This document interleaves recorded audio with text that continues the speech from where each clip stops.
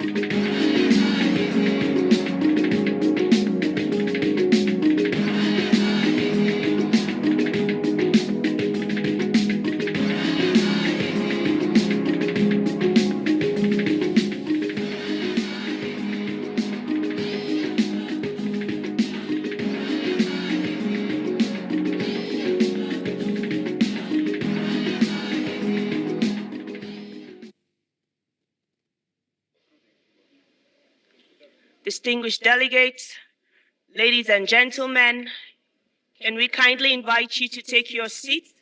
We are getting ready to start. Can you kindly take your seats? We are getting ready to start. Thank you.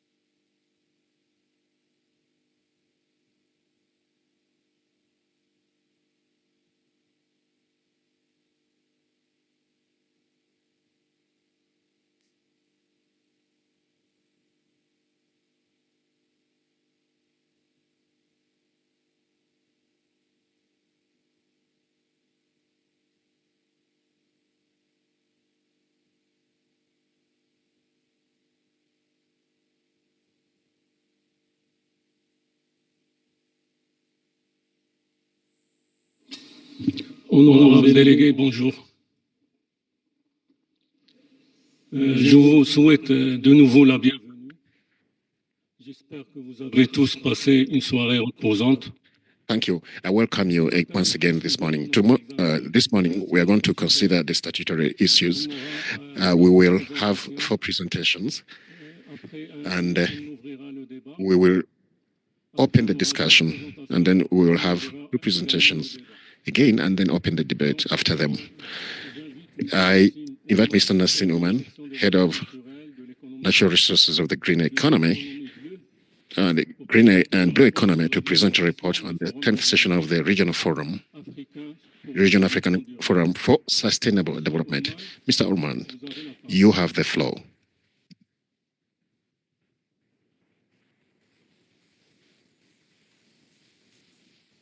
Merci, Monsieur le Président.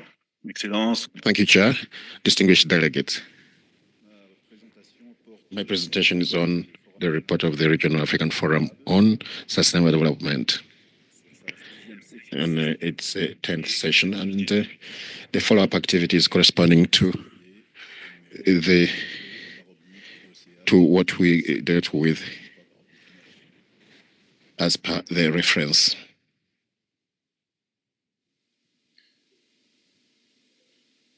Excellences et honorables délégués. Distinguished delegates, the Regional African Forum on Sustainable Development, FRAG, is mandated by the UN General Assembly and the Assembly of Ministers, and it's a forum organized by many stakeholders, Pan-African stakeholders and ECA and the UN family.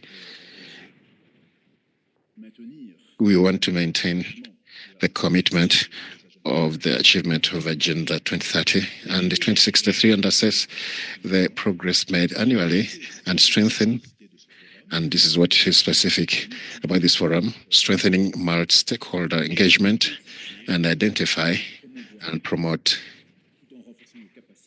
capacity building as identified to find solutions, transformative solutions, and strengthen capacity to implement the transformative solutions to be able to spur progress. Today's reality is that with only 5 years to 2030, as per the objective SDG globally, only 16% of the SDG targets are on track to be met by 2030. The situation for the continent is that only 10 of the 144 measurable SDG targets by 2030 are the one that are achieved. It corresponds to 7%.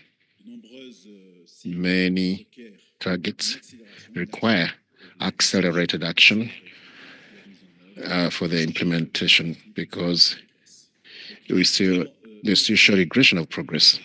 So it's important to speed up and intensify the implementation of SDGs as well as the corresponding targets for Agenda 2063 of the African Union.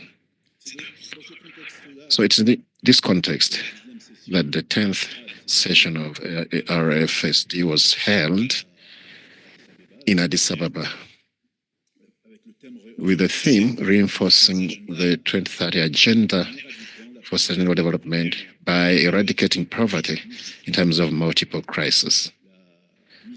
The effective delivery of sustainable, resilient, and innovative solutions.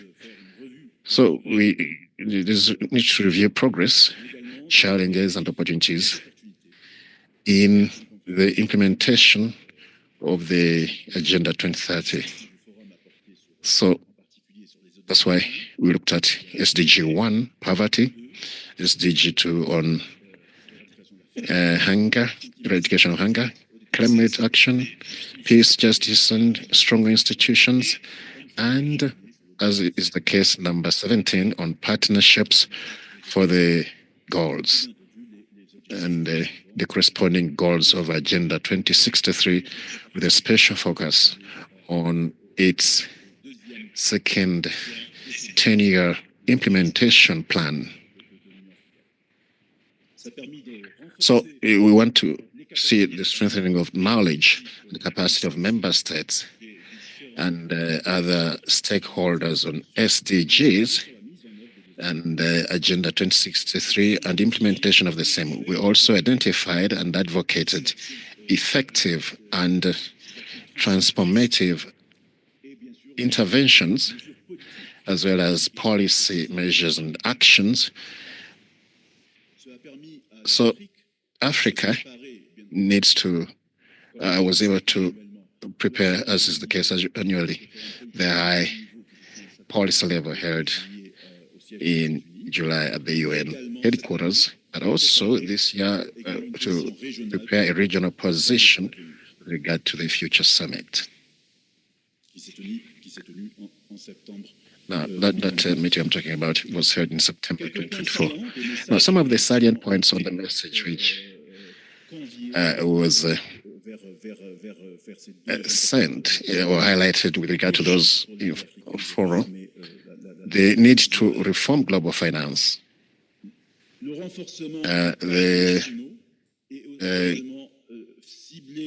ensuring that there is push for an urgent reform for the global financial architecture towards sustainable development. Also, the promotion of tools to ensure that there's development of innovative financial finance in a carbon market, in a debt exchange, climate debt, green obligations, green and blue bonds to maintain the ambition, the climate ambition of the country.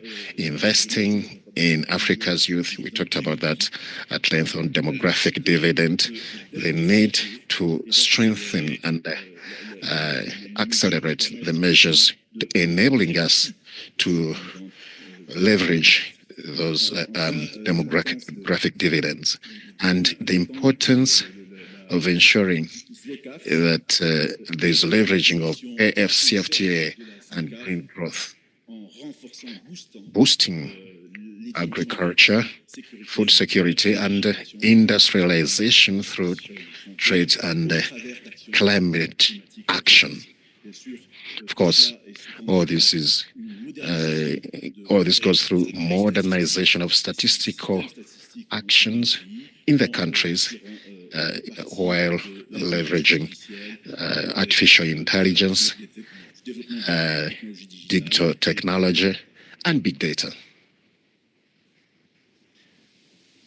Now, by way of summary, the main results of this session enabled us to discuss and look at capacity building to accelerate implementation of the agenda, strengthen capacity of countries through VNRs and the VLRs at the local level. Today, we have universal coverage on the continent, and we have quite a large number of countries in this area.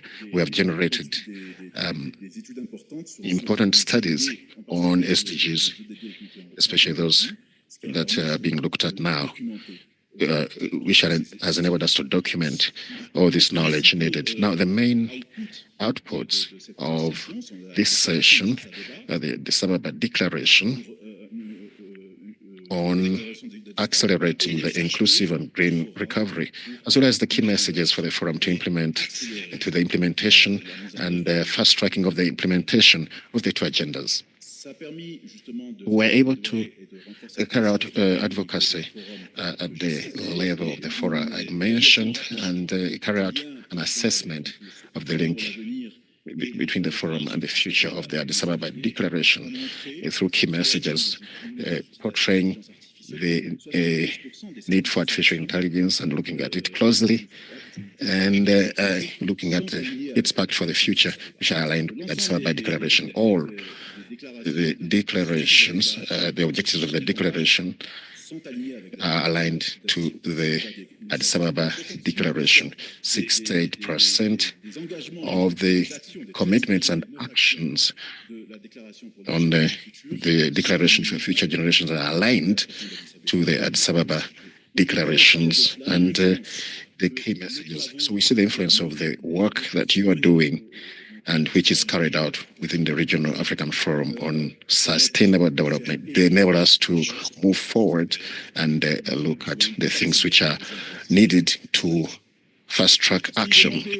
Now, what is requested of us from this August Assembly is to move towards additional future actions to be able to face the new challenges within countries and be able to ensure the intensification and strengthening of our work and better implement the Pact for the Future by realigning the intergovernmental processes with the action at the national and local level.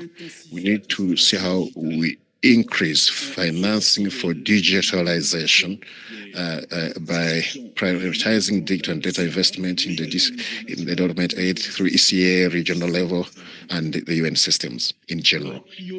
How we prioritize investment in the digital and at the data level to facilitate the movement of aid towards sustainable development, towards growth and development, and speed up the progress of the SDGs and fast-track reform of the financial architecture at the global level. And finally, how to ensure that the tool that represents the international arena becomes an integrated tool for national development plans to be able to speed up development at a local and national level.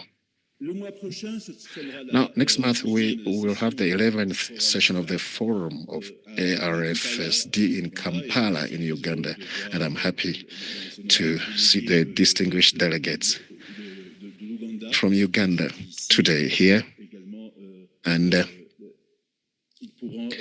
they would probably take the floor later after this presentation. The theme of the forum is driving job creation and economic growth through sustainable, inclusive, science-based and evidence-based solutions for implementation of 2030 Agenda and the Agenda 2063. Now, this theme is inspired by the theme of the 2025 HLPF, and it also emphasizes the centrality of the goals which are related to the debates which we held yesterday on demographic dividend and the need to fast-track creation of employment at the continental level. The main objective of this forum is to bring about solutions, to generate African solutions with regard to the need to fast-track and establish solutions for employment which are contextualized. It's important to hold those discussions collectively so that they are within the framework of the context of each country and generated within the continent. There will be a presidential dialogue and a high-level panel dialogues, and the President of Uganda will chair the meeting, and the different organs will be able to discuss and see the way forward for the continent. We have an idea on the program. I talked about the presidential dialogue, but also the 4 high-level panel dialogues on sustainable finance for the 2 agendas: job creation, African solutions to implement the summit of the future outcomes, and how to ensure the advancement of Africa's priorities at the 2nd World Summit on Social Development.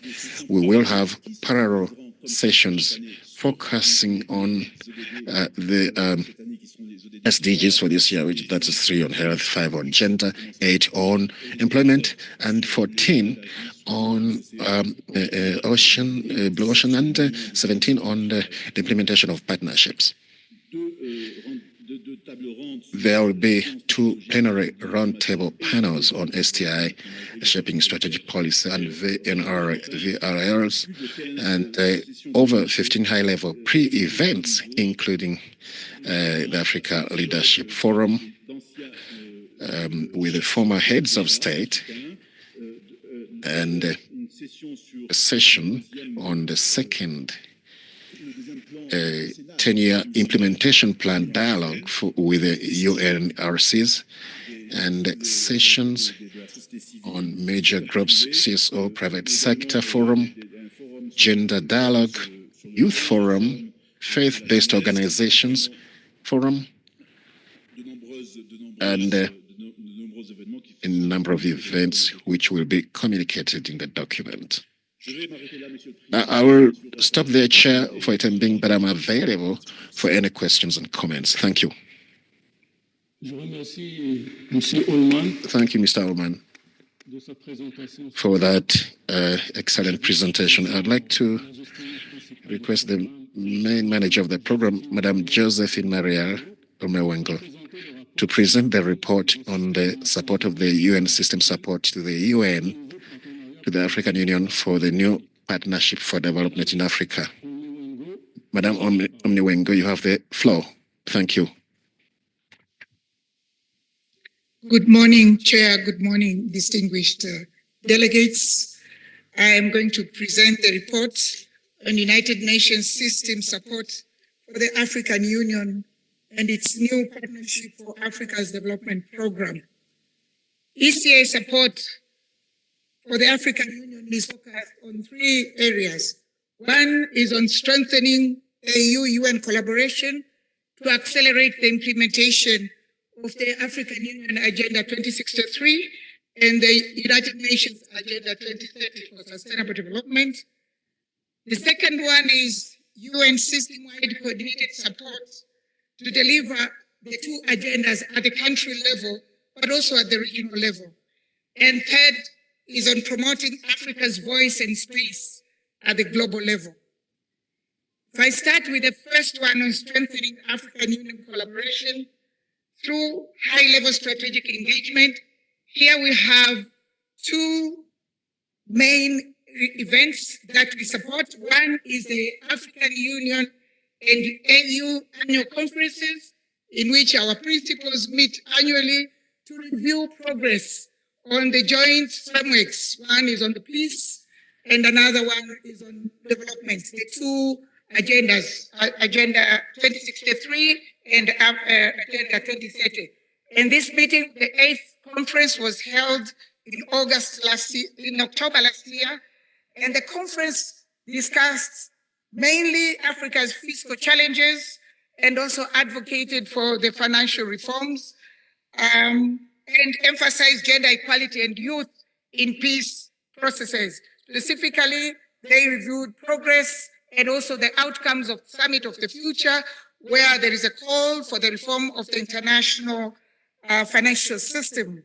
The conference also welcomed the development of the Common African Position on climate, peace, and security, and stressed the need for joint efforts to tackle climate changes. Below the principals meeting is the high-level strategic dialogue, which is chaired by the UN Deputy Secretary General and the African Union Deputy Chair. They had 2 bilateral meetings in May and October, which resulted in the adoption of what is now called College to College. And this is a forum where the African Union Commissions and the United Nations principles meet. The College to College align with the structure of the African Union, the Commission structure. And last year, they adopted 4 matrices.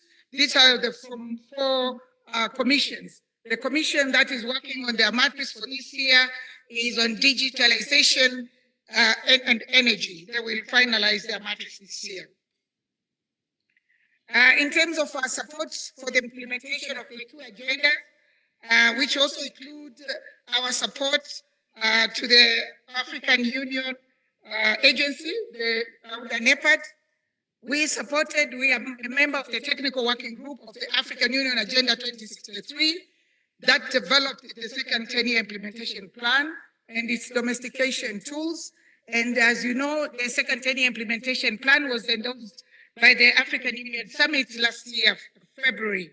And now we are working on supporting the African Union to domesticate the second 10-year implementation plan at the country level, working with the REX member states. We are also supporting it was presented also yesterday, supporting member states to integrate the 2 agenda in their national development plan using integrated planning and reporting tools. In terms of our partnership with AUDA NEPAD, we signed a new memorandum of understanding last year where we identified 6 priority areas that we are working together.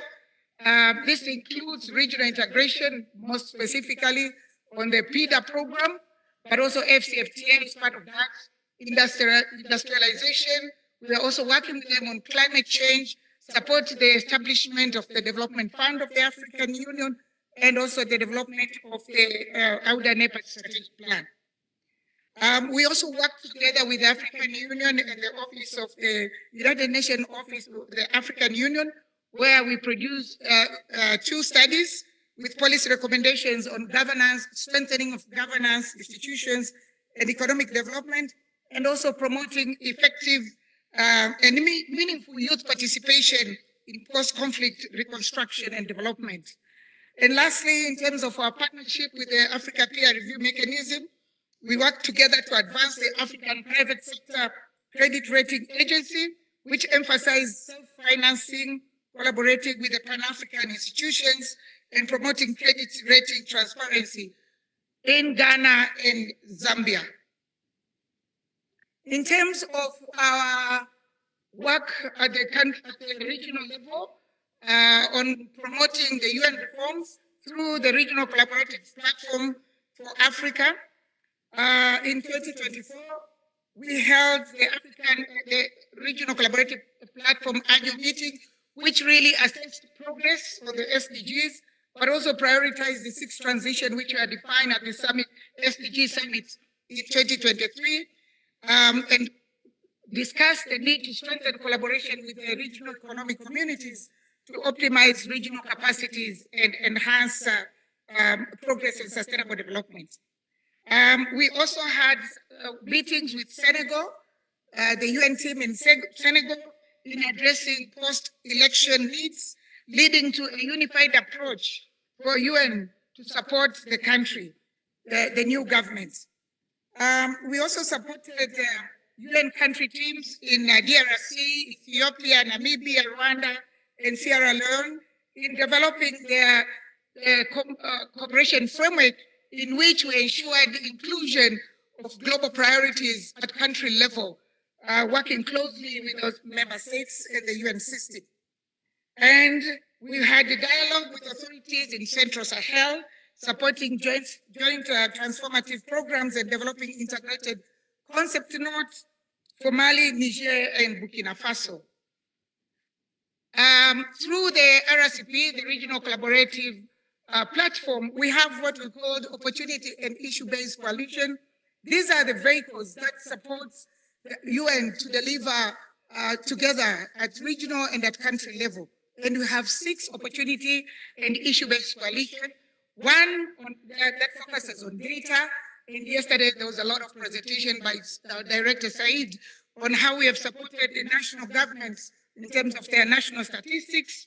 The second one is on macroeconomic management and transformation, economic transformation. We heard a lot yesterday about our work on FCFTA, but this is also a pillar that worked on domestic resource mobilization, illicit financial flows, and together with our Institute of Training, IDEP, we are working on developing e-learning on IFF. On OIDC3, which is looking on education, innovation, digitalization, and youth, we reached 2.6 million young people, including 8,000 persons with disability through the Tech for Youth initiatives. But all these opportunity and issue-based coalition, we have what we call co-conveners. UN entities that have mandates are the ones that are leading in terms of delivering together. On OIBC4, on climate action and resilience, we had a meeting of all regional directors and resident coordinators in Africa, where we discussed the issue of carbon markets. And from there, we received a request from government of Mozambique to support them to draft and align their carbon market decree with the Paris Agreement. In addition to the opportunity and issue-based coalition, we also have task forces that will provide the support mechanism to deliver as one. Task Force 2 is dealing with regional knowledge management hub. And last year, we upgraded the Africa UN Knowledge Management Hub, incorporating AI-driven features to enhance access to knowledge resources. So far, we are saving 6,000 global users in supporting of the 2 agenda. The second task force is looking at the enhancing transparency and results-based management. This is more inward-looking, and the task force now is working on developing a theory of change for the regional collaborative platform for Africa, and this is really to ensure targeted, impactful, and accountable intervention across Africa. Lastly is on regional efficiency agenda. This is one also of the main reform of the Secretary General to promote efficiency agenda. And from this, there is establishment of common back offices. And for last a couple of years, we had 2 common back offices in Kenya and Tanzania. And collectively, over 4,000 staff occupying those, benefiting from the services. And since this regional efficiency agenda started, UN collectively has saved about 774,000 from shared premises. So far in Africa, 36% of UN offices in Africa are shared, common premises. And because of sharing offices, we have saved that amount of money. This has contributed to the implementation of the regional business operation strategy. And also a review of the country level business operation strategy reveals that overall efficiency gain has resulted in cost saving of $55 million in 2023, which contributes to 44% of the global cost saving target. And lastly, in terms of promoting Africa's voice, space at the global level, we are working very closely with the Office of the Special Advisor on Africa, and our colleague from New York is here, and the development and the Department of Global Communication. And for last year, we worked together on the Africa Dialogue Series. This is the flagship program meeting or events of OSA, Office of the Special Advisor on Africa. And specifically, the theme last year was transforming education, leveraging on innovative finance and digital revolution. And from that event, which takes place in May, and which is aligned also on the theme of the African Union of the Year, and last year it was on education, we came up with actionable proposal for expanding digital education through enhancing tax systems and creating partnership with a public-private partnership to support education reform in Africa. We also have, we participate in the Interdepartmental Task Force on Africa's Affairs, where UN principals all over Africa, across Africa, meet on quarterly basis. And last year, they came up with 5 key areas for investment in Africa digital public infrastructure, with a focus on education again, because it was the theme of the year. And here it was promoting digital education and skills. We also identified bridging the divide, digital divide as one of the areas to focus on. This is not just on school, but also looking at also education infrastructure. And also developing job market skills, AI, and establishing an African digital infrastructure stack. Lastly, we work together with OSA and Department of Global Communication, with our colleagues, UNDP, to support youth really to shape their voices through various forums. We had Africa Youth Forum. We also worked closely with Pan-African Youth Union and the African Union. We had the Pan-African Youth Forum last year, post ARFSD, in which the youth came up with the African Declaration, the Summit for the Future, and they presented at the sideline of the Summit of the Future in New York, and came up with outcome documents, which led to the establishment of the task force, youth task force, to implement this outcome document. And this task force is chaired by the African Union STC for the youth. Thank you, Mr. Chair.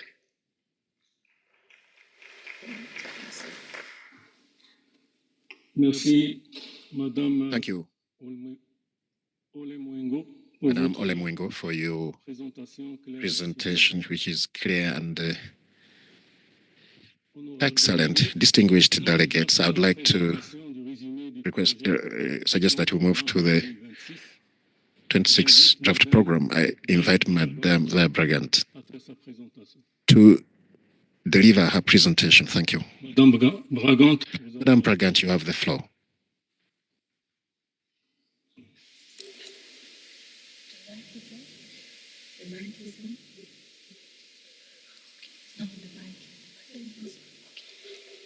Merci beaucoup, Monsieur le Président, distinguished delegates. Good morning. So my presentation today, thank you. A few adjustments, sorry for that. So my presentation today will focus on the program plan for 2026 on section 18, which is being submitted for your kind endorsement. And it refers to the summary document, which you will find on the ECA's website, with the following reference, E/ECA/COE/43/11. And the budget and finance section will be presenting the second part on the proposed budget for 2026. So the program plan, which is being introduced to you, is a result of intense consultations between all the 13 sub-programs of ECA and the strategic planning, oversight and results division, following a specific template and guidelines received from the program planning and budget division at the UN headquarters. So hence my colleagues from all divisions, sub-regional offices and IDEP will also be in a position to answer any question you may have in more detail. Yes.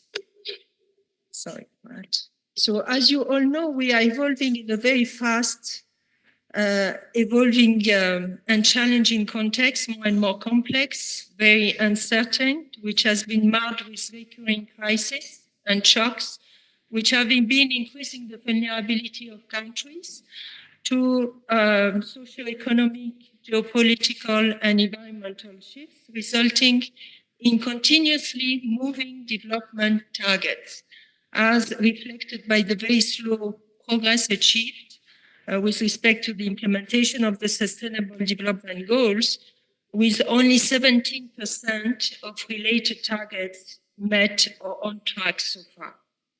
In view of this, and I quote, turbocharge the implementation of the SDGs, the United Nations have adopted in September 2024 a Pact for the Future, including a global digital compact and a declaration for future generations to adapt international cooperation to the realities of today and the challenges of tomorrow. The Pact covers a broad range of issues, including peace and security, sustainable development, climate change, digital cooperation, human rights, gender, youth and future generations, as well as the transformation of global governance. However, to ensure an impactful delivery, it will require a deepened alignment and harmonizations of the implementation of the Agenda 2030 and 2063 in Africa, following the principle and the concept of two agendas, one framework for intervention to ensure their optimal alignment also through the implementation of the African Union second 10-year implementation plan 2024-2033. To do so, it will require significant financial resources. ECA is well positioned and equipped towards assisting countries, regional economic communities, and organizations, as well as stakeholders, institutions in accelerating the implementation of both agendas. As highlighted during yesterday's presentation on the ES report, ECA realigned its program of work around 5 core strategic areas and 2 additional of cost-cutting nature.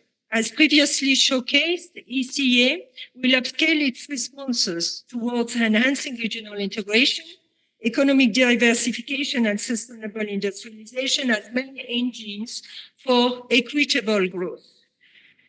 It will also upscale its design of macroeconomic policies and innovative financing to boost resource mobilization at all levels, promoting science, technology, and information, as well as energy and infrastructure development to prepare for the next tech revolutions, and providing solutions to also tackle food insecurity and climate change.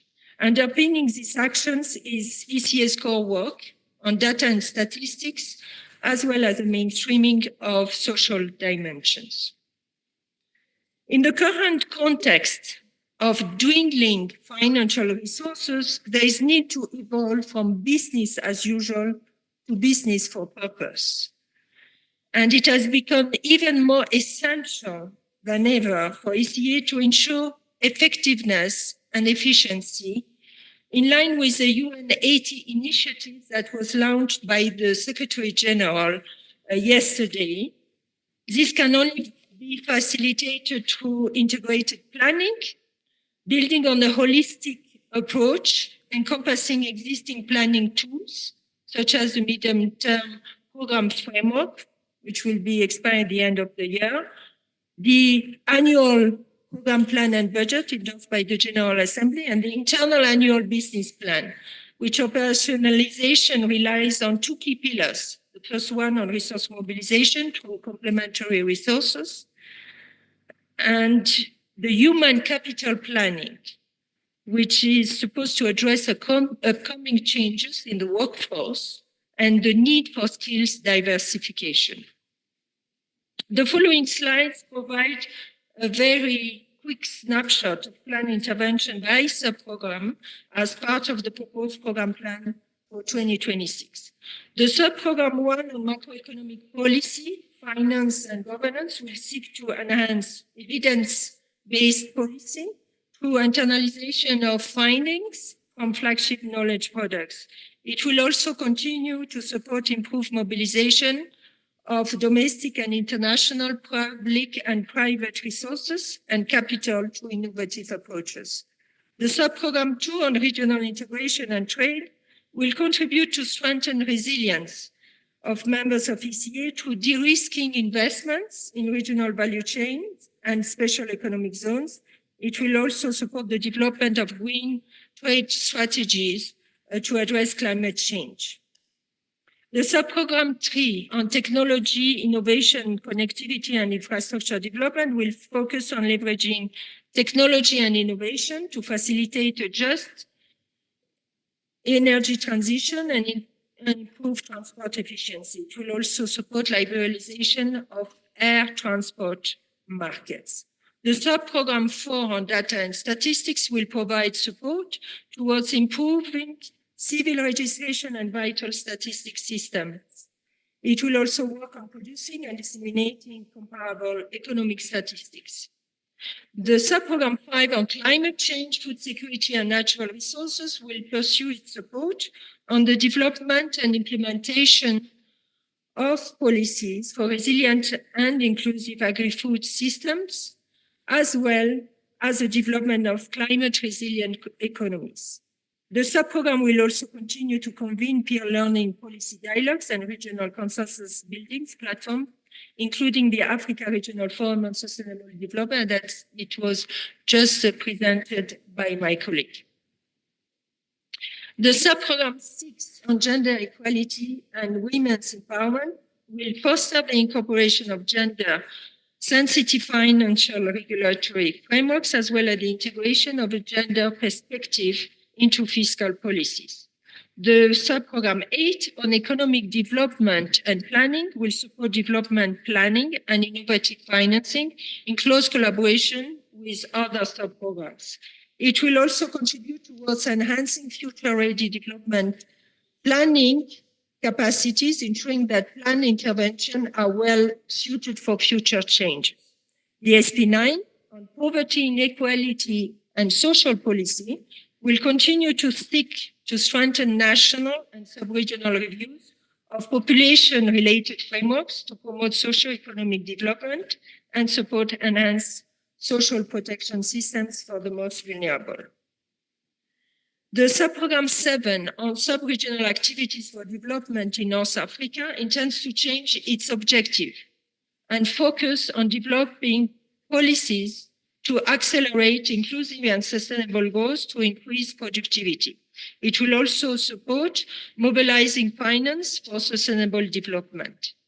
The subprogram 7 on sub-regional activities for development in West Africa will focus on implementing priority initiatives and projects identified in national ASCFTA strategy. It will also provide support on debt sustainability assessment and development of longer-term fiscal strategies. The subprogram 7 on sub-regional activities for development in Central Africa will support assessments and capitalization of natural capital assets, as well as the development of special economic zones for inclusive economic diversification. The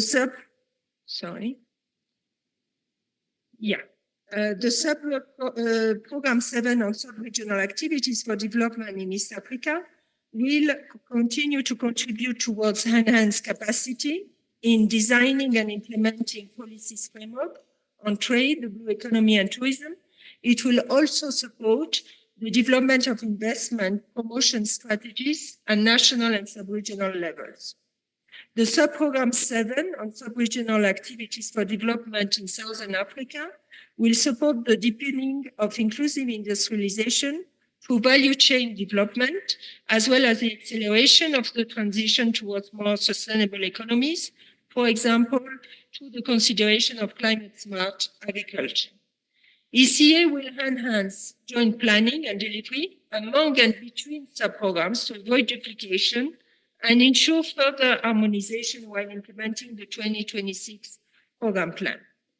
This has become even more crucial in the context of much increased demand from member states and other stakeholders, but reduced available resources. In order to position itself as an influential sustainable development broker in Africa, ECA will need to further upgrade its think tank, convening and operational functions towards boosting its delivery capacity of value-added services following the principles of value for money, tangible results, and visible impact. Thank you very much for your kind attention.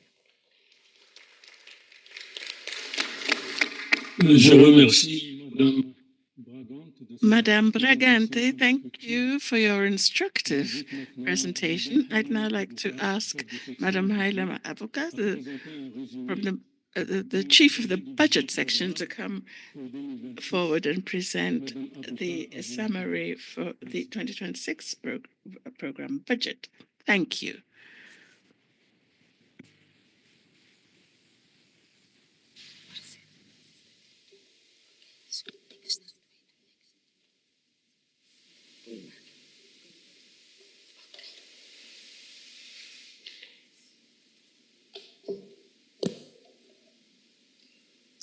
Thank you, Mr. Chair. Good morning, distinguished delegates, colleagues, ladies and gentlemen.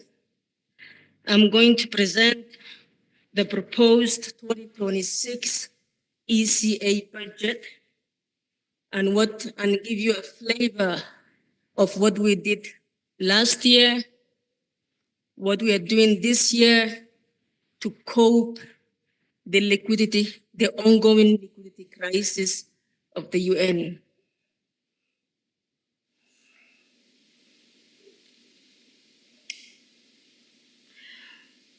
While our services are on the rise, the requests from member states for technical advisories are increasing, but there is a little room to maneuver when it comes to the liquidity availability. Let's begin by understanding the financial landscape that we are operating now. Last year, we refined ECA's structure with a zero cost, and the outcome was realignment of the existing resources with the strategic focus area and ECA's priority.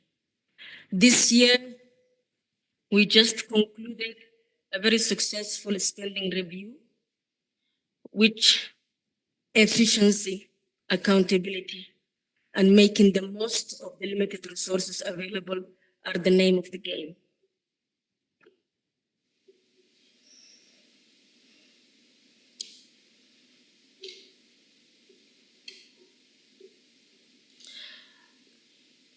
Ladies and gentlemen, on this slide, you can see the 2026 proposed budget of ECA. The main regular budget, we call it Section 18, we have 93.5 million. And the XB, the extra budgetary resources, which is money that we mobilize from our donors, it stands at 17.2. On this slide, you can see the comparison between 2025 and 2026 budget, so that any movement of resources, whether it is upward or downward, it's quite transparent and visible. So the regular budget is static, 93.5 million in 2025 and 2026, therefore 0% increase. And this zero-based budgeting, it's not like a luxury. It's not like we have the option to opt, but it's a mandatory as per the SG instruction and the General Assembly resolution. The extra budgetary resources, you would see that in 2025, we had 26.5 million, but we estimate that we are going to mobilize 17.2 million in 2026, inshallah. And you may wonder why did it go down by 9.3 million? Because we have been very prudent, and 19 out of the 25 XP projects are coming to an end in 2025. And you can also see now the post resources for 2025 and 2026. You can see the established posts under RB and XB are also static. We're not increasing our post resources. Remember one of the former UN Secretary General, once upon a time, Ban Ki-moon, he said, do more with less. At the time, that was quite fancy phrase, but it became somehow our destiny. And now that phrase, it changed to do much, much more with really much less.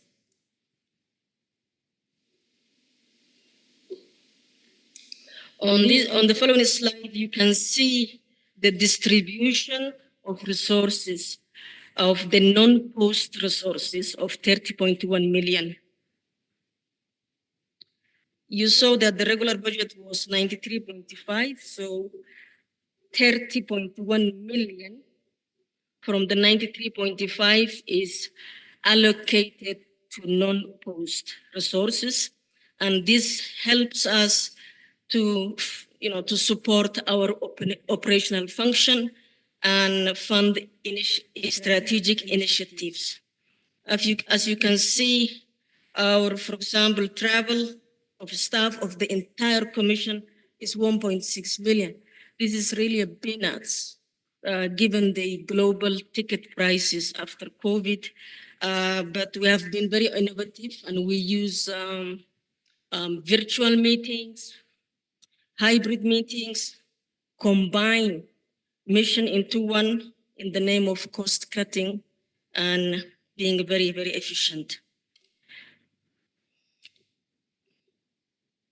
And also, ladies and gentlemen, the 93.5 million that I spoke earlier about is the approved budget. And we are not going to get the entire amount. If we are very, very lucky, we will get maximum 80% because of the liquidity shortage and crisis. But miracles can happen if the US pays their contribution and the entire African member state and everyone, they pay their contribution on time and clear the areas, then inshallah we'll get more than 80%. But the way things are, we are counting on maximum 80% or maybe less.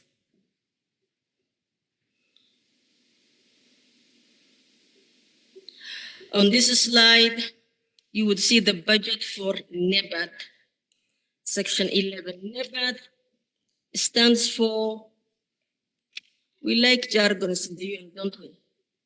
It stands for the New Partnership for Africa's Development. And we have allocated 1.1 million. This money is not enough given the huge mandate that the NEBAD team need to deliver for the African member states, but the new chief of NEBAD, Josephine, I think she's sitting around.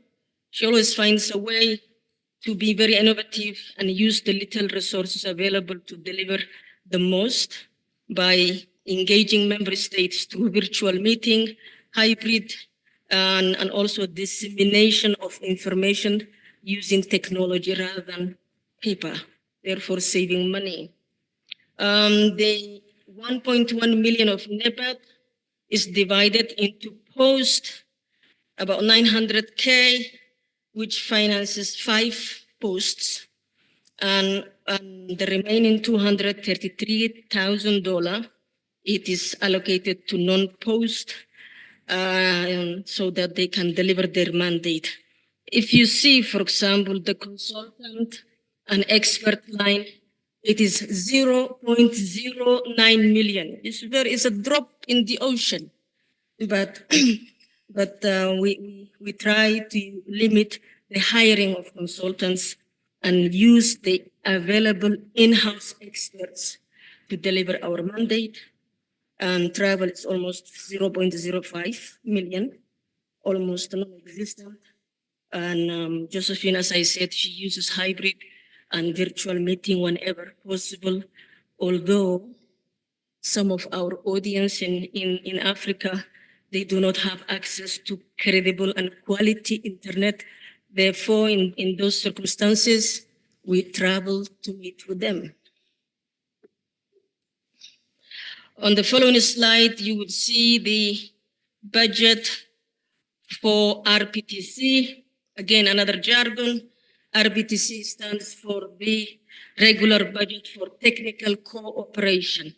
This budget is very important for the African member state because this is the budget we use to provide all the extra technical and advisory services request to the African member state. In 2025, ladies and gentlemen, we received requests from various African member states, and the total of those requests are 30 million. And what we have is less than 6 million. Can you imagine? So resources are really small and tight. Although we are committed to provide and respond to the member state, but there is no way that we can respond 100% of the requests. So we will respond in proportion of the resources available.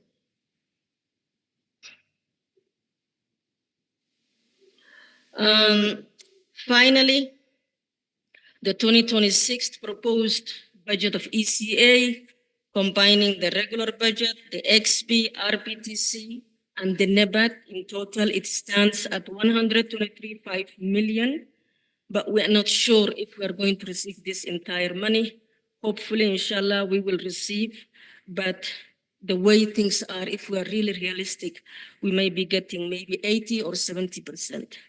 Therefore, we will need to be innovative as we are and finding ways to save cost, make the most of technology and virtual meeting, and limiting hiring consultant and use the available experts in the house. But ladies and gentlemen, there is a limit of our innovative and the efficient way we operate. At one point, we will need to fill the existing regular budget gap, and we will need your support. And you've always been supportive, and we are very grateful, and we still count on your continued support and loud voice at the General Assembly so that our budget is approved and we get the extra resources required to fill the gap. So in conclusion, liquidity shortage and crisis is a reality. It's not a concept on a paper, but it's a reality that we live on a daily basis. With the new leadership that we have in ECA, I can assure you accountability and efficiency is the name of the game. Every dollar, every cent is spent is not only planned, but also monitored and linked to a tangible result. And our resource utilization is 100%, not more, not less, which shows careful planning and execution. And also we call for your support. Thank you for your attention. That's it from me. Thank you.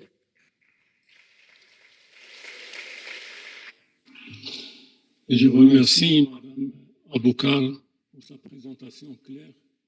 Thank you, Madame, for your clear presentation. Distinguished delegates, now we open debate to discuss the 4 presentations that we have heard up until now. Who would like to take the floor? Can we come up with a first list? I think perhaps we should, because we did start rather late.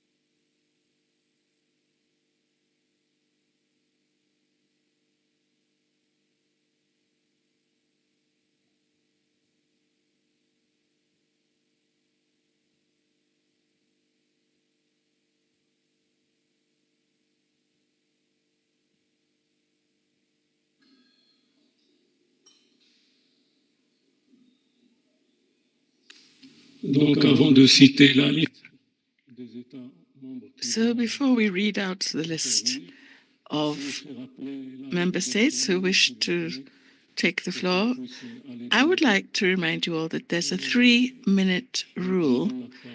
I hope we can all respect that. I'd like to now give the floor to the distinguished delegate from Uganda. You have the floor, sir. Thank you. Thank you, Chair. Given that Uganda is taking the floor for the first time, we take this opportunity to thank UNECA for hosting and UNECA for organizing the 57th COM and the Federal Republic of Ethiopia for hosting. My intervention is regarding the 11th edition of the Africa Regional Forum on Sustainable Development. Uganda will be hosting, and we are delighted to host. Would like to inform all the distinguished delegates here and other stakeholders present that preparations for the forum are going on well. This meeting will be key in charting transformative actions to accelerate implementation of the SDGs and Agenda 2063. And also in line with the discussions we are having here, we want to reiterate that it is very critical that as African countries, we work together to ensure that AFTA works, because we shall need to mobilize resources necessary to achieve the SDGs. We look forward to welcoming you all to Uganda in April. Thank you.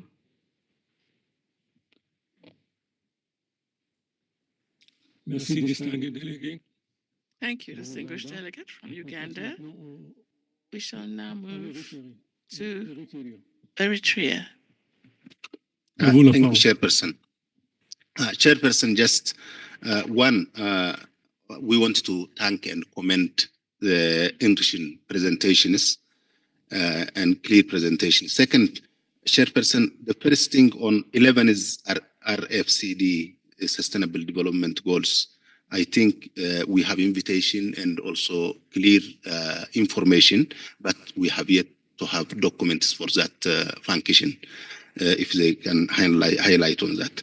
On second, on 2026 program plan, if there is maybe, if we do have innovative domestic financing on the issue, if we do have any strategies and policies, just I was thinking if we have something to borrow for African Union from ECA, if you have a document, strategy or policy on innovative domestic resources mobilization issue. On third, a very powerful presentation on the issue of program budget. I really appreciate and comment on issues of how to limiting consultants within the current situation, which is the continent as well as global-wise what we are facing in terms of the pandemics and the constraints to the budget.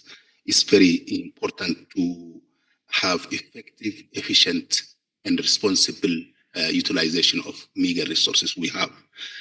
So I wonder also what you do on the issue of capital expenses within that context, because most of the time we see a lot of resources is going on publicity, on ceremonial issues, and we don't see much tangible result on the ground. So just I was thinking on how we can reduce expenses in the ceremonial and just on publicity issues, and just we can focus on something which is tangible expense, if there is something which we can push on that aspect. Thank you, Chairperson.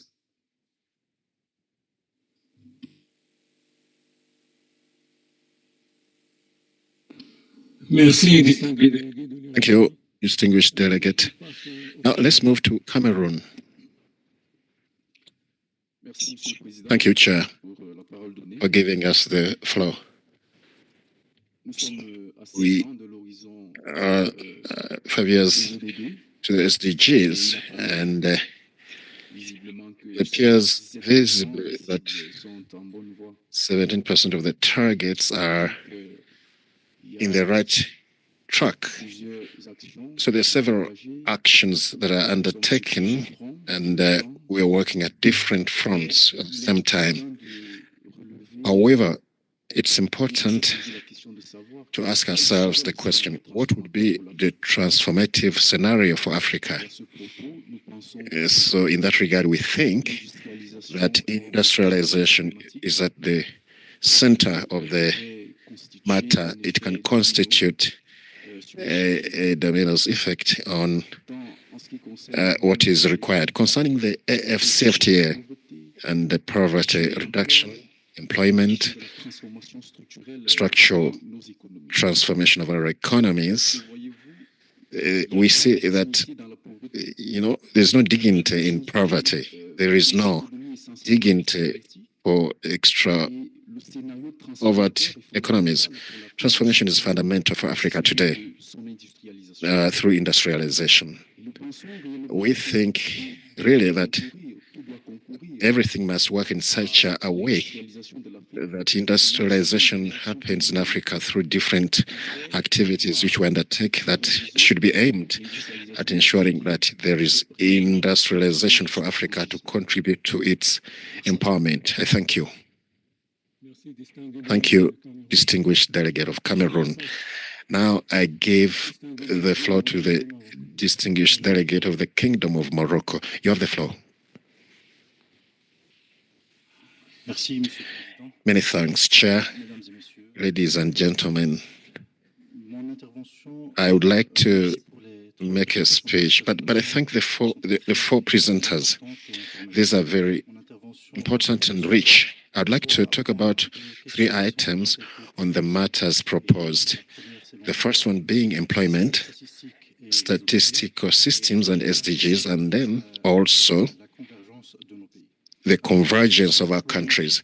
Concerning employment in Africa, we have a contrasted demographic transformation through countries which benefit from dividend demographics.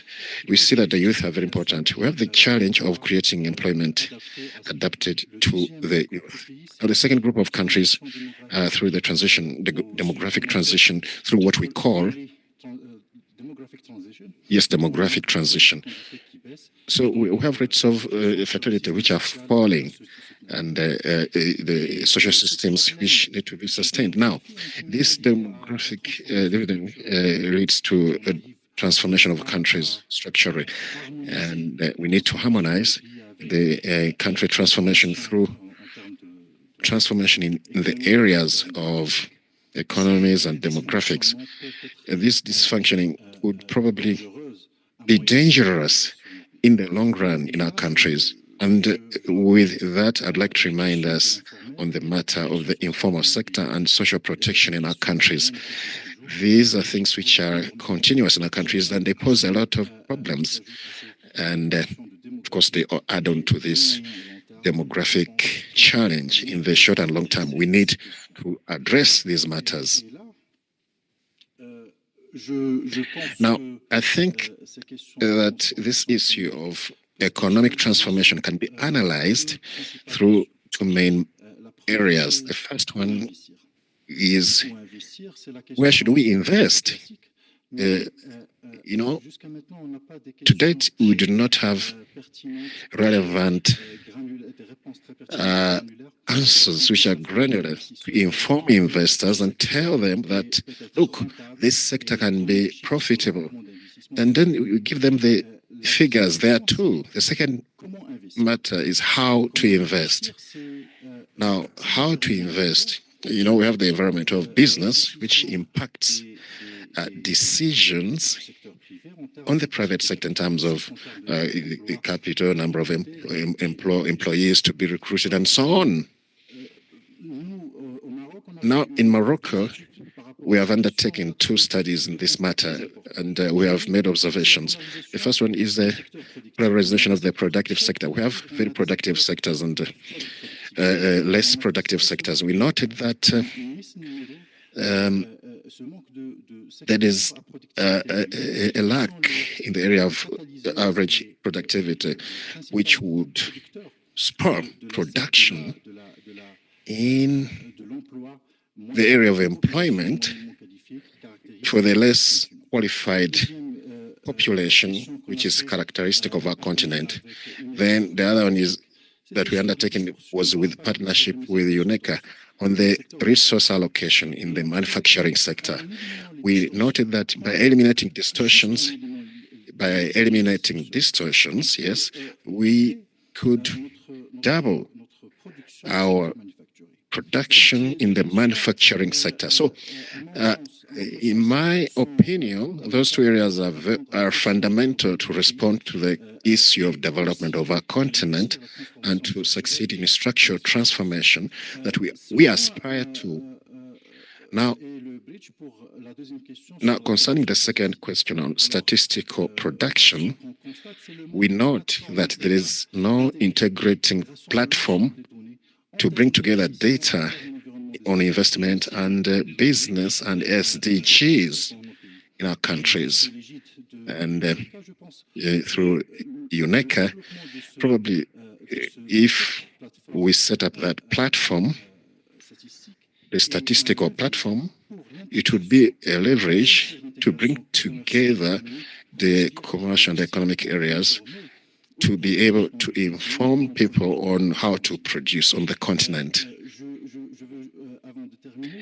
Now, I would like to remind us on the matter of the what we see in the STATCOM BODBT. If we cannot produce measures necessary to inform, to provide information on this dimension, probably we would face the distinguished delegate of Morocco. Can you kindly conclude? Yes, the classification of our countries. You know, sometimes there's misinformation at the international level, and the establishment of the 2025 accountability system. Thank you, Chair, and I apologize for taking long. Thank you. Let's move now to Gambia. Distinguished delegate of Gambia, you have the floor. Thank you very much, Mr. Chair, for the opportunity. We wish to thank the presenters also for the excellent presentation, particularly the budget, which was quite detailed. And then I also wish to thank the presenter for the efficiency measures, and then the methodology, the model, they've employed in resource, management. So my first comment is on the peer review mechanism, which the second presenter talked about. So I know at the AACB level, this has been an agenda item been pursued vigorously, to be established and start operations. So I want to ask the status of the peer review mechanism. So under the AMCB, that's the African Monetary Cooperation Program. The second point, I know we had a good analysis on how Agenda 2030 has been progressing, and the targets that were, we are set to meet, the ones that we need acceleration, the ones, of course, that are not progressing. But I think I did not see similar analysis on the Agenda 2063, at least to see how we are progressing towards that agenda as well. And then where are we, on the targets, and which ones are on track, which ones need acceleration. So we focus. I think Agenda 2063 is, more of our own. The 2030 is more global. So we may need to have some detail, on the progress towards the Agenda 2063. Thank you.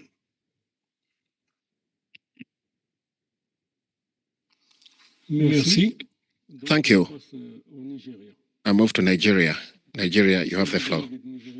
Distinguished delegate of Nigeria, you have the floor.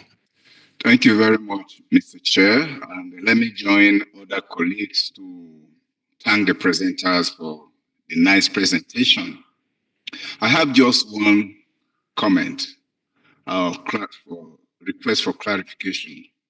Now, given all the various presentations, particularly with respect to support for several interventions cutting across several member states, I am yet to see one critical area, which has to do with lesson sharing experiences from this implementation. We are in an era of constrained resources, just as the Chief of Budget has explained to us. And I think it is important for us to share as much as possible lessons, peer review, and the rest of all the experiences we have gathered from these countries that we have done this intervention, so that other countries that are not opportune to benefit from this intervention will be able to learn these lessons and adapt them to solve this situation. This is relevant in areas including AFCFTA, Agenda 2063, and the rest of them. I think a lot needs to be done in this area, and it will be helpful for us. Thank you very much. Thank you, distinguished delegate of Nigeria. Let's move now to Sierra Leone. You have the floor, Sierra Leone. Thank you very much, Mr. Chair. I want to join my other colleagues who have also commend the presenters. I think I note that the presenters, they've done some very good presentation, and on that basis, I just want to look at two key issues.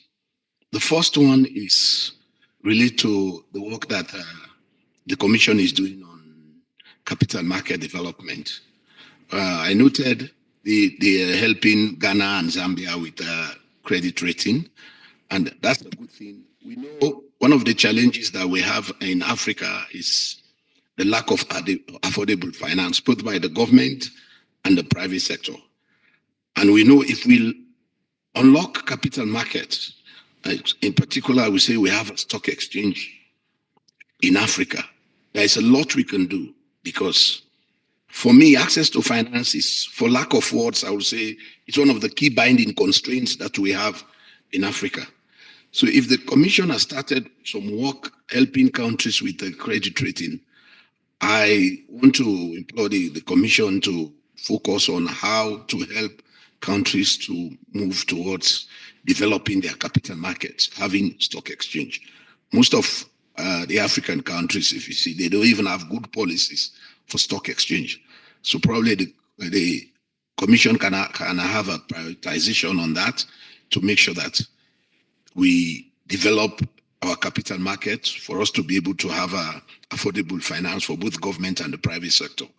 And if we do that, we can be able to raise bonds and stock from this capital market to support local investment and support private sector development in Africa, and also support government with infrastructural development, energy, and other.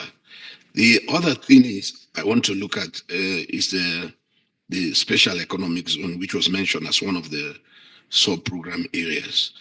And I'm very pleased that there is work going on special economic zone. If we're talking about, in fact, this links with the theme of this conference, because these are trade issues. They're very critical, and it's also important for Africa. We're seeing partners coming, especially we see China and others. They're coming to Africa to partner to look at opportunities like special economic zone. I don't just want the Commission to stop at policy development.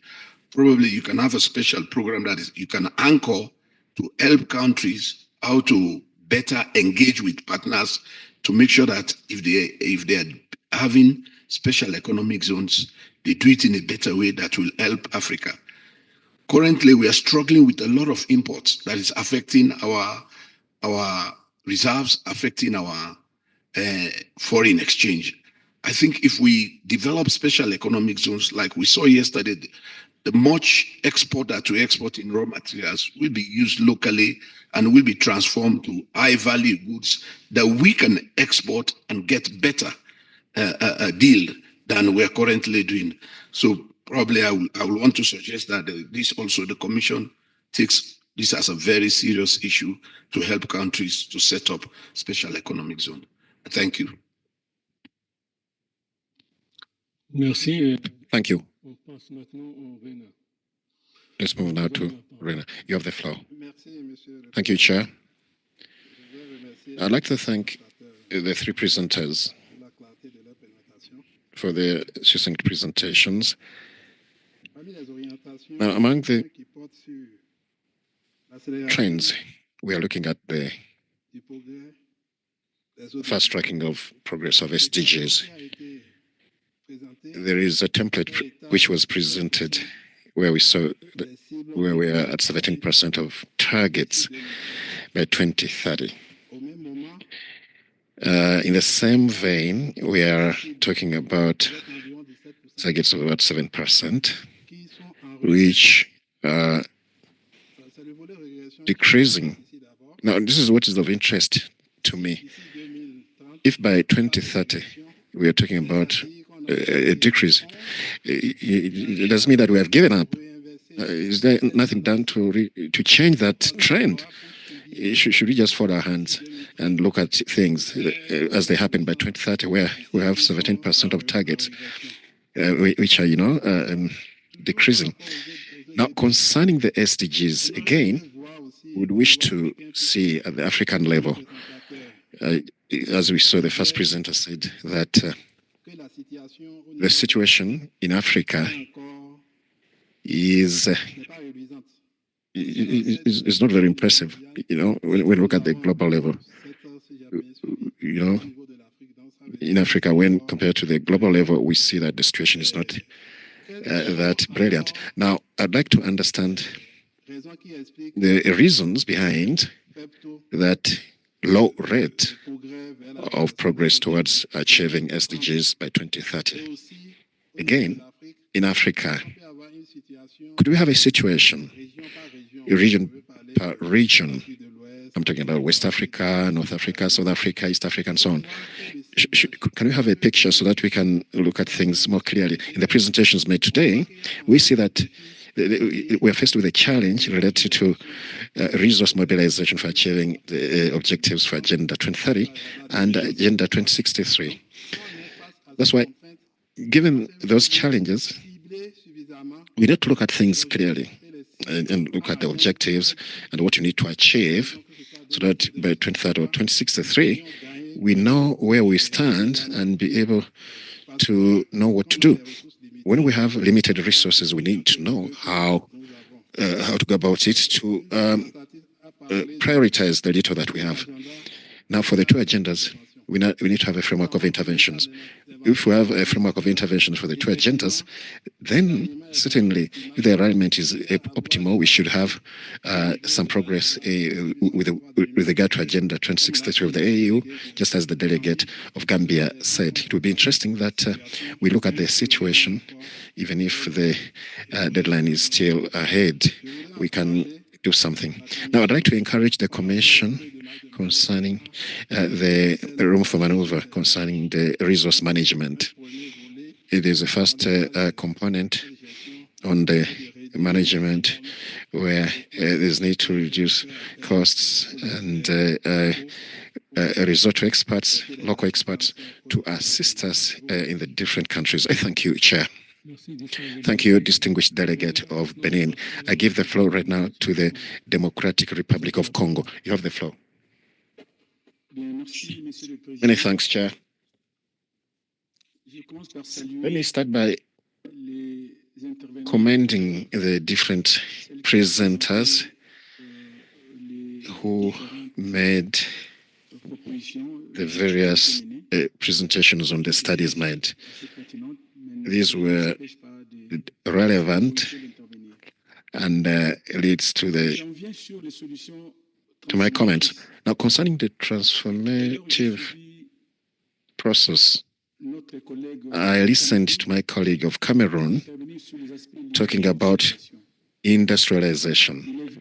It is true that industrialization is an important step in the appropriate solutions to fast-track development of Africa, and naturally within the framework of Agenda 2063.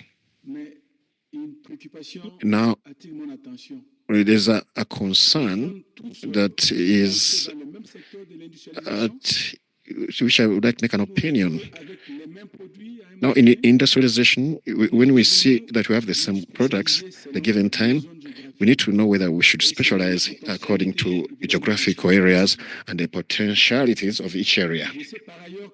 I know that the UNECA has always focused on the matter of industrialization in Africa. So I'd like to signal out that in the research for solutions to the problem of industrialization, we need to pay attention, special attention, to the fact that we shouldn't have the same products tomorrow on the market, and that trade ends up not helping us the way we want. Then I take this opportunity to ask to pose the problem of the youth in conflict areas. We think and we know that the youth constitute the backbone of development, and that training is necessary to ensure that these young people are well trained so that they can be able to work in the industrial sector. And we know that in some areas of the continent, there are groups of youth who, unfortunately, following the conflict situations that they find themselves in, do not have access to the appropriate training. So I'd like to request here, with the studies that have been undertaken, is there a special emphasis on that aspect? I thank you, Chair. Thank you, distinguished delegate of the Democratic Republic of Congo. Now I move to the observers, 212 from Uganda. You have the floor. Honorable Chair, distinguished and distinguished delegates, as a member of the Ugandan delegation, I would like to add my voice in extending our heartfelt appreciation to the government of Ethiopia for your exceptional hospitality in hosting this vital meeting, and to UNECA for your excellent coordination. A big thank you to all the presenters for your very insightful and informative presentations. They were quite clear to me. I just wanted to add my voice to that of my colleague in thanking UNECA for according Uganda the opportunity to host the next Africa Forum on Sustainable Development, taking place in Kampala next month, and further extending and affirming our invitation to all member states to attend this 11th session. The forum, as we had earlier, will focus on key critical themes of job creation and economic growth through sustainable, inclusive, science-based solutions. I believe these discussions will not only be insightful, but will also spark productive debates essential for our collective progress. The preparations are in high gear, and I wanted to call upon us to seize this opportunity to engage proactively, share innovative ideas, and collaborate towards a future where we can leapfrog challenges and fulfill our promises to the African people. Your participation at this session is crucial for driving the impactful discussions, and that will elevate our collective efforts in achieving the SDGs. We look forward to welcoming you to the Pearl of Africa. I thank you.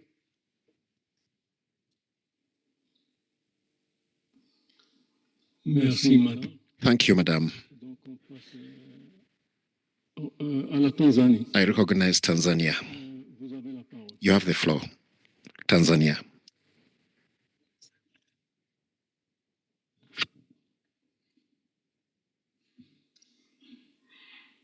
Thank you, Chairperson. Good morning, colleagues. Chairperson, I thank you for giving me the floor. My contribution is on a report on the United Nations support for the African Union and its new partnership of the African Development Program. Chairperson, Tanzania delegation welcomes the report and commends the excellent work undertaken.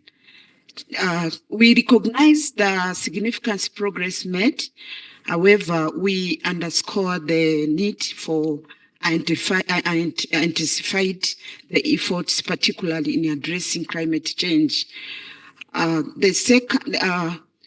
from the second 10-year implementation plan of Agenda 2063, which aims to propel Africa towards a prosperous, integrated, and resilient future by leveraging the continent's strengths while addressing challenges such as climate change.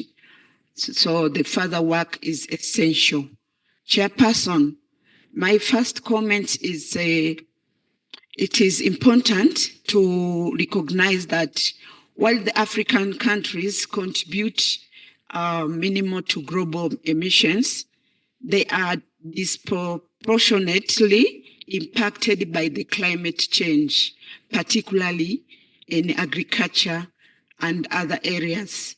Chairperson, we call upon the ECA in collaboration with the UN system to advocate for the technical assistance tailored to the specific needs of member states, ensuring that pathways to resilience and sustainability are both effectively and inclusive. Second, Chairperson, many member states face significant barriers in accessing international green funds, such as the Green Climate Funds, due to the stringent access requirements. In this regards, Tanzania reiterates the need for UN system in cooperations with African advisory bodies to push for the simplification of the process for accessing the green finance. This would encourage both private and public entities to participate actively in mobilizing climate finance. The complexity of the international financial architecture and the UNFCCC significantly hampers member states' efforts to secure resources for climate action. Then lastly, the supports may be grant-based, concessional, and additional to existing development finance. This will ensure predictability and transparency in climate financing. Thank you, Chairperson, for giving me the floor. I submit, Chair. Thank you. C'est à moi de vous remercier. Donc, I'm the one who would like to thank you. Now, Mozambique, I'd like to give you the floor. Thank you, Chair. Let me also thank the presenters for these insightful presentations. Chair, my intervention is going to focus on the first two presentations. The first being the report on the African Regional Forum on Sustainable Development, ARFSD, and the second one on the report on the United Nations support for the African Union and its new Partnership for African Development Program. With respect to the first presentation, we believe that the report is a robust reflection of Africa's unwavering commitment to sustainable development, aligned seemingly with both the 2030 as well as the Agenda 2060. The report highlights the collective efforts for African nations and stakeholders to address pressing challenges while leveraging opportunities for transformative growth.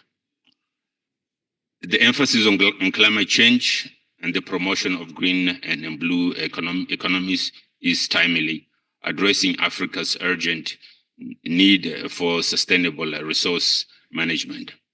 Additionally, the call for regional collaborations and multi-stakeholder engagement addresses the importance of collective actions in tackling trans-boundary challenges.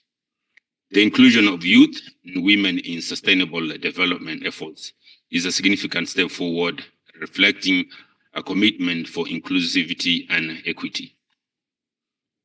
That said, Chair, we have one question for clarification. Regarding the implementation, what specific mechanism will the ECA propose to ensure effective execution of the report's recommendations at national and regional levels. Regarding the second presentation, we believe that this report is a testament to the strengthening partnership between the United Nations and Africa in order to achieve what Africa we want. We believe that the highlight of the progress which is made in the report and the challenges addressed and the opportunities seized to drive sustainable development across the continent. That said, Mr. Chair, we have one question. It has to do with the resource mobilization. What innovative finance mechanism or partnerships is being envisioned to mobilize the necessary resources for sustainable development, especially in the context of African Union Agenda 2060? Thank you, Chair.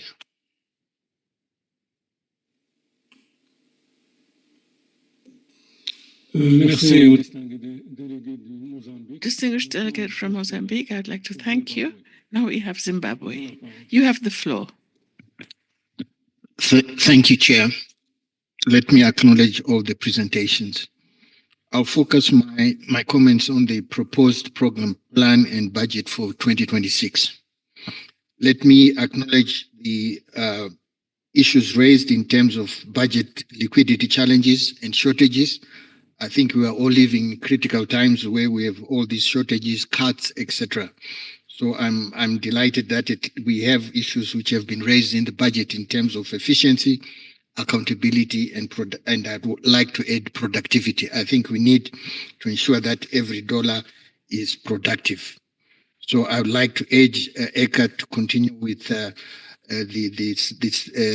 mantra which was put forward: do much more with real much less. I think this is an appropriate mantra which we need to support, given that there are issues relating to the availability of resources. So we'll need value for money, accountability, and tangible results. Now, looking at the budget, Chair, the budget is 123.5 million. Now, I was looking at NEPAD allocation of 1.1 million, and I was just reflecting on the role of NEPAD, the New Partnership for Africa's Development, which is an AU program, but it's doing quite some critical work, basically on infrastructure development, regional integration, or the REX and the Africa Continental Free Trade Area. It's looking at private sector development and also the promotion of the appropriate business environment. So I was just wondering whether the allocation of 1.1 million really talks to the priorities which we have been talking since yesterday in terms of infrastructure, in terms of private sector development, etc. I don't know how this budget could be moderated and increased so that, because I see NEPAD playing a critical role in what we are discussing and what we are trying to do, especially this conference we're talking of implementation of the Africa Continental Free Trade Area. Thank you, Chair.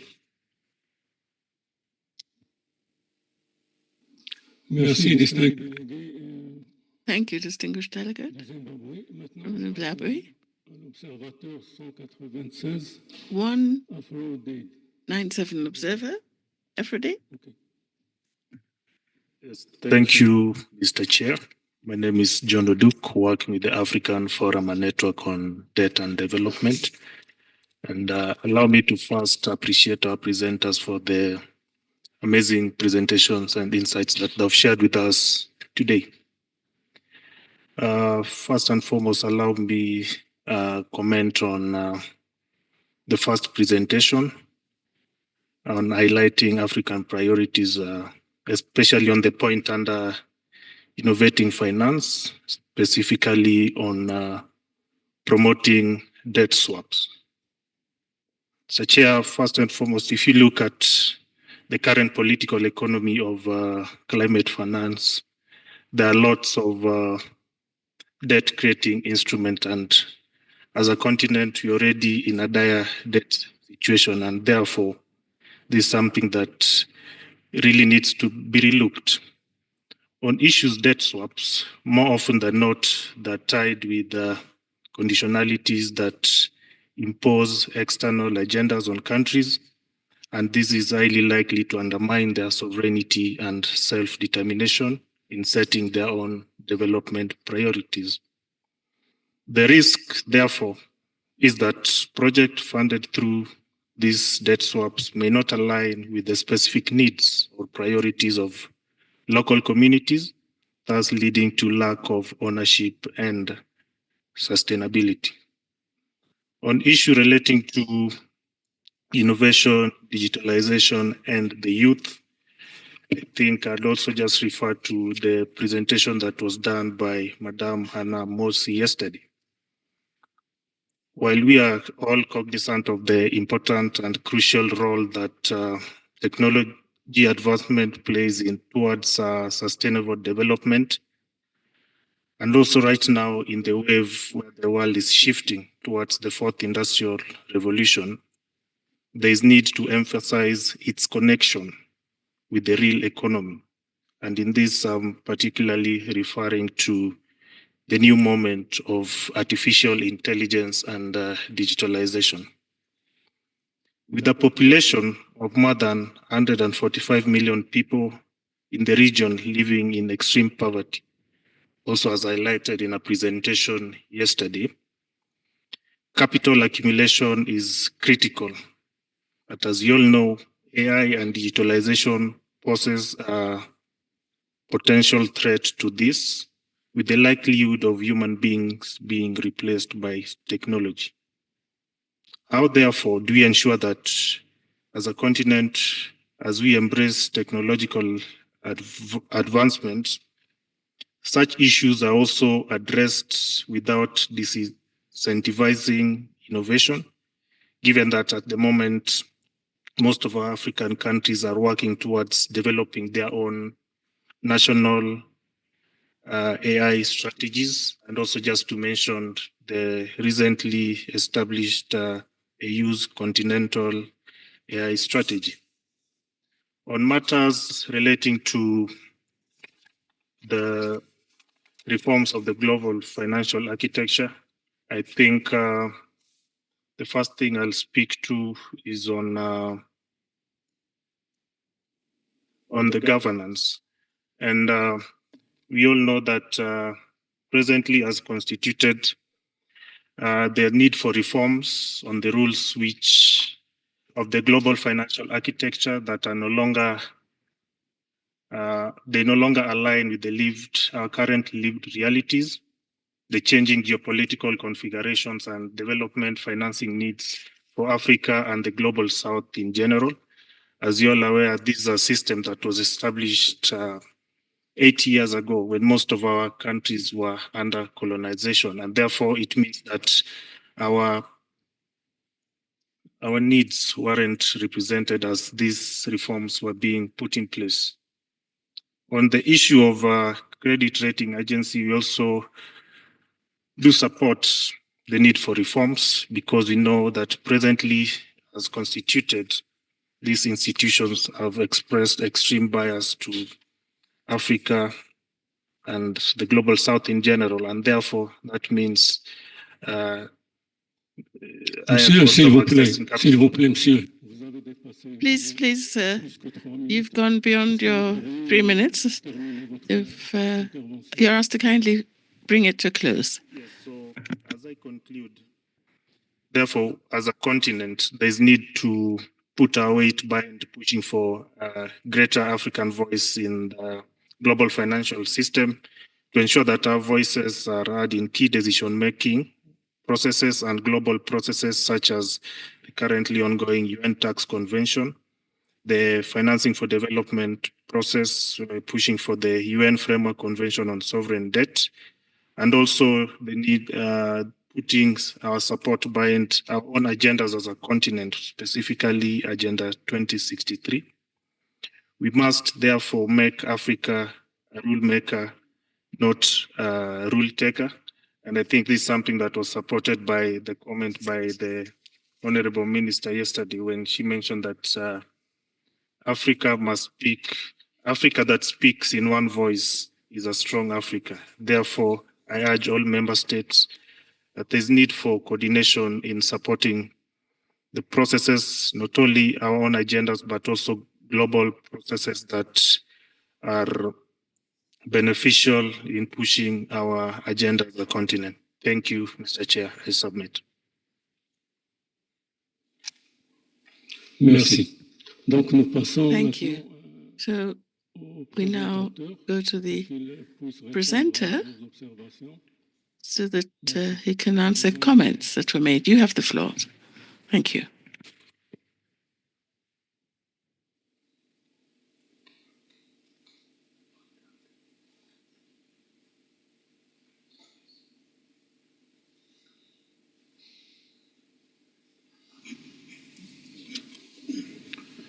Merci, Monsieur le Président. Chair, thank you. I'd like to thank the distinguished delegates for comments and the pertinent questions that were raised. I shall endeavor to answer all of the questions. My apologies should I forget any as I do so, but I shall endeavor to answer. Now, Cameroon, the distinguished delegate from Cameroon's question. He spoke to the importance of industrialization. Yes, this is something that has been stated again and again. But yesterday and today, our chief economist, the Deputy Executive Secretary, Madame Hannah Morsi, yesterday stressed how important it was for employment, for manufactured goods to be traded within the continent. So interregional trade is extremely important for decent work. And of course, we continue to stress how important interregional trade is compared to trade with the rest of the world. Yes, indeed. It is an extremely important source of income. AFCFTA speaks to that, especially when we speak about the green economy. We have to stress the importance of the industrial dimension of our economies. The distinguished delegate from Morocco also stressed how essential it was, when we talk about investments, to look at where we invest, how we invest, how important data and statistical platforms are to guide our investments. A study was referred to, the joint study between the North Africa Bureau and the ECA that looked at distortions when it comes to poor investment decisions. And future prospects talk about how important new jobs are. A huge percentage of jobs are going to change in nature. And we have to look at the distortions that are currently existing and the potential that is out there when these new jobs come on stream. So we have to look at how misallocation of resources can be absolutely essential if we want to move towards a more strategic reallocation of our resources. Honorable delegate from Gambia on how we are doing in terms of on Agenda 2063.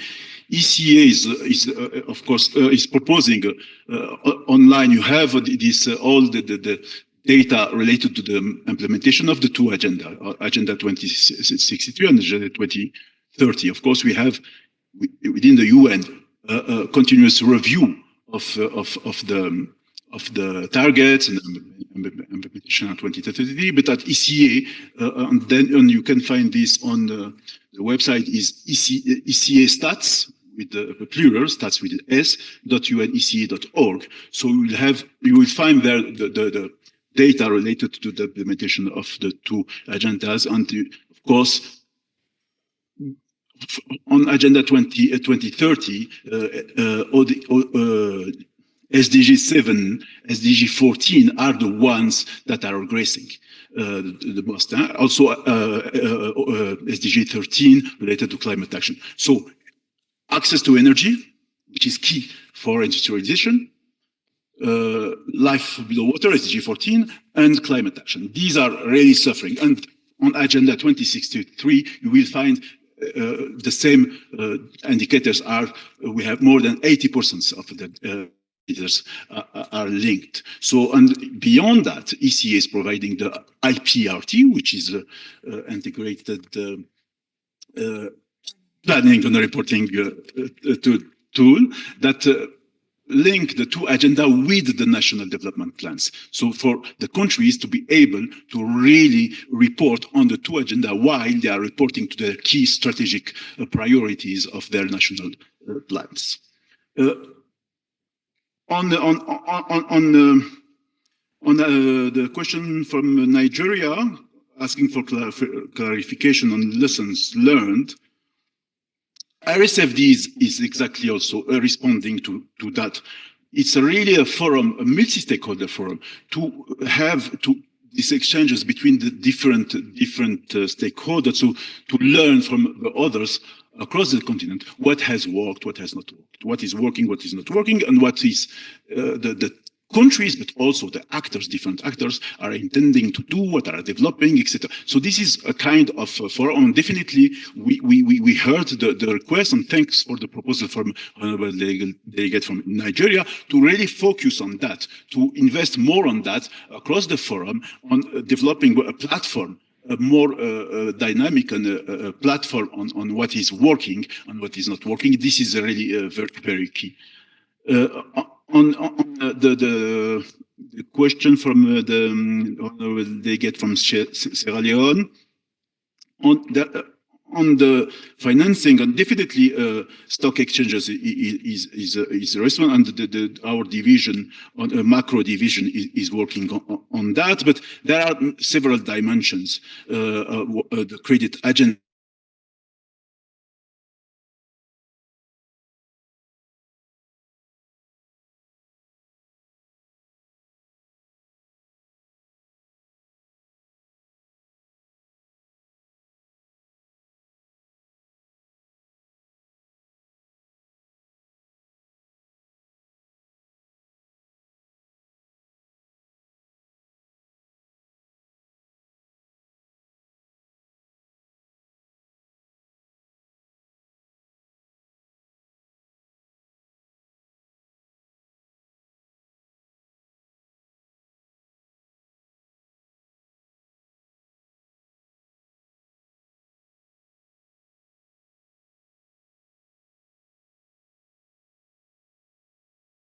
Recording in progress.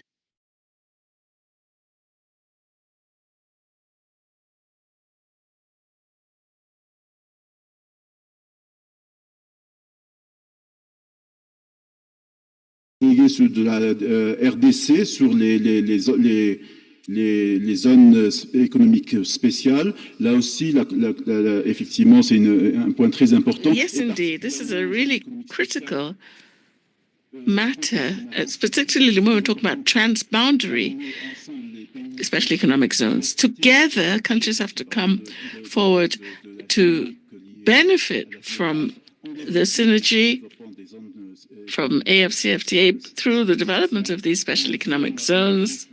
We've done this with the battery value chain between DRC and the Zambia. We've also done it with Côte d'Ivoire and Ghana, special economic zones for agro-processing. So the process is ongoing. The ECA is really working very hard on these special economic zones so that we benefit from this purely African context, and then we get the value added from AFCFTA work together. Benin, I've spoken already about the database that our colleagues from the Statistical Center and Data Center are making available to all member states and partners. So I repeat, it's ecastat.uns.eca.org. Now, thanks to this African Statistical Center, we're able to do a regression analysis and look at the strategic programs and priorities. This is an opportunity that enables us to develop future action, to detail this action, look at the targets in detail, and then work in various fora, discuss with member states. But it's an extremely important aspect of our work, investing in these databases and using these statistics with our member states so that we can orient our strategic course. SDGs, yes, the needs are known by all. We've talked about climate change, the fact that this is such an impact on the rest of the world. So we also know that there have been recent crises. We've got the COVID pandemic to remember. We have the debt crisis, which is why the ECA is calling on the Sustainable Debt Coalition. This is for sustainable development, so that we are supporting member states in a cooperative way so that we can find solutions, reduce debt burden, look at not just the impacts on climate, but also how it impacts on sustainable development and how it means that we must speed up the way we create decent work. Question suivante. The following question came from the distinguished delegate from the Congo, talking about specialization. His question was, do we work faster on industrialization, but at the same time developing the same products?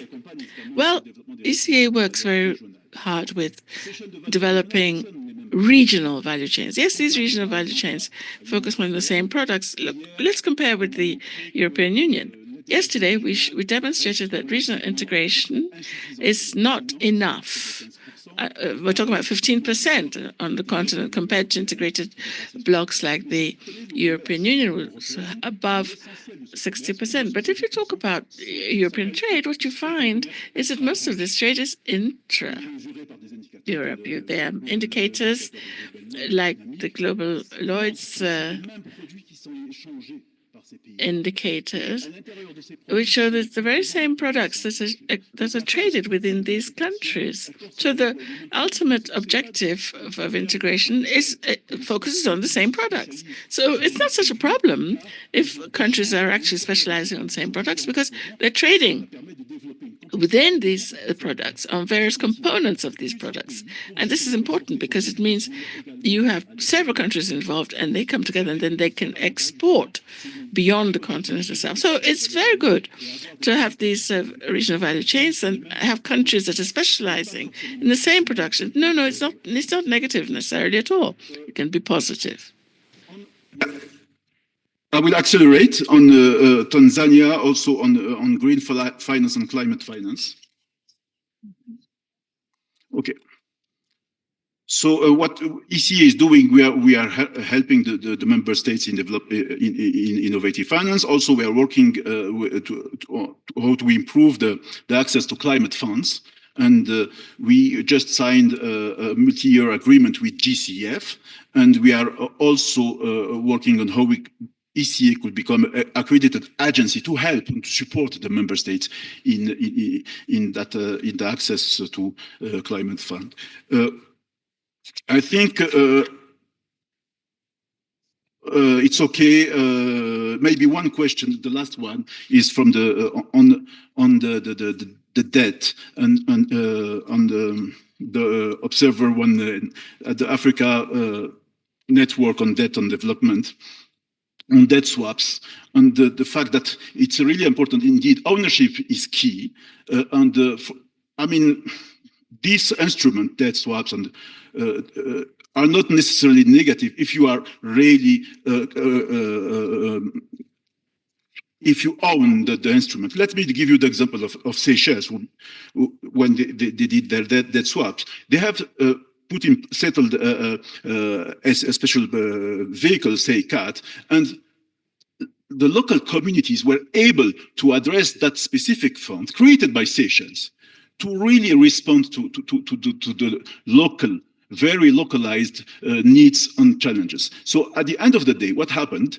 The indicator that has been fixed, which was the percentage of protected marine protected area, that was 30%, were even they were reached far before the deadline. So definitely you are right, ownership is key, but there are ways to ensure, and that's what ECA is doing, to support the countries to make sure that whatever is the operation, debt swap, bonds, it's really owned by the countries and by all the actors are really playing a key role there to make sure that the KPIs that will be settled by the country will be reached even before the deadline fixed. Thank you.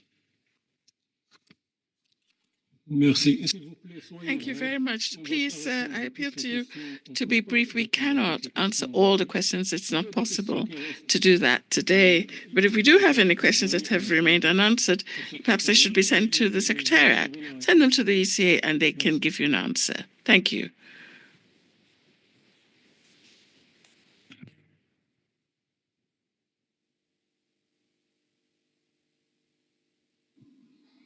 Thank you, Mr. Chair, and thank you, distinguished delegates, and thanks my colleague who has responded some of the questions that were addressed to me.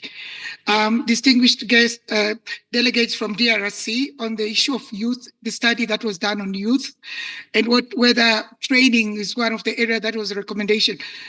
Indeed, training, education was emphasized amongst the recommendations from the study, but not just education, but leveraging on technology and the call for not only government, but also civil society to support and see youth as a dividend, not as a problem, but they're agents of change. So quite a number of policy and strategy recommendations came from that study. Distinguished member delegates from Mozambique on resource mobilization for Agenda 2063. Yes, indeed, the first 10-year implementation plan was not costed, and the evaluation of that plan showed that that was one of the challenges. Since it was not costed, there was no resource mobilization, a strategic resource mobilization. So for the second 10-year implementation plan, the plan is costed at 8.9 trillion US dollars, and there is a gap of 3.3 trillion. AUC and its leadership and with support from AUDA NEPAD and ECA technical support, we're developing a development fund, which will be used as a strategy to mobilize resources for funding second 10-year implementation. A feasibility study has been done already, and it's expected to be presented. The development fund strategy is expected to be presented mid-year during the media coordination summit. Distinguished delegate from Zimbabwe on the gap of financing AUDA NEPAD. So what was presented was that the section, my section, that's our budget, but we deliver as one within the UN. You had about $123 million. That's the whole of the commission. So the commission, various programs support the various priorities of the AUDA NEPAD. But we're also working, I mentioned about the MOU that we signed last year and the 6 priorities. So we are working together with them also to support mobilizing resources for those 6 priorities. But it is the whole of ECA delivery to support AUDA NEPAD. From the African Forum Network, who talked about the reform of global architecture, and I believe my colleagues will also contribute to this. As you are aware, the African Union is now a member of G20, and with South Africa as the chair of G20, ECA provides technical support to both the African Union and South Africa. And one of the priority area is really the reform of the international financial institution. Maybe I should pass to my colleague Daya. Thanks.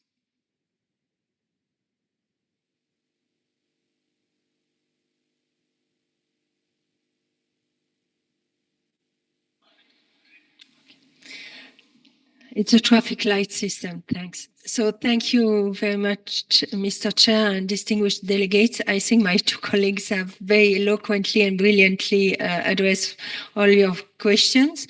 I just wanted to reassure you that we have taken good note of all the recommendations that you have made with respect to focus perhaps or strengthen the focus on some of the intervention areas, and also taking into consideration the importance of lessons learned, sharing of experiences, upscaling of success stories. It's indeed a very important aspect as part of the think tank function of the ECA, which is related to the knowledge generation, delivery and dissemination through flagship reports, establishment of appropriate platforms and others. We acknowledge also specific requests for sharing of documentation. So we have, as I said, 13 sub-programs who all have specialized work. So we will endeavor in sharing those documents and other information as requested, so kindly approach us at the Secretariat in order not to forget any. There was also another recurring question about, and I'm looking at my colleague here, Josephine, about the alignment of the two agendas, Agenda 2030 and Agenda 2063. And again, this is being worked on through the domestication of and implementation of the second 10-year implementation plan that was referred to by my colleague Josephine. So indeed, based on the outcome of the evaluation of the first 10-year implementation plan, this has become a top priority in terms of and it will contribute to this maximization of resources which are needed for the implementation of both agendas. I'm just quickly, and I think I will stop there because the other questions were already addressed. And thanks again. Thanks.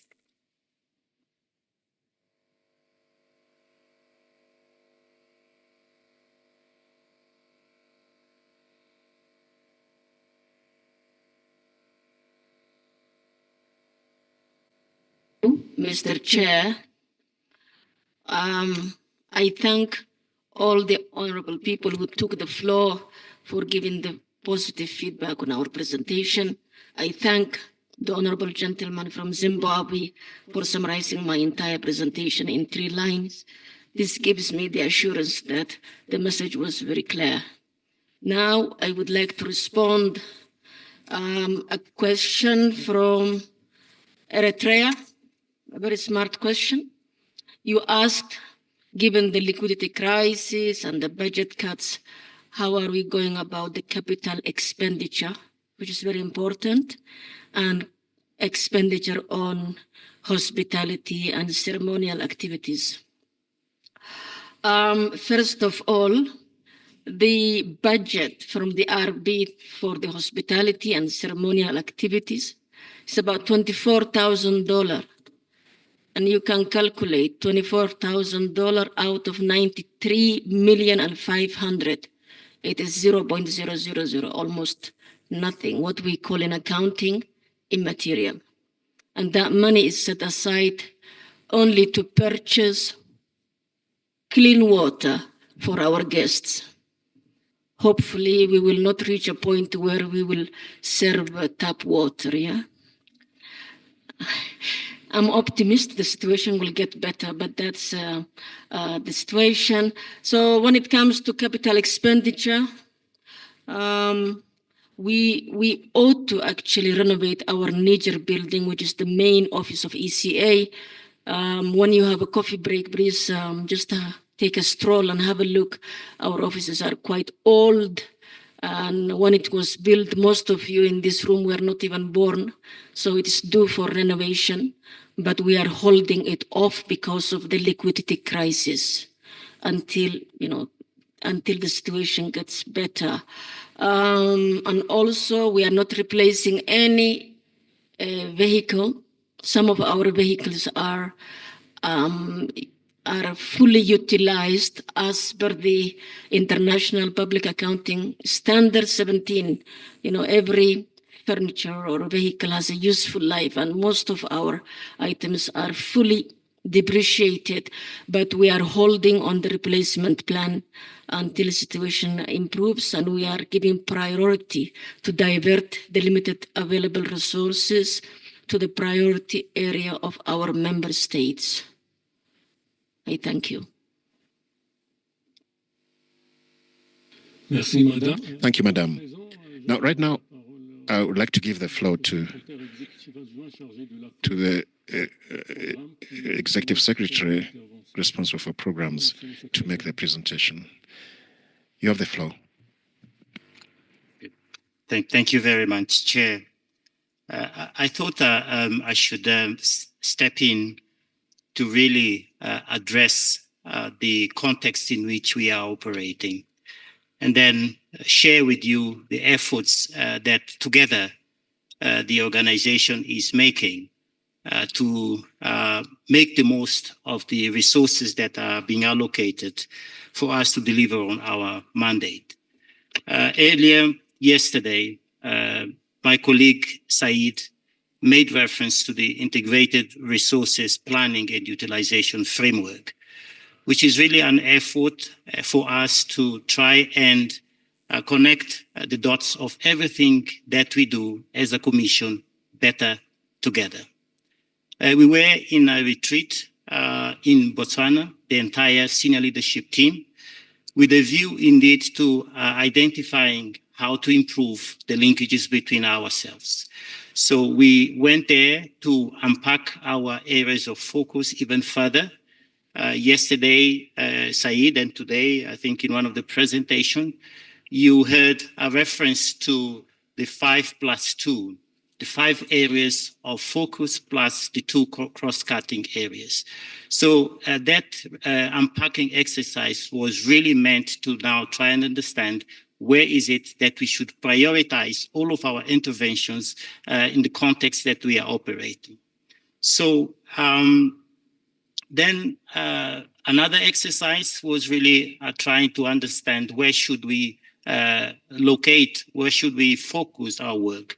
So for which we've identified the so-called countries of focus, which does not mean that we are not going to operate in the entire 54 countries, but those where indeed, perhaps given all of the factors put together, our work would generate greater impacts, catalytic impact, fostering, for example, as it was said earlier by Nassim, regional value chain development and so on.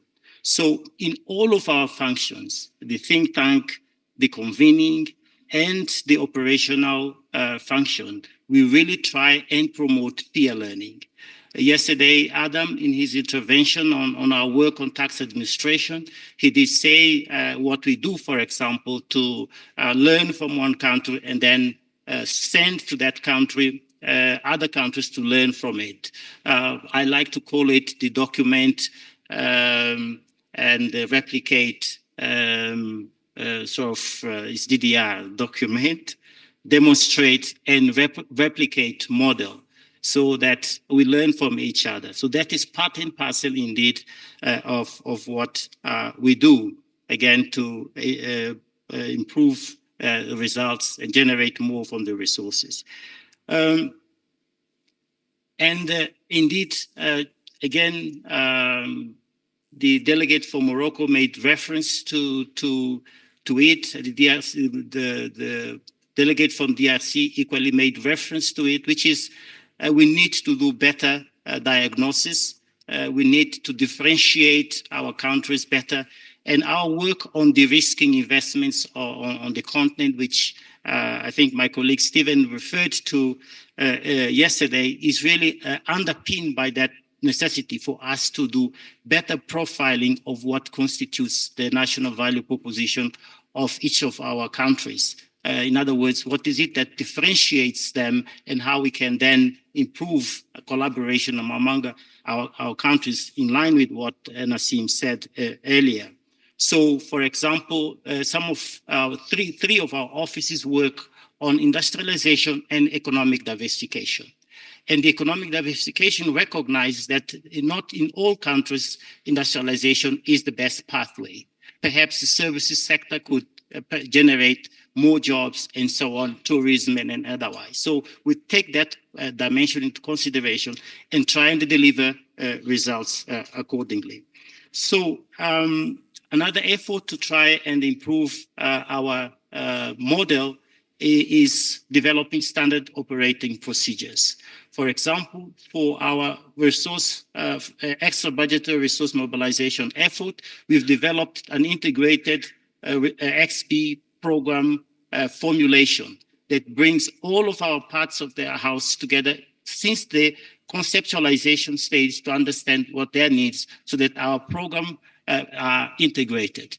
My last point is really another thing that Said made reference to earlier, which is the accountability and program performance review meetings, which, as he said, every quarter we meet to try and understand whether we're delivering the results that we included in our program planning. And this is part of our effort to strengthen accountability. So in other words, it's really a situation that requires more investments into delivering better with lesser resources, and that we increase accountability and report accordingly.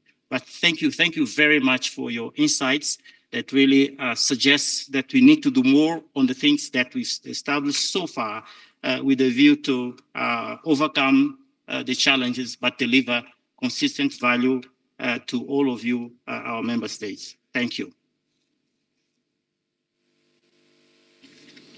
Merci, Monsieur le Secrétaire Exécutif. Thank you, Executive Secretary. We're going to continue with our deliberations following the agenda.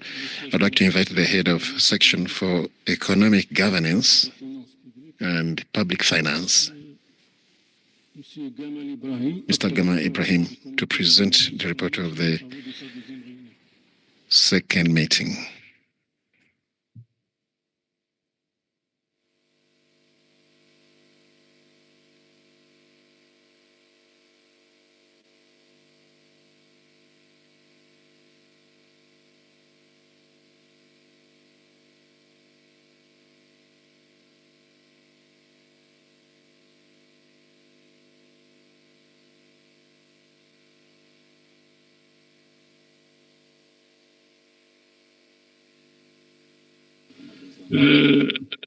On vient de nous proposer de prendre une pause café.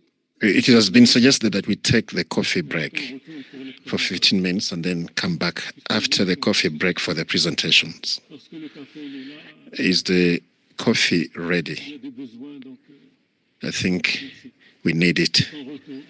Thank you. So let's be back here in 15 minutes, or rather at midday. Thank you.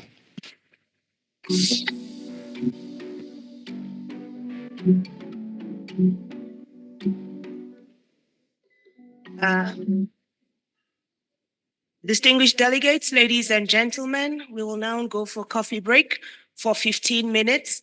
Will please be expected to come back here at 12:02. All right, 12:02. Some quick announcements. Refreshments are served at the lower level, so one step down. Delegates are kindly invited to visit the Knowledge Fair, which shows the impact of ECA's work. It's the same place where you will be having your coffee break. Yesterday, we also received questions on phone services. We are happy to announce that there is a point of sale with Ethio Telecom for all your SIM cards, airtime, and even mobile gadgets. Please ask the ushers if you have any questions. Thank you. We look forward to seeing you back at 12:02. Thank you.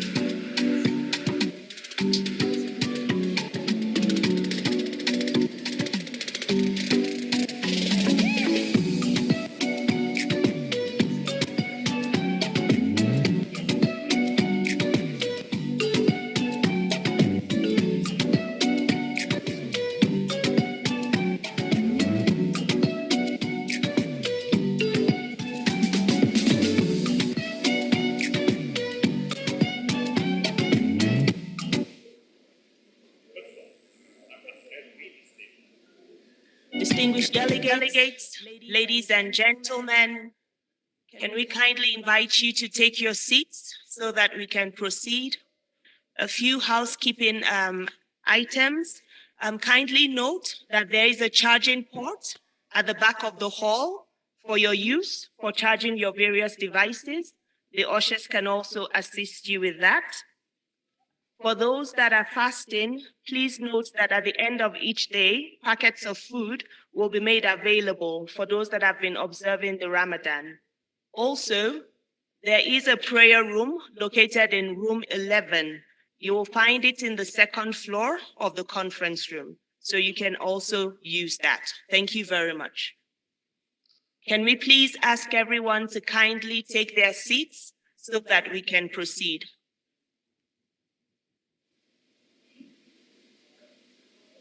Mesdames et Messieurs, s'il vous plaît, please kindly take your seats. Thank you.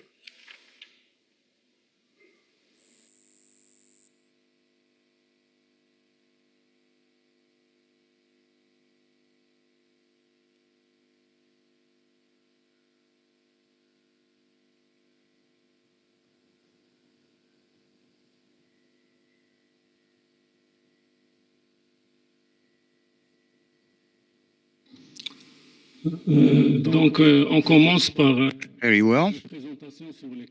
We will start off with presentations or statements on statutory matters.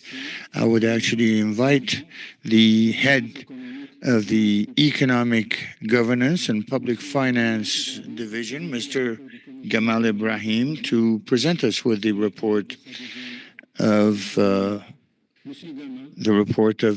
the second set of proceedings that were engaged. So, Mr. Gamal, you do have the floor.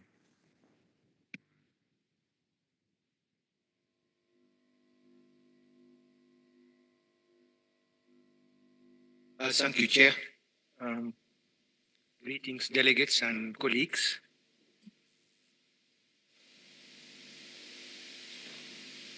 I can't see it here. So in the meantime, I'm Gamal Ibrahim. I'm the Chief of Economic Governance and Public Finance section of the economic of the it's not working. Of the macroeconomic finance and governance division. Doesn't seem to work.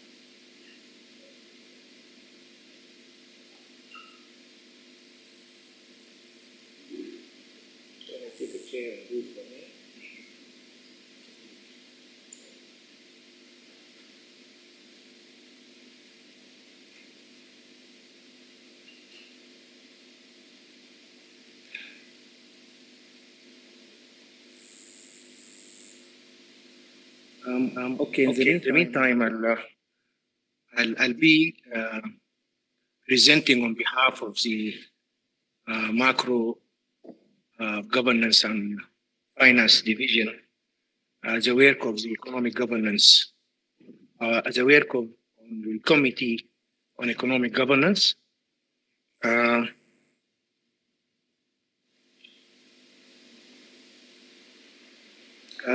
it's good to acknowledge a number of participants in that session, including our chair here and Dr. Muhammad, the chair of the bureau, and other bureau members. The second session focused on the priorities for Africa at the Fourth International Conference on Financing for Development, and was held in November 16 and 17 November 2024. Mainly the work of the committee is to review the work of the division over the last 2 years, 2022 to 2024, and advise us on the work plan for the next 2 years, 2024 to 2026, and ensures that the work is coherent and has impact. So what's really important is that the meeting was done back to back, and so the committee provided recommendations on the Africa's priorities, inputs into the regional consultation, which was held on the 18th and 19th of November 2024.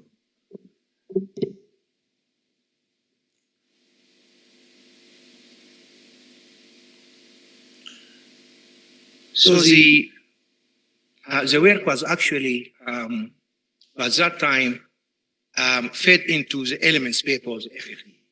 I think we can't have more timely, conference as now the Conference of Ministers of Finance, because on Monday, the co-facilitators issued the first draft of FFD. So we'll be really looking forward today and the next days to actually reflect on the recommendations and provide any inputs.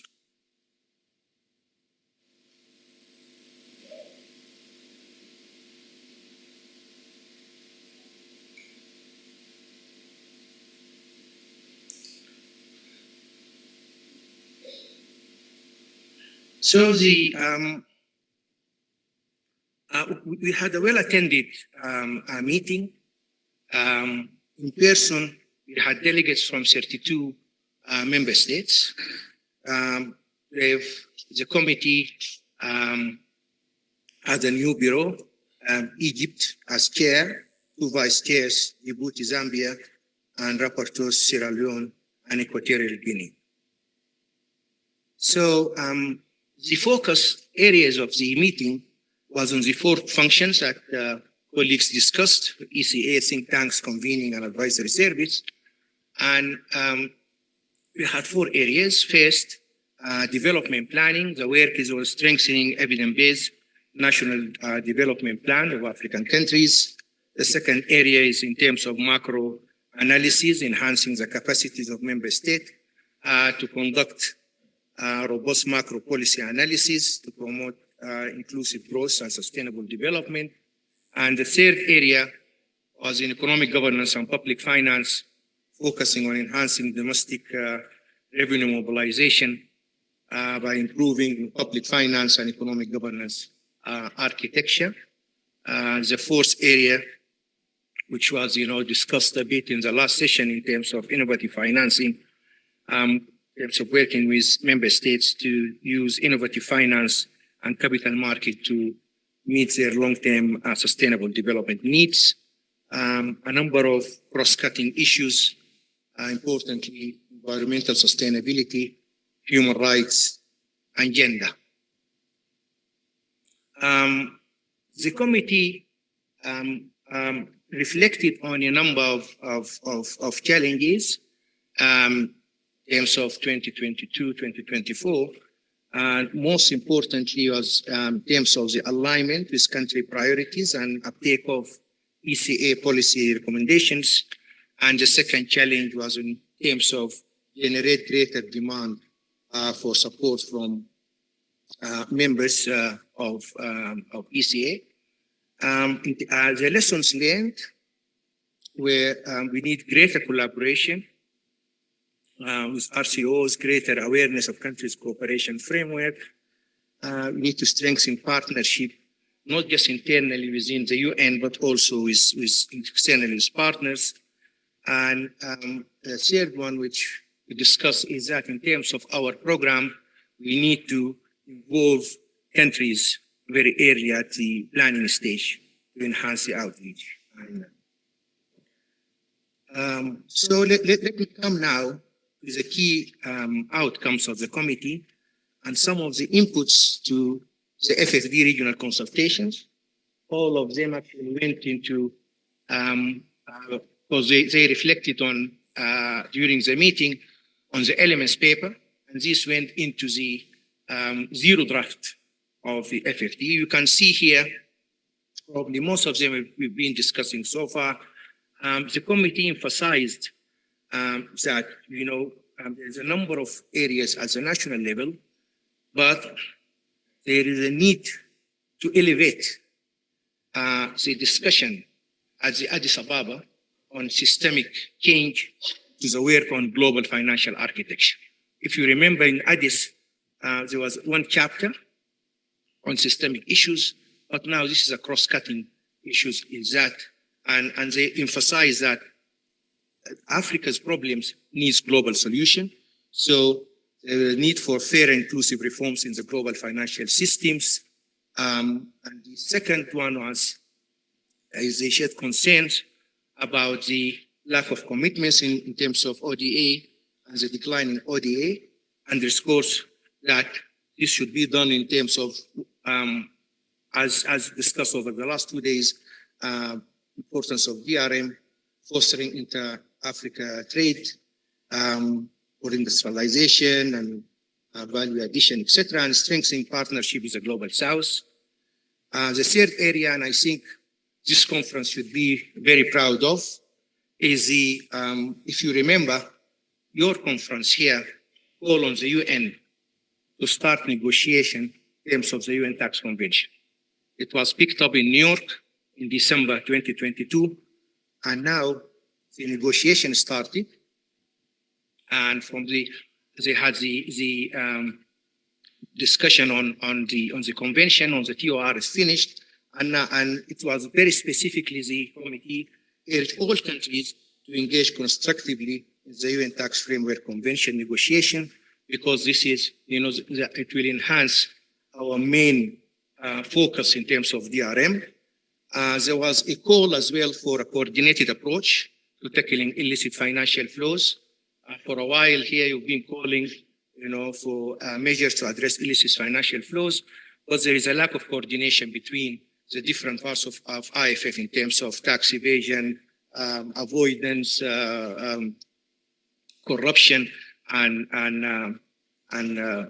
the work on criminal activities. So this includes centralized data management on all forms of illicit financial flows, exchange of tax information that goes beyond the work of OECD by emphasizing the need to take the specific needs of African countries in terms of tax information, and then country by country reporting.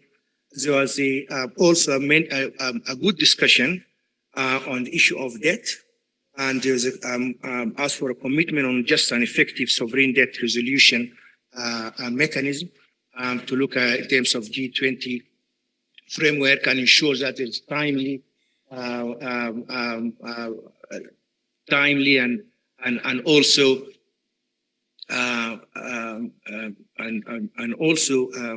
a transparent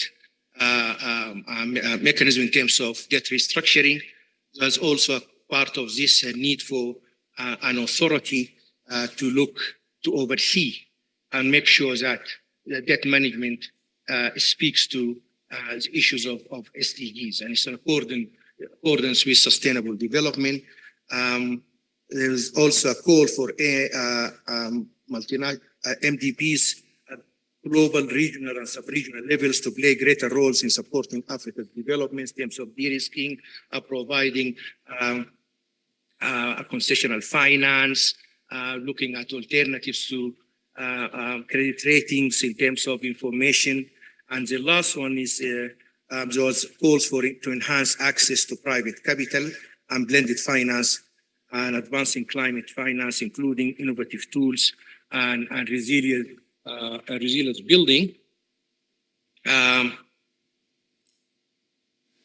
terms of the recommendations, they had two sets of recommendations, one for member states. The committee recognized that most of the SDG targets are off track.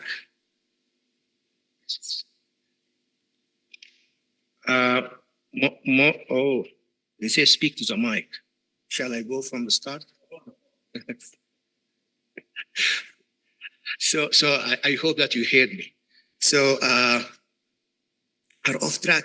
And they say the issue of implementation is really important in terms of implementing not just the main priorities, but also the progress to achieve sustainable development. The second one was to continue effort to improve DRM, as has been discussing over the today and yesterday, through effective and efficient tax administration, debt management, and addressing illicit financial flows. As they recognize the issue in terms of the lack of capacity when African countries negotiate in terms of global fora, and they ask for enhancing negotiation capacity to strengthen the regional voice on DRM, issue of macro management and sustainable financing, and to leverage national, regional, and global platforms. I work with the AU, with ATAF, civil society organizations, tax justice network, etc. In terms of ECA, continue supporting African representation and leadership on global platforms, and keep the work that DS Hanan was mentioning and other colleagues, continue supporting macroeconomic policy analysis, and they emphasize 4 areas: macro modeling, effective planning, public and private finance mobilization, and the issue of good governance. Then the last 2 points were support member states' implementation of regional and global commitments, issues of illicit financial flows, as I talked about, the issues of UN Tax Convention. They've asked us to keep the work with the Africa group in terms of the negotiation on the tax convention, in terms of the work on FFD, because it's too much for them in New York working on these processes, and the negotiation, as you know, are coming up. At the end of this month, between the 24th of March and 4th of April, this would be the intersessional session. Then after that, they will start the negotiation. Negotiation will start from April until June, and they really need all the support and capacitate member states on integrated national financing frameworks. There was an agreement that all our work in terms of finance, so private finance, public finance, international and domestic, should be done through integrated national financing framework. And we started working on this with a number of you here, as you know, and also through our dashboard integrated planning and reporting tool. I will conclude now with the session, the theme of our third session. It's been decided by the committee that it will be in second quarter of 2026, maybe in May, and the theme would be on macroeconomic policies for structural transformation and sustainable growth in Africa. Thank you very much. Je remercie M. Gamal de cette présentation. I'd like to thank Mr. Gamal for this insightful and brief presentation. Now we'll move to the next agenda item. I would like to invite the Acting Director of the African Center for Statistics, Mr. Mbodo, to present the report of the African Commission on Statistics on the works of its 9th session. I would require him to be as brief as possible because we've received all these documents beforehand. Now we're just presenting the documents we've already received, so we are not going to linger on that. Thank you very much. Thank you, Chair. I will strive to limit myself due to the time allocated to this presentation, and you will witness that. My name is Isi Joseph Ibudo. I am the officer in charge, the acting officer in charge of the African Center for Statistics. The 9th one, and you have the reference document, and so here I will not go through this one, just for you to look at how it's look like. You have the attendance, you have every element. Let's go to the next. And the most important is why a statistical commission matters. The Statistical Commission for Africa is the highest decision-making body in Africa and is responsible for setting statistical standards and promoting the adoption of best practice in data and statistical concepts and methods. It supports the implementation of those standards, concepts, and methods at the national, sub-regional, and regional levels. It also ensures a coordination efforts and synergies between the global system and the regional statistical systems.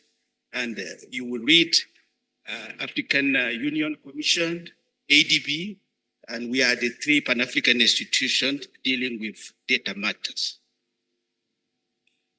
The key issues tackled by the Commission, and I have here 6.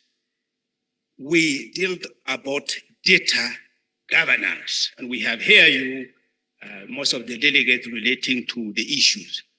We're still lacking a cooperative management of data in many countries with an underlying competition for power among institutions.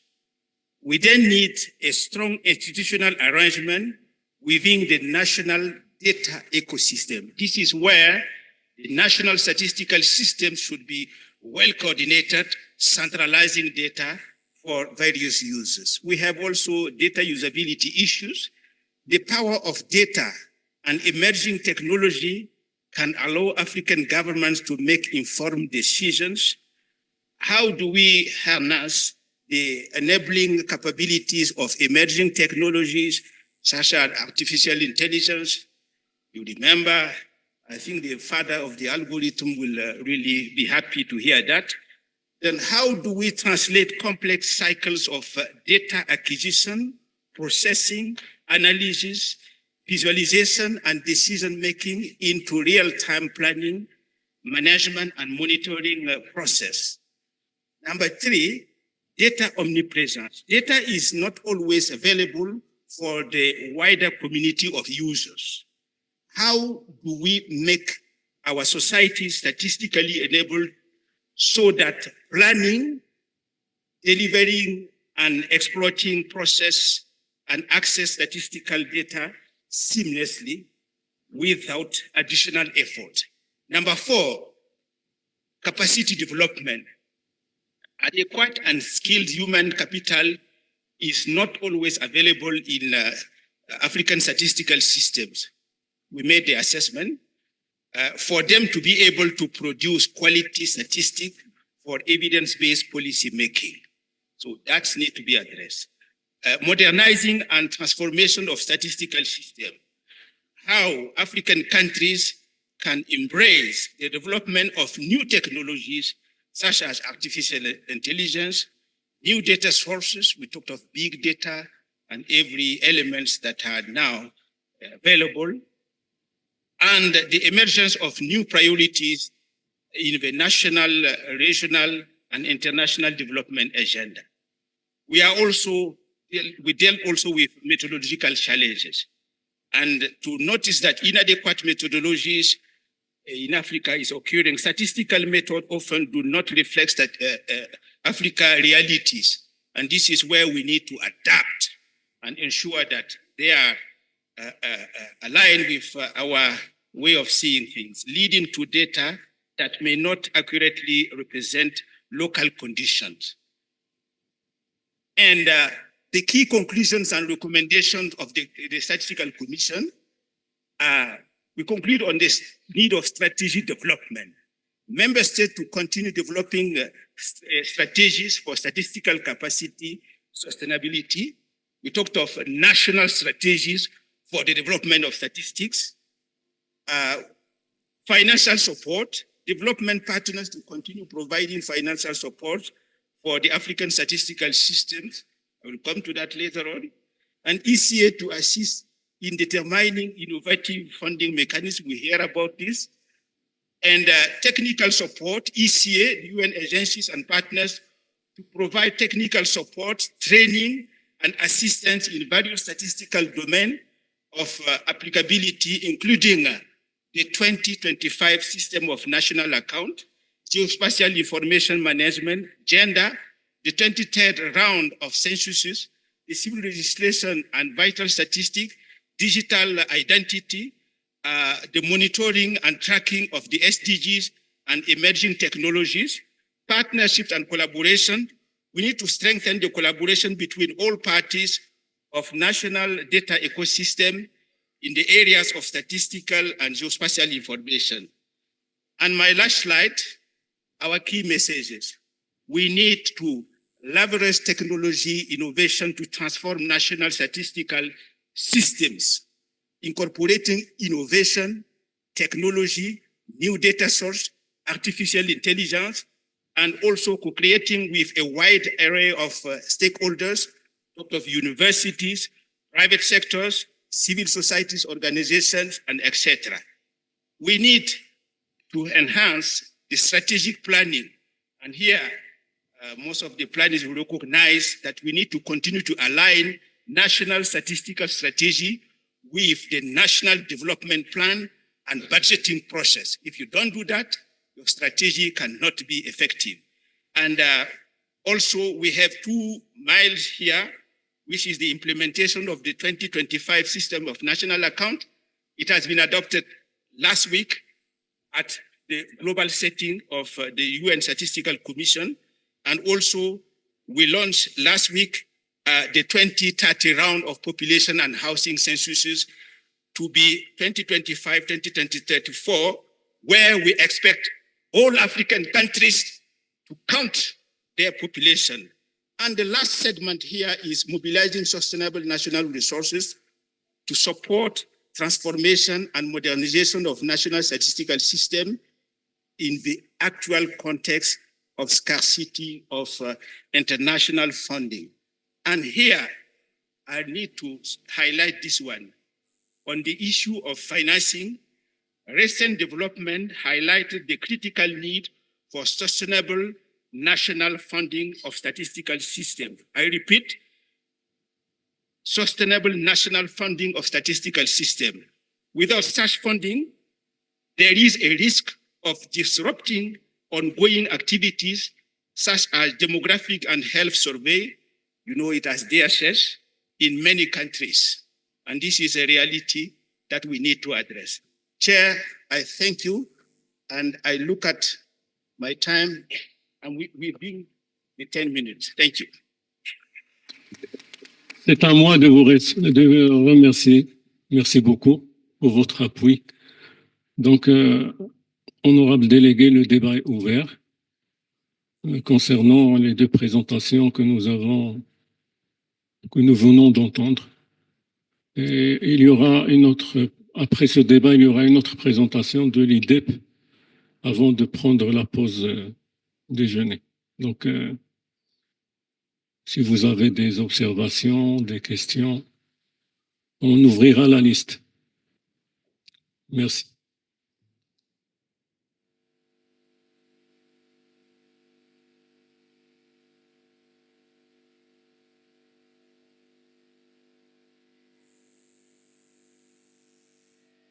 If you have any questions regarding the two presentations, the list is open.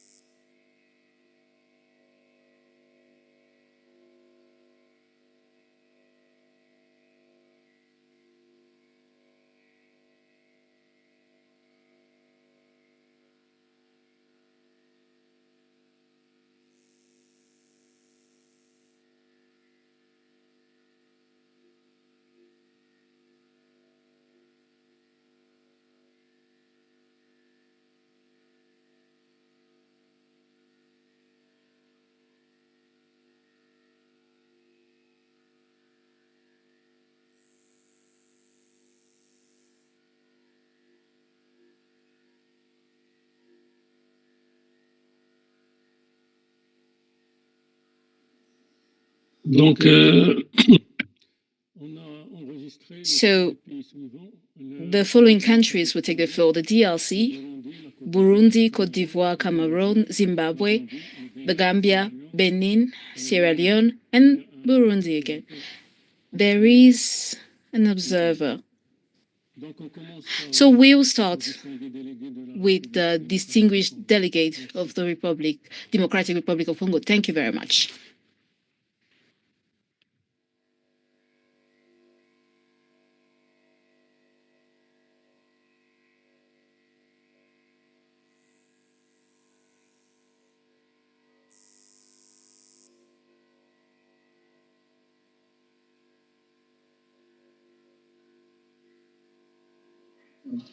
Merci, Monsieur le Président. Thank you very much, Chair, for giving us the floor. I just want to make a brief comment on the issue of statistics. As it was underscored earlier, it appears that at the national level, in our various countries, our governments adopt policies. They want to implement various economic development policies, but in my opinion, often fail in that they somewhat neglect to fund statistical development. Of course, having a robust statistical system requires significant funding, and as the states have been presented, this failed to follow up that. As we mentioned, the 2025 SNA, it requires some adapting. With the emergence of AI and big data, there is need for significant investment and in capacity building, among other issues. So, in my opinion, the major issues the ECA ought to work on in order to support countries on the matter of statistics development funding, because the issue is that states don't fund this particular aspect enough, whether it be to develop the infrastructure or capacity building. I think it is through this, and of course, as it was underscored with regards to harmonizing statistical data in order to enable us to have comparable data and that can be user-friendly. So this is what I would like to underscore on this matter. So I'd like to urge the Economic Commission for Africa to really support countries on the matter of funding statistical development. Thank you. Thank you, distinguished delegate from the DRC. Now let's move on to Burundi. Burundi, you have the floor.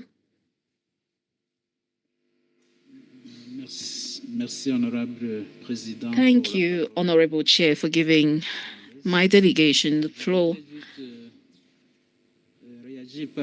Please allow me to make a comment on the report pertaining to good governance. African countries were urged to conclude or sign on a number of conventions, especially the UN Tax Convention. Conventions aimed at preventing double taxing or tax evasion, among other issues.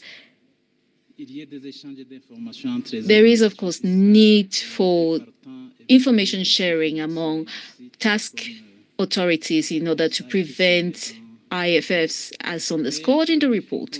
However, the challenge that we are facing in a number of countries is that the teams engaged in such negotiation, in the negotiation of such conventions, fail to be fully capacitated on the negotiations for such conventions, such as UN conventions. Sometimes we're using the OECD model even.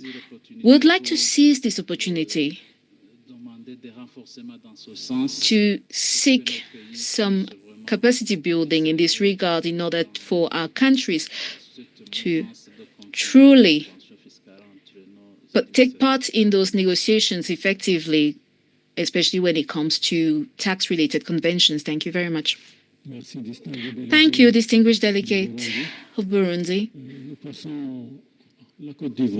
Côte d'Ivoire, you have the floor. The floor goes to Côte d'Ivoire. I would like to thank the chair. Monsieur le Président, Chair, je voudrais soulever un sujet de préoccupation. Please allow me to raise a concern. It's an issue we're facing in Côte d'Ivoire with regards to the National Committee for the Implementation of the AFCFTA.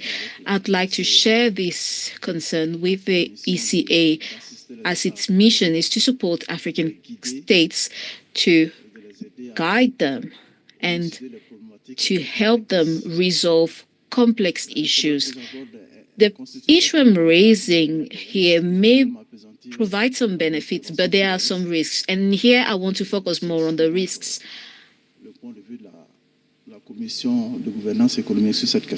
And seek the opinion of the Economic Governance Commission on this matter.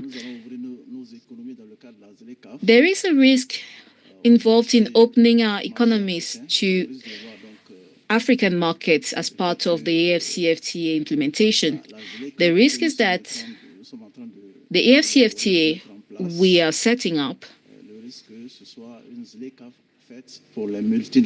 may be beneficial to international multinational corporations with significant capitals.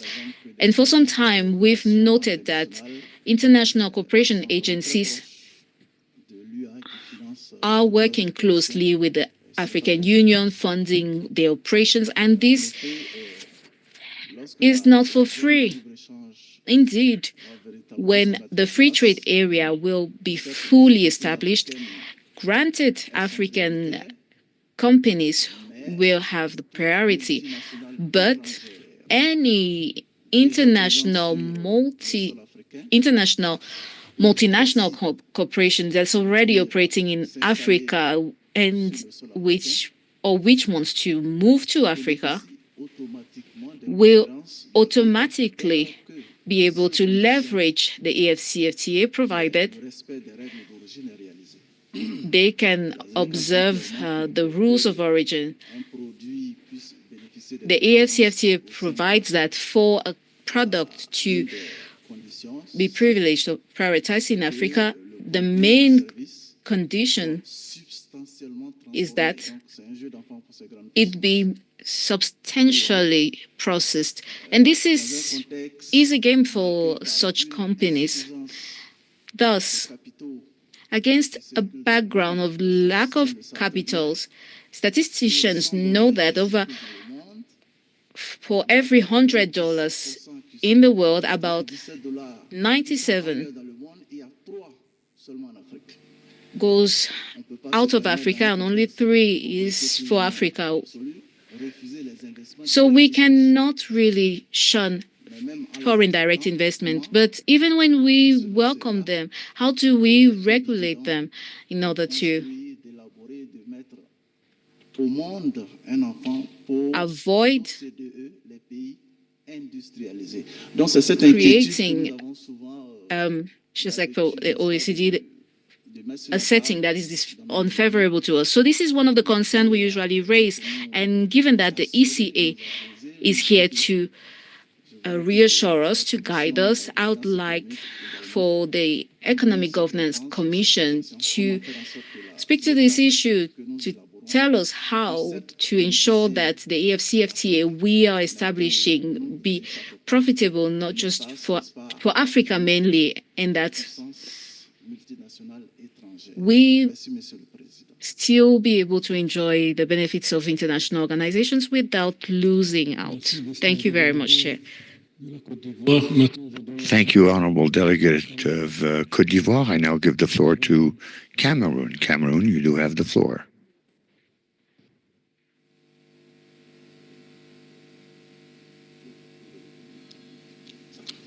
Merci, Monsieur le Président, pour... Thank you, Chairman, for giving me the floor. We also wish to thank our panelists for providing this very constructive information. Now, in terms of the reform of the global financial architecture, we have to also allow Africa to have access to financing at conditions that would enable the financing of its development without burdening further its debt. In this regard, in November, the African Union, in conjunction with the African Development Bank, had communicated on an initiative which consisted in mainstreaming the potential or the green potential of countries within their GDPs, and this would imply a reform of national accounts.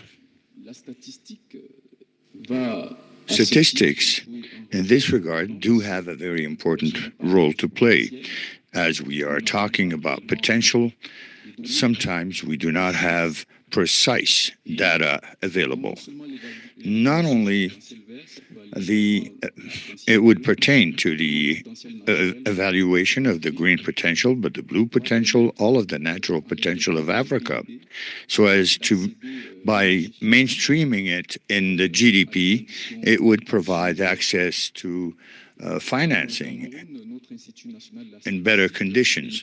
Now, in Cameroon, the National Statistics Office does benefit from technical and financial support, and within the community of Central African states, we have a program to build the capacity of national statistics institutes. Well, obviously, the support that is provided by ECA is tangible, and it is commendable. These initiatives put forth by the United Nations Economic Commission for Africa in order to improve statistics within states, as one cannot make informed decisions should one not have reliable data available. Thank you. Thank you, Honorable Delegate of Cameroon. We now give the floor to Zimbabwe. Zimbabwe, you do have the floor. Thank you, Chair. I'll be very quick. Just looking at the recommendations on the illicit financial flows, I'm getting concerned every meeting we talk of these illicit financial flows, almost 89 billion every year, 4% of Africa's total GDP. And we now know that ODA is not forthcoming, etc. And I think we are just taking a casual approach to this issue as we sit around all the tables. And I was seeing centralized data management as recommendations, exchange of information, country by country reporting of MNCs, etc. How will these combat? I think illicit financial flow. We need now concrete action, and I hope ECA can take this gap, which I see in this very critical area, which can really assist us in resource mobilization. Secondly, on statistical office, I think it's high time we started prioritizing our budgets. It's up to us how we fund our own statistical office. This issue of development partners to continue providing support, I think we have to start being responsible for our own destiny and support, prioritize the budgets for our statistical office if we are serious about our policies. Thank you.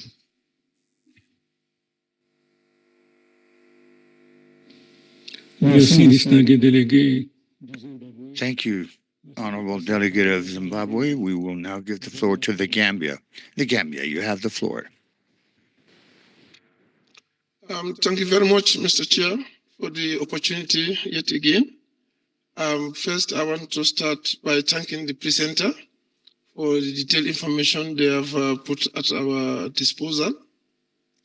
So, on my first comment is similar to that of Zimbabwe on the issue of illicit financial flows. So, I think we should now move beyond the statistics, to look at, concrete steps, that the Commission or even the AU could come up with to see how we could seriously combat this. Because the debt is ballooning and official sources are drying up. So we need to address this in a more combative way, to salvage ourselves. So on the front of the statistics, I think that is central. The statistics is very important, it's vital. Since we are working towards Agenda 2063, of course, there are REC, targets that are set, composed of various, members. So for comparability on some key targets, so, statistics is central. Now that you've mentioned about 2025 national statistics, NSA, I'm wondering how member countries have fared on the earlier standards that we are set. So how progressive was it? Now that we are going to refocus on the standards as outlined in 2025 NSA. So this brings to the fore the earlier question we mentioned in the first session, the peer review mechanism. Of course, maybe there was limited time. We didn't get much, feedback on that as to the work. I know its establishment took time, and now I believe the secretariat is established to see how they've started embarking on the work, so that you look at, best performance and learn lessons, so that others can also be carried along, in order to achieve, comparability as far as statistics is concerned. You've enumerated a number of issues, so which are quite pertinent. So, but beyond that, highlighting the issues, so perhaps if we should have a roadmap or a way forward on how to address some of those issues that are key issues highlighted, about 6 or 7 of them. So I believe statistics, I repeat, is very central in our drive towards Agenda 2063. Thank you.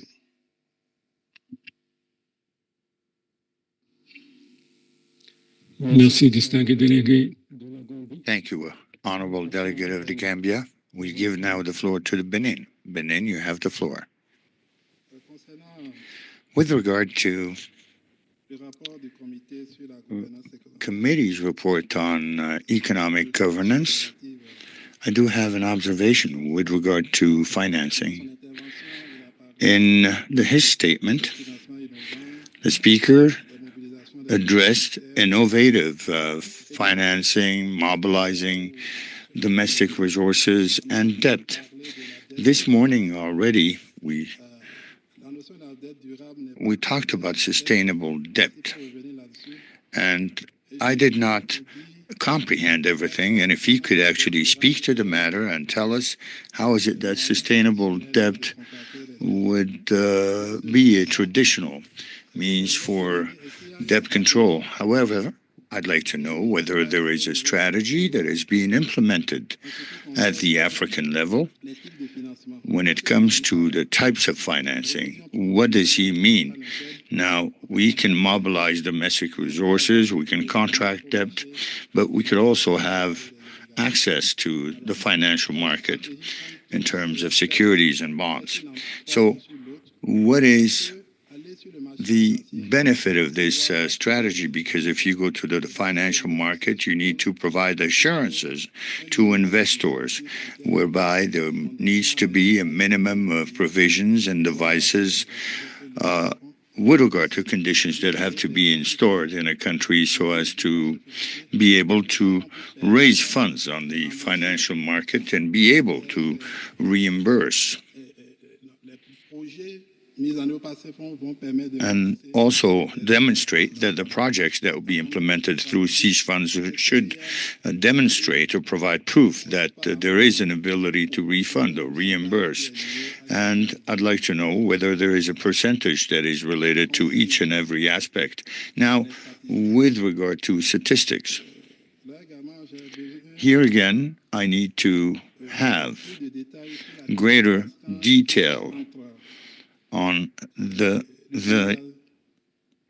difference between the use of data on key fields as well as the omnipresence of data. And finally, many have said or addressed or spoke to the reliability of statistical data, and the speaker focused on what is done in order to support countries, and one is under the impression that countries are being supported, and therefore we need to know whether there is a global program for the harmonization of the production of statistical data of the on the African continent in order to make sure that data generated is comparable. And also whether there is an effort being made on pooling financing in statistical terms in Africa, He talked about the AFDB that could actually finance the production of statistical data for some countries.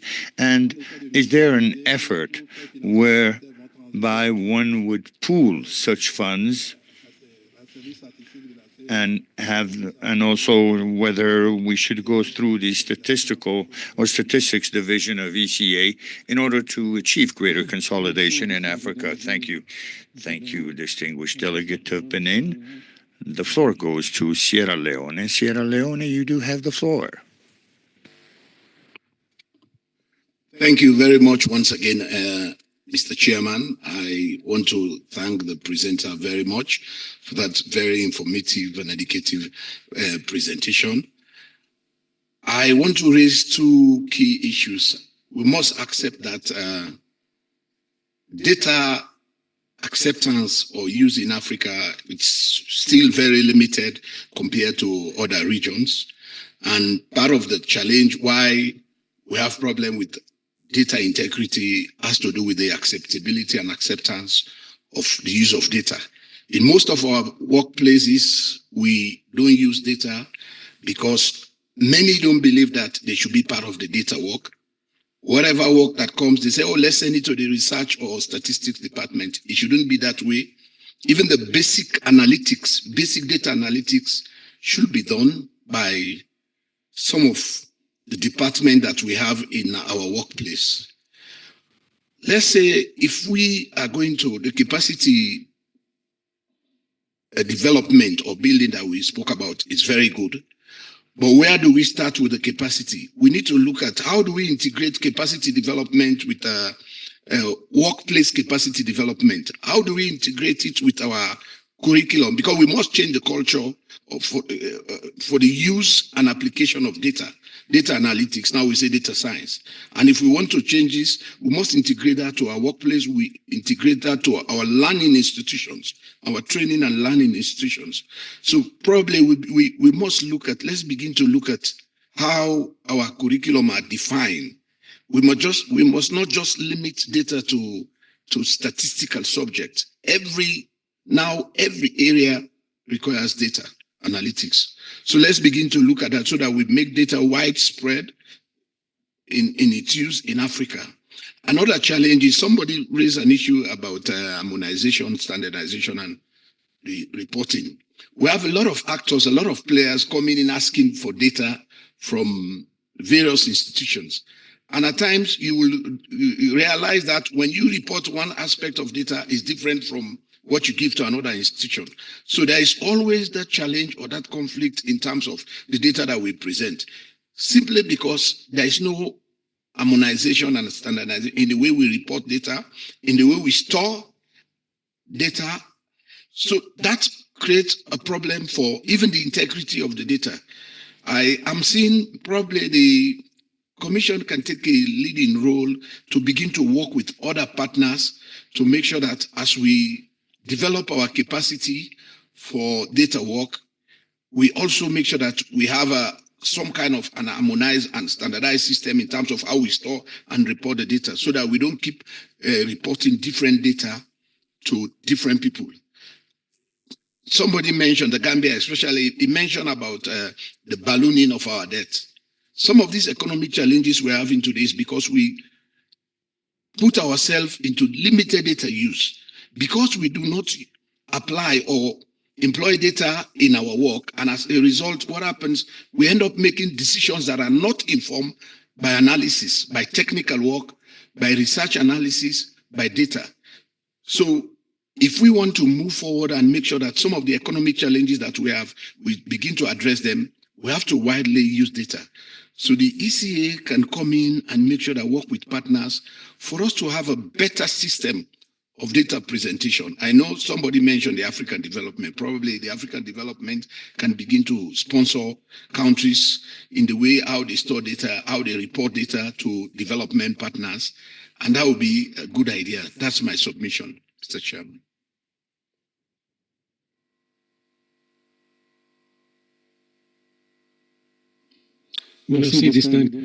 Thank you, Honorable Delegate of Sierra Leone. We are now to give the floor to South Sudan. You have the floor, South Sudan.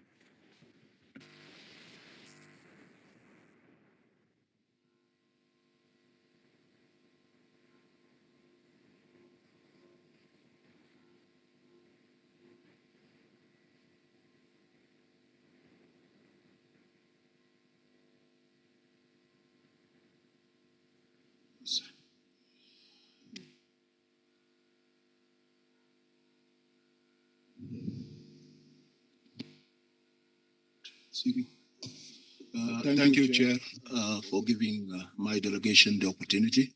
And I would also like to thank the two presenters for the well-detailed presentations they have submitted to us.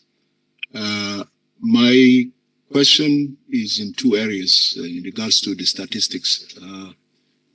It was highlighted that capacity building and modernization and transformation of statistical systems. I think that is very important for all of us as a country, South Sudan and the other countries in Africa, because capacity development is key if we wanted to have a vital statistics and reliable data in our country. So I wanted to suggest that the capacity development should go hand in hand with the modernization and transformation of statistical systems. Because if you develop the capacity and you don't modernize it in a way that it will cope up with the challenges and modernization and transformation that is happening in the world of statistics, then we will not achieve anything. So we wanted to see that happening. And we also encourage that there has to be a needs-based assessment for each of the countries, because we are not equally the same when it comes to our abilities to handle our statistical issues. So we wanted all of us to benefit from capacity development and the modernization of statistical systems of our countries. Thank you.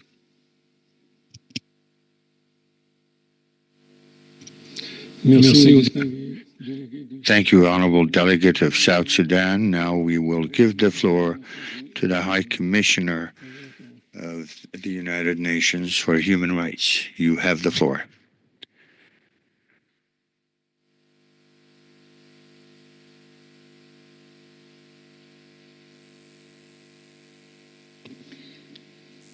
It's not working? Oh, thank you.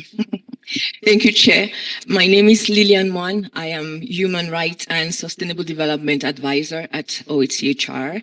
I have two quick questions, if I may, one for each of the presenters. Thank you so much for your presentations. The first question goes to Mr. Ebudo from the African Center of Statistics. You mentioned the challenges pertaining to the collection, availability, and usage of data, but I would also like to add the need for disaggregated data. That is crucial not only for development planning, but as we know, for the achievement of the 2030 agenda and its promise to leave no one behind. And in this, I include the need to collect data on internally displaced populations, refugees, people living with disabilities, which is often missing in the documents that are often shared, including by us UN agencies. I wonder what the Statistical Commission is doing in this regard, notwithstanding capacity and financial challenges, and how you think we can begin to address these challenges. The second question goes to Mr. Ibrahim. Thank you so much for your presentation. I was particularly pleased to see that you're working on several cross-cutting issues, including human rights, and I include the children's rights, labor rights, since we are here with UNICEF and ILO, among other sister agencies. Some of the issues that the division is working on, debt vulnerabilities, high debt burden, corruption, illicit financial flows, we know have severe implications for human rights. I was wondering if you have one or two concrete examples of ways how the division is integrating some of these issues in its programming and in some of its activities. That would be highly appreciated. Thank you very much. Merci. Thank you. We now give the floor to the Namibian Congress of Syndicates or Unions. Thank you.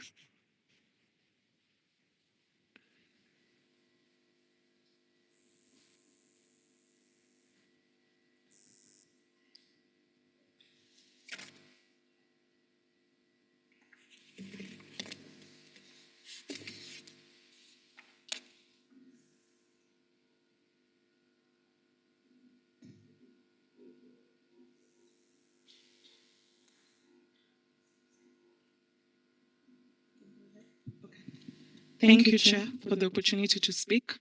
My name is Evelyn Mwendo from the Tax Justice Network Africa, and allow me to join others in saying thank you to the presentations that were just made by the two presenters. My submissions will be essentially to emphasize the recommendation that was made with regard to supporting African representation and leadership on global platforms. Amongst developing countries, the call for reforming the global financial architecture has been strongest from Africa. And indeed, it has become not only a global, but an African agenda. And for instance, there was a call to move decision-making on international tax issues to the UN, where developing countries, and particularly African countries, would have equal footing. However, Chair and member states in the room, as observers and as civil society organizations, we have noted that despite this opportunity to transform the global financial architecture to be on the negotiating table and do so, there is a lack of representation of African countries at this fora. Particularly, Chair, there are two important processes that are happening this year. This is the 4th Financing for Development Conference, as well as the negotiation of a UN Framework Convention on International Tax Cooperation. But however, we're seeing limited African participation. So, Chair, allow me to just join the call in encouraging member states to send human resources and to invest financial resources in these negotiations that are taking place in this various fora. We have to be at the table in order for our interests to be adequately catered to. And in 2025, more than any year, it's very important that we participate fully in these two processes. Thank you. Thank you, ma'am.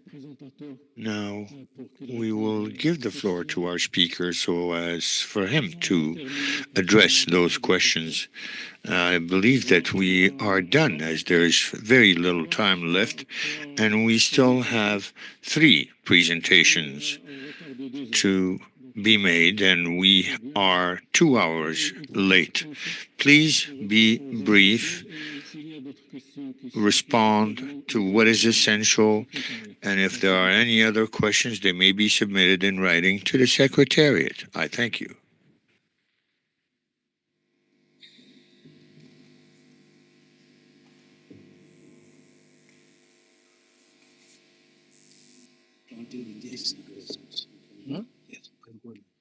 Okay. There are a number of points where I've taken notes, actually, the comments by TJNA, and also the need for capacity building in terms of tax information. So, but let me just respond to 3 points. One, in terms of the risk of the African Continental Free Trade Agreement in terms of opening up to multinational corporations. I think here, we shouldn't look at the agreement as a liberalization model, but as a development model. And if you're looking at it, it's actually to the benefit of African countries if they get together in terms of addressing illicit financial flows, having agree on a model in terms of trade misinvoicing, for example, have tax information. And it's very, very important here in terms of the implementation is to not to look at the tax people and the trade people as 2 distinct communities.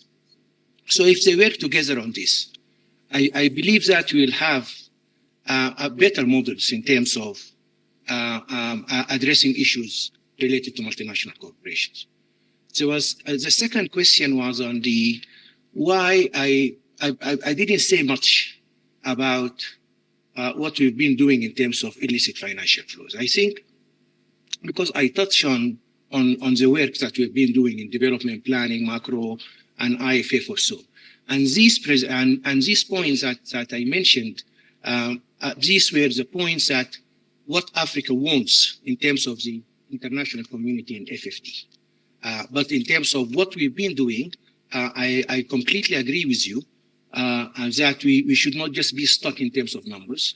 We've moved here in terms of ECA. We have been working with Uganda on profit shifting, with 11 countries in terms of getting having action plans in terms of addressing illicit financial flows. We're just now agreed with the African Union, in terms of what you say comparative model on this is to work together with them and ATAF and Tax Justice Network in terms of IFF. I'm really sorry that I have not actually spent time in terms of what we've been doing on these issues. In terms of debt and the strategy, this is my last point. I completely agree with you. What we don't have until now a continental sort of model in terms of addressing this. I think we really need to do this similar to what we've been doing in terms of illicit financial flows also. But in terms of the points that you mentioned there, I think for us as ECA, we've been working on guidelines, helping countries in terms of debt management. Our flagship application on economic governance in 2025 is working on debt management. We have also worked with UNCTAD in terms of looking at innovative sources of finance and their application in terms of climate finance and enhancing this for sustainable development. But definitely, I think we really need this, as well as the need for what I said here. I will be very, very helpful in terms of the authority on debt and all these things at the global level, because whatever we're doing at the national level, it will not be helped until we address this at the global level. The rest of the comments were noted. I will discuss with you in terms of some of the examples that we are doing in terms of human rights and how we integrate this in the work of the division, if you don't mind, in a one-to-one conversation. Thank you very much. I hope I haven't missed any major points in terms of your questions. If I have, I'm happy to discuss it and during the break. Thank you.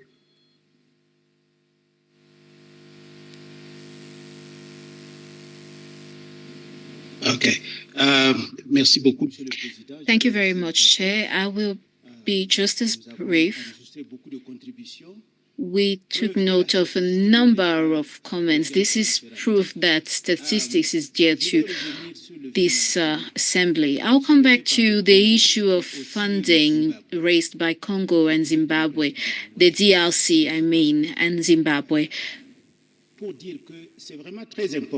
It is indeed very important. There are some countries that strove to establish statistics development funds. You have Senegal, for instance, but there are also countries where there was a tax levied for the development of statistics. But when statisticians went to finance or to the treasury, they were presented a number of conditions and told they will get nothing. This is to say that this is a major challenge that must be addressed. You need to support them, otherwise they won't be able to make it. Relying on international support or financial support is really impeding your statistical development. We have seen a country where the funder has withdrawn his support and it became a problem. So the advocacy at the level of ECA will continue, and at the African level we have a charter that provides that the funds be made available in order to develop statistics. In Cameroon, we have an initiative with the African Development Bank on the natural potential of Africa, and this will align with the implementation of the SNA 2025. Now for Gambia, we noted your input. allow me to say that indeed there is a delay in the implementation of standards. There are some countries which unfortunately are still working with the 1978 SNA, which means they have to skip 93, 2008 and move on to 2025. So this is a challenge that we need to address. Benin, it's more about the types of funding. I want to answer by saying that we have the strategy for the harmonization of statistics in Africa, the SASHA. This is our lead in this area.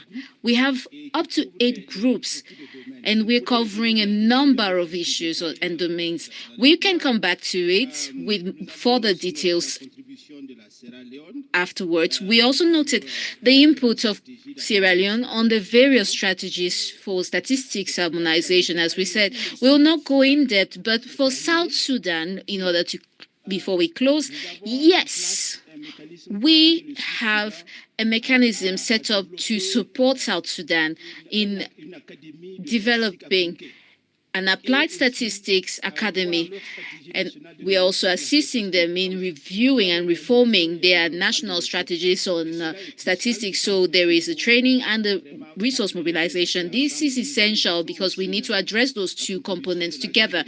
We have equally recorded the input of the UN agencies. This is to say that these issues have been taken into account. With regards to disaggregation, we have more details.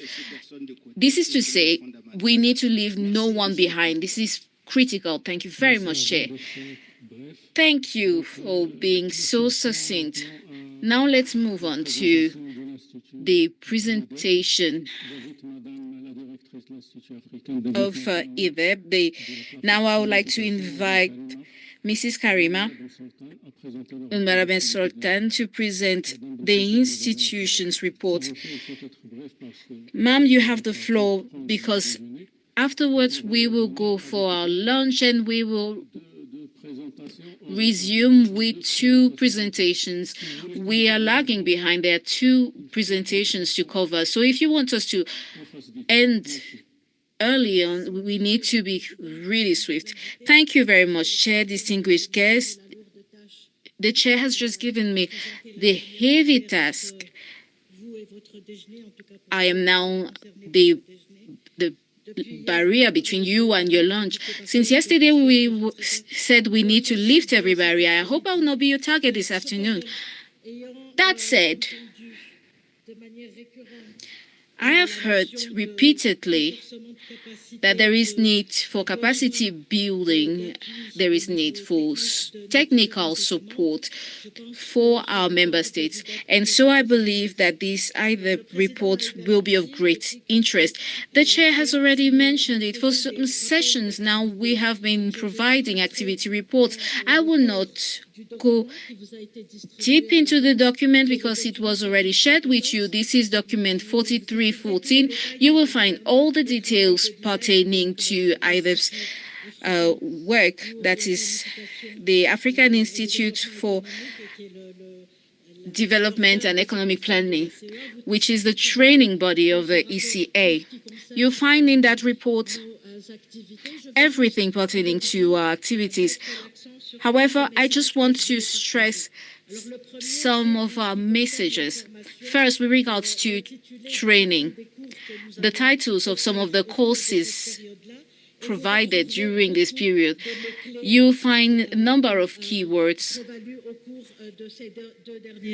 that prevailed during these past 2 days. For instance, capacity building in terms of planning. As it was announced 2 years ago, our focus is planning, conventional planning, may I say. But we have also stressed significantly prospection by introducing dynamic system modeling. You requested that we work on digital transformation. This is now part of the courses that are available. The free trade area is and continues to be one of our courses. We started a few years ago dealing simply with trade negotiations, trade policies, and we've increasingly adapted our training to the launching of the AFCFTA and its implementation. We've engaged with the main stakeholders, whether they be male or female, dealing with agriculture, entrepreneurship, electronic trading, electronic products. Yesterday afternoon, you insisted and stressed even this morning on the need for development funding.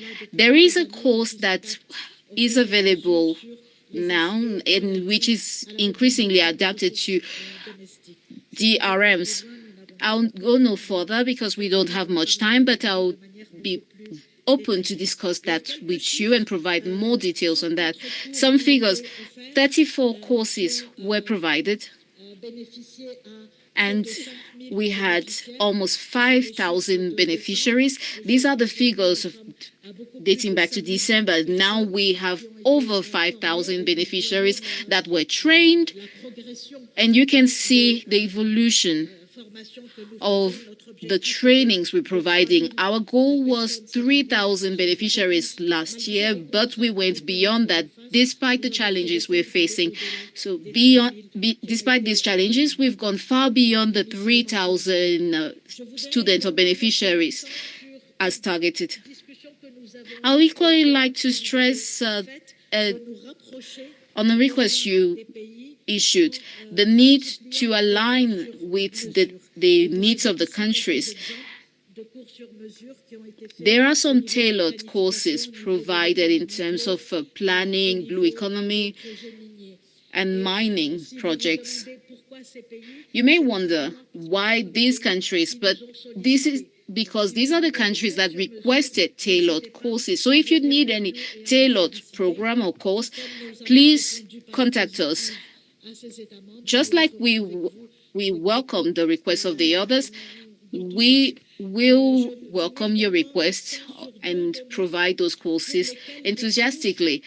I would also like to highlight two areas in which the courses led to activities and operationalization. Sometimes we are asked, you're training, but why are you training? What is the outcome of your training? What is the end game here?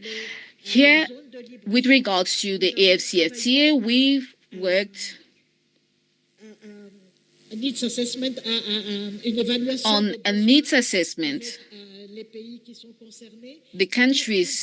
for the countries involved in order to further engage the private sector, and this has led to some training programs that touch both on the private sector and the public sector. Some of those courses are advanced courses, and some countries are now completing the development of their implementation plan. They will do so by the end of the year. You sometimes stress the need to create jobs in our countries. We've worked with a number of partners on trainings on the vocational training and technical training, which has led to the monitoring, the adaptation to the needs of our markets on the use of ITCs, especially in some countries.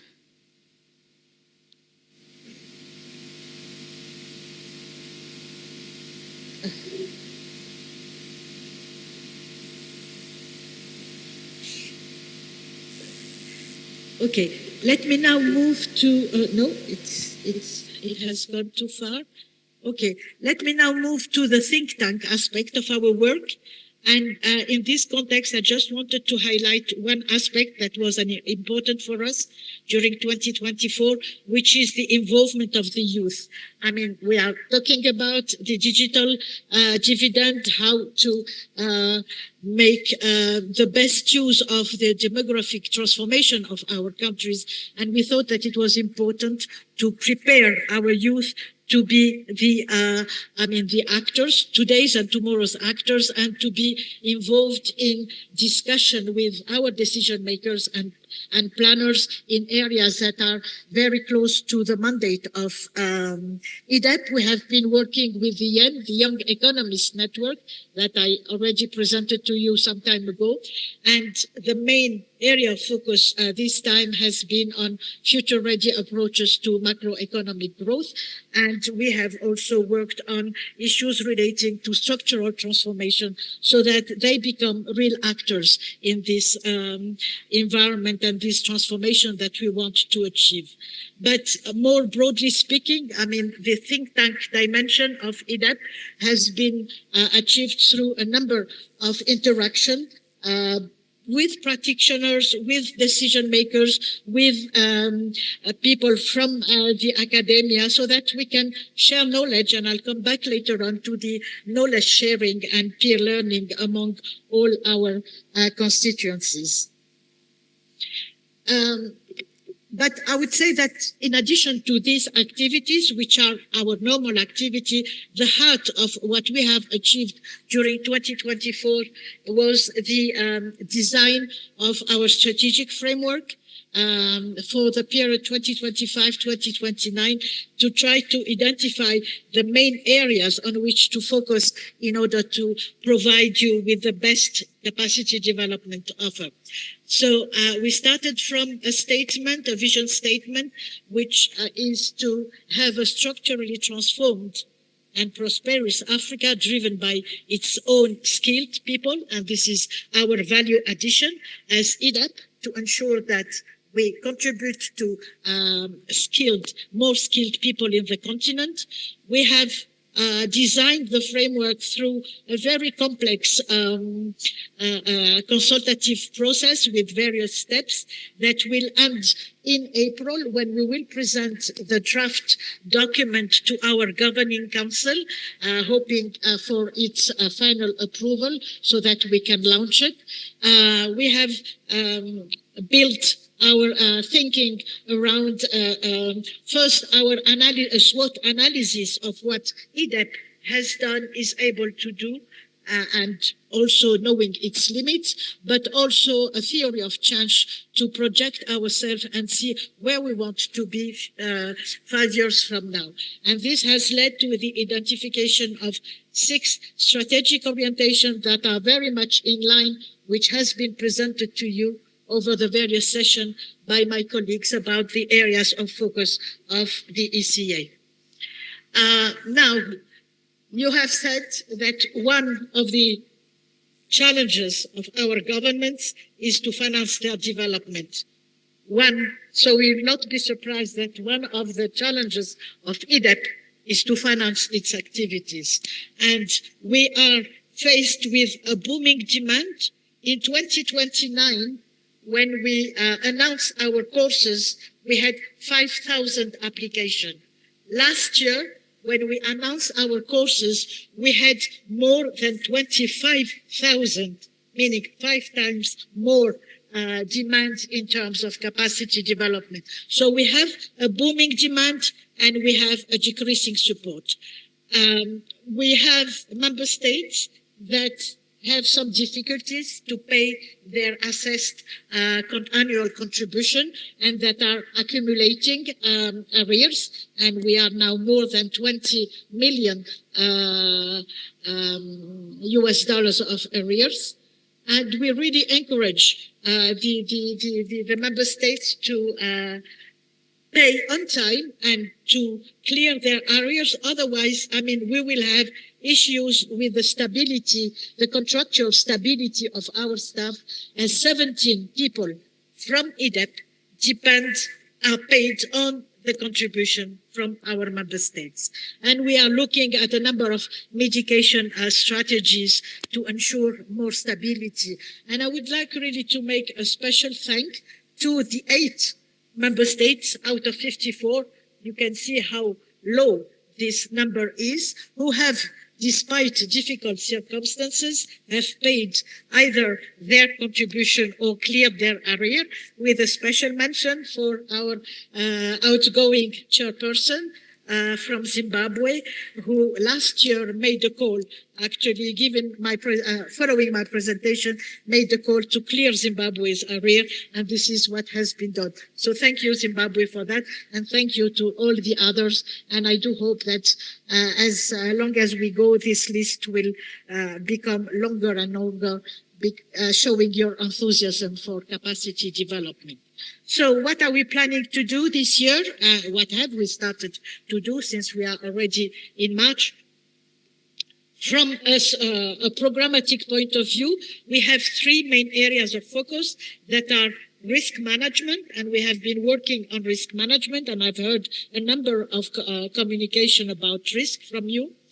We will be working on social protection, and we will launch a whole program on future-ready workforce.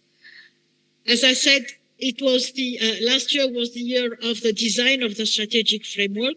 So we will launch its implementation with a notion of integrated capacity development program, considering our various training courses as building block of something more holistic that would not be seen as just a training offer, but as a support to member states to integrate capacity development within their development processes to make them more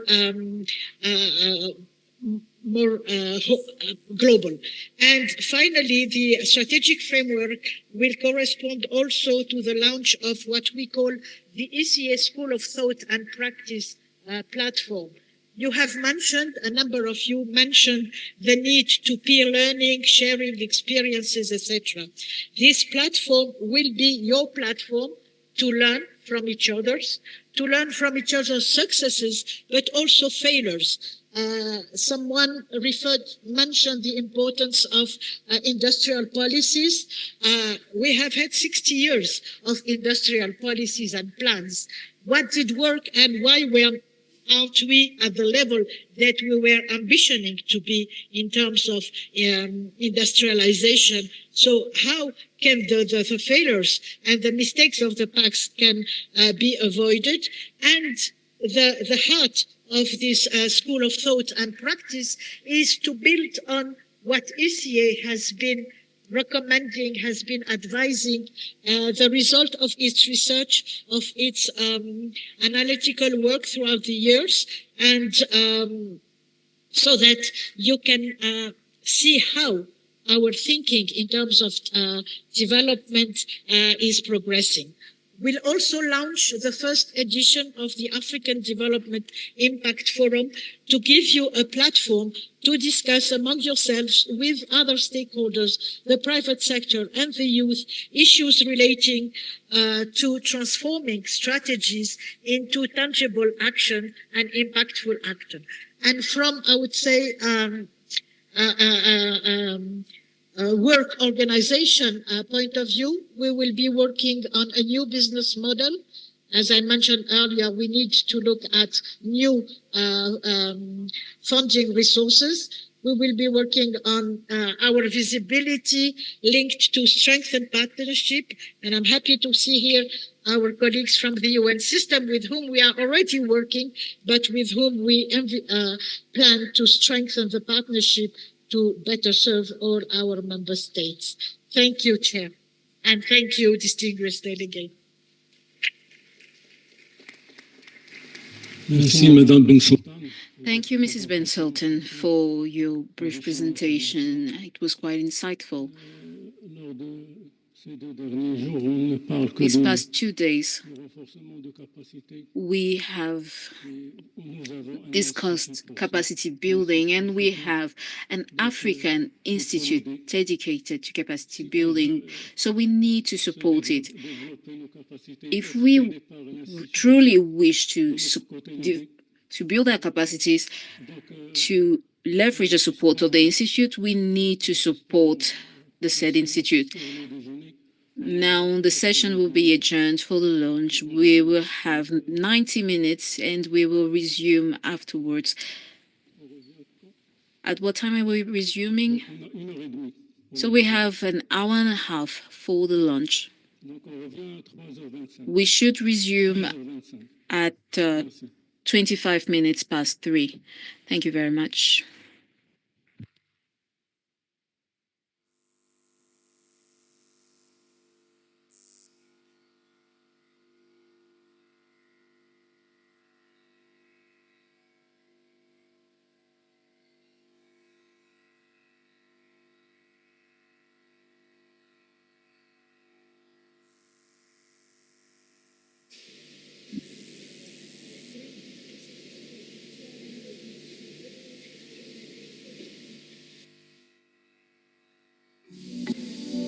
Distinguished delegates, ladies and gentlemen, it's time for lunch. For those who are eating, others can support us spiritually.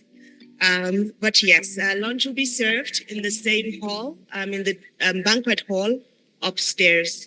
A kind reminder that food packages are available for those who are observing Ramadan later today. We'll be back in 1.5 hours' time, so please let us come back and kindly take our seats by 3:25. Thank you so much. Have a good break.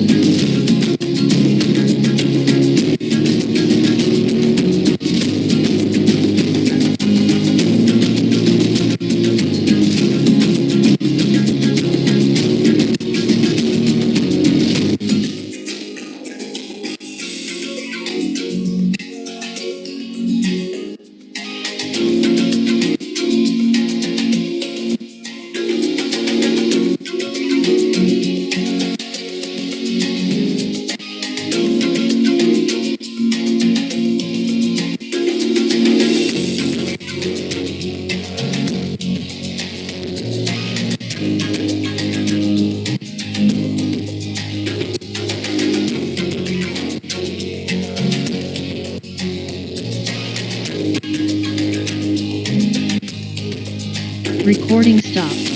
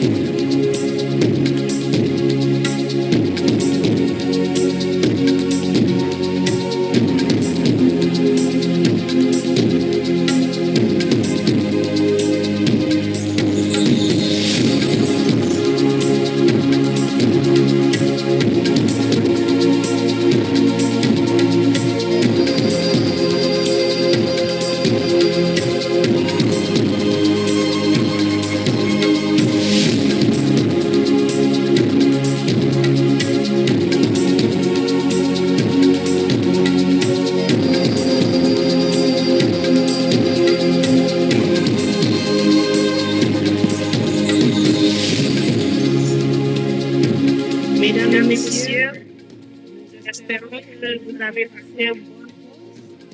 Je vous invite maintenant à rejoindre nos places pour que nous puissions commencer. Ladies and gentlemen, we kindly invite you to take your place so we can start. I'll now pass it on to the chair.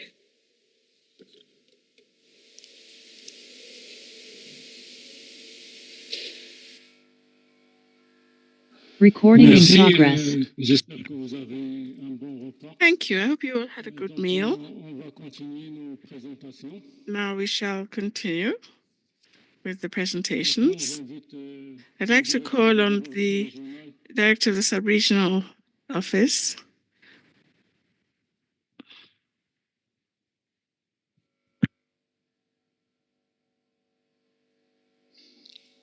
Donc, comme j'ai dit, maintenant, j'invite le directeur du bureau. I was saying, North Africa, Mr. Adel Osherka, kindly come to present the report.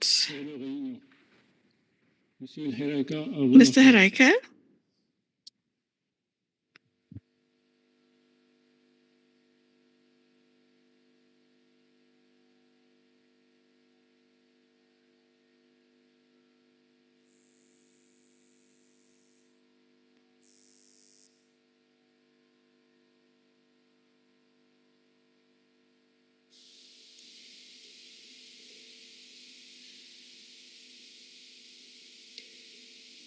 Madam Eliraika, Director of the Sub-Regional Office for North Africa. The reports of the sub-regional intergovernmental committees of senior officials and experts. All right. Back is okay. Thank you.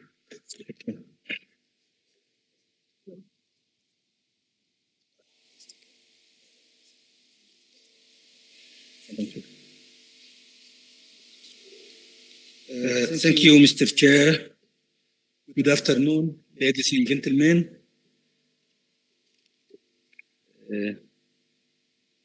This is a presentation of a report on ECA sub-regional offices, intergovernmental committees of senior officials and experts, ICSOE, or for short, just ICE. As you all know, we have 5 sub-regional offices, and these sub-regional offices organize their mini conferences of experts, senior experts, and officials every year.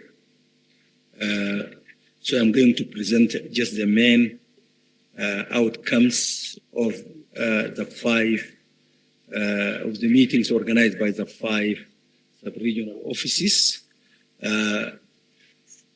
First, we have the 3rd joint ICE for North and West Africa. It was jointly organized in Rabat, Morocco, in November 2024, on the theme of accelerating implementation of the agreement establishing the African Continental Free Trade Area in North and West Africa through digital transformation and economic diversification. And the second ICE, 3rd joint ICE for Central and East Africa, was organized in Yaoundé in October on the theme of research and innovation solutions to fast-track economic diversification in Central and Eastern Africa.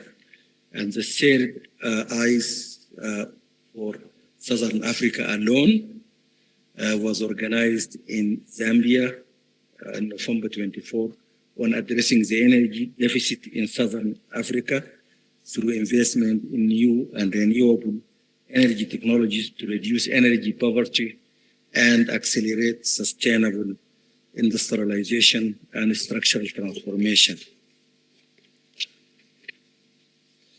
The objective of the ICE are to review and validate activity reports prepared by sub-regional offices and planned work programs of SROs, and to offer a platform for discussion on recent economic and social developments in the sub-regions, and to formulate policy recommendations in relation to the themes of the meetings. Attendance, each of the 3 ICE was attended by more than 100 participants from member states, including government representatives, private sectors, and civil society organizations and experts. as many of you attended this ICE, each year we elect a new bureau, and you can see here the bureaus for Central Africa, East Africa, North Africa, Southern Africa, and West Africa.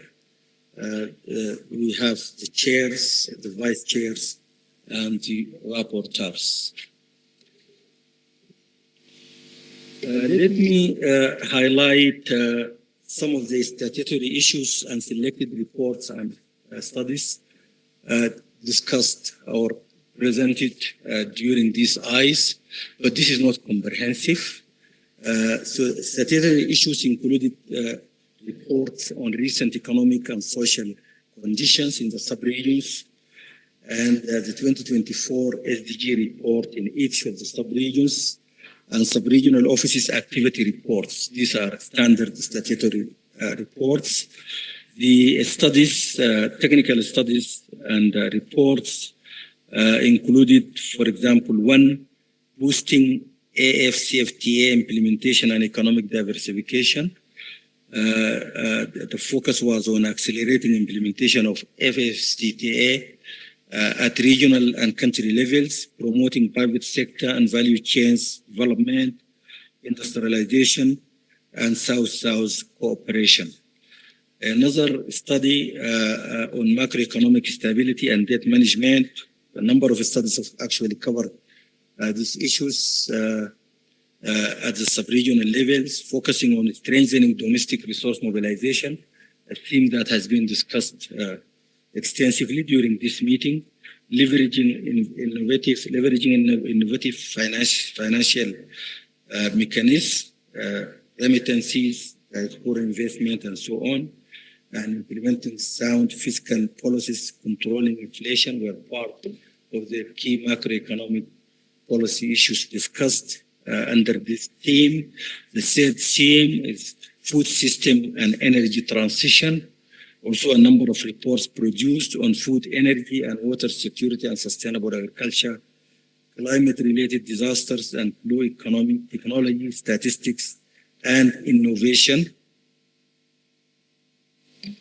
And the key development challenges tackled or tracked, rather in my view, because we'll continue to work on these themes, which we discussed and deliberated upon, and will follow up our recommendations at country levels and at sub-regional office levels. So the key challenges included macroeconomic challenges and debt sustainability, which has been discussed actually extensively also during this meeting. So the issues include rising public debt, inflationary pressures, and fluctuating commodity prices. Then the issue of infrastructure and energy deficits, Southern Africa, energy shortages, slowing economic transformation and growth. Of course, there is a huge contrast between North Africa and generally and Southern Africa in terms of energy transition. And these were some of the issues that were discussed, and policy exchanges and peer learning opportunities were provided. North and West Africa's digital transportation and infrastructure transformation and infrastructure gaps that limit trade and connectivity, and in Central Africa's dependence on raw material discussed. SDGs progress remains low, as you all know. Under climate change, security, and economic diversification, we also took note of limited economic diversification and limited innovative and effective integrated strategies to ensure water, energy, and food security, especially in North Africa and in the Sahel region. Security concerns were also discussed. Security crises, water scarcity, and food insecurity, which pose risks to sustainable development, especially in North and West Africa. Climate-related disasters and prolonged droughts. So these expert meetings Included with a number of important recommendations. I'm just summarizing the key recommendations from the first meeting of Central and Eastern Africa. So we have recommendations for ECA and recommendations for member states, and these recommendations have to be really followed up and implemented. So this is a reminder to ourselves and to our member states represented by chairs of bureaus.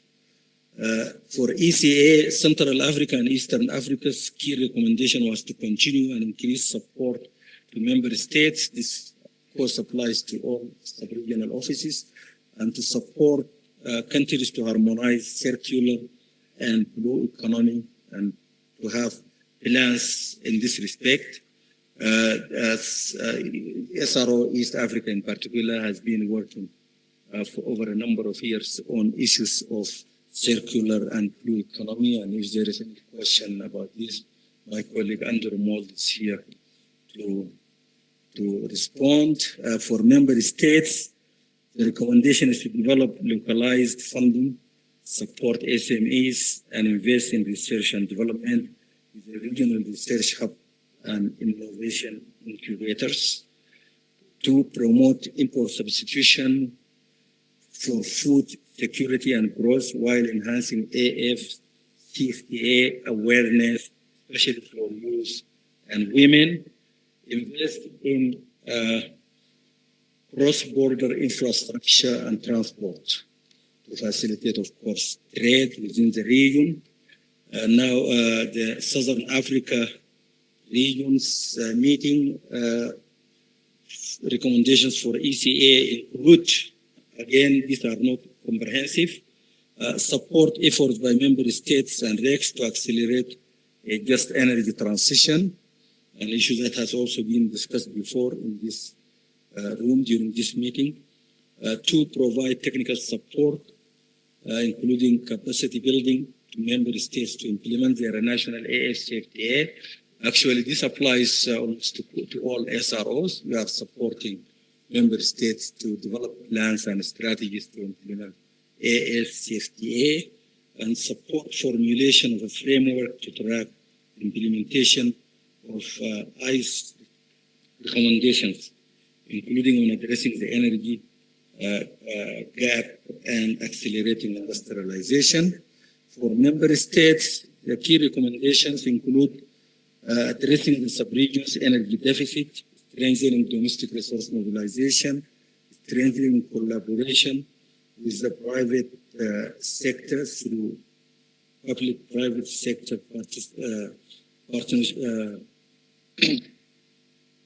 partnerships to de-risk investment in the energy sector, and to adopt measures to accelerate industrialization by developing a manufacturing base and value addition processes that could boost the value of exports. Finally, the recommendations made by ICE organized by North and West Africa for ECA included addressing food insecurity and terrorism, strengthening governance, support statistical capacities, and macroeconomic adjustments and South-South cooperation in West Africa. To improving financial mobilization and debt management, leveraging diaspora's contributions and fostering regional cooperation, green value chains, and digital trade in North Africa. All these recommendations are detailed in the reports, in the respective reports that are available online, produced by SROs following these meetings. And the final recommendation for ECA is to enhance South-South cooperation and to fast-track AFCFTA and push strategic planning and reporting for Agenda 2030 and Agenda 2063. For member states, the recommendations include: 1, modernizing statistics, improving infrastructure, and collaborating with the private sector and exchange expertise and knowledge related to trade policies and digitalization in the two sub-regions. Actually, during that meeting, it it was clear that countries from West and North Africa, there is a huge digital divide between these countries. You know, some of them are really very advanced in terms of digital systems. Some of them are less advanced. The second recommendation has to do with implementing sound fiscal policies, controlling inflation, enhancing this sustainability, and diaspora's contributions through remittances and investments. And finally, member states committed to address climate change, to make efforts to address climate change and food security, use digital solutions in key sectors, and expand group initiatives. So I come to the end of this presentation of this report. I have my colleagues, directors of sub-regional offices here in the room if there is any question. Thank you.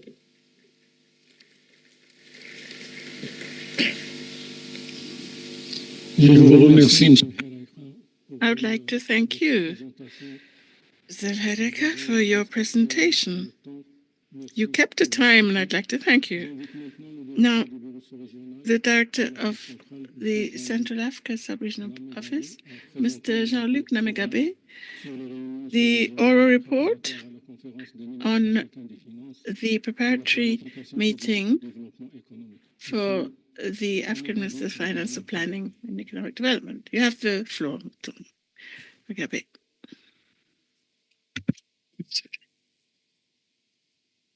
Merci, Monsieur le Président. Thank you for giving me the floor, Chair. Good afternoon to all distinguished delegates. Focus on the report of the sub-regional dialogues, which were organized by our sub-regional offices with the aim to socialize the theme of the Conference of Ministers and try and gather views coming from our sub-regions. As you can see on that slide, all our sub-regional offices organize the pre-com dialogues in multiple and diverse formats. All of us had a specific session during our IXO, our statutory meeting, where we discussed the implementation process of the FCFTA and draw some. Est-ce que vous avez la traduction en français? Are you receiving the interpretation into French? Non. Donc on arrête jusqu'à. No, so let's give it a minute. All right, thank you. Is it coming through? Non, il est French. Maintenant, elle est là. Elle est là. Non, j'ai demandé à la salle et ils ont dit qu'ils n'ont pas la. No, I was asking the room. It seemed that we know you're there, Madam Interpreter. It wasn't coming through in the room. Thank you.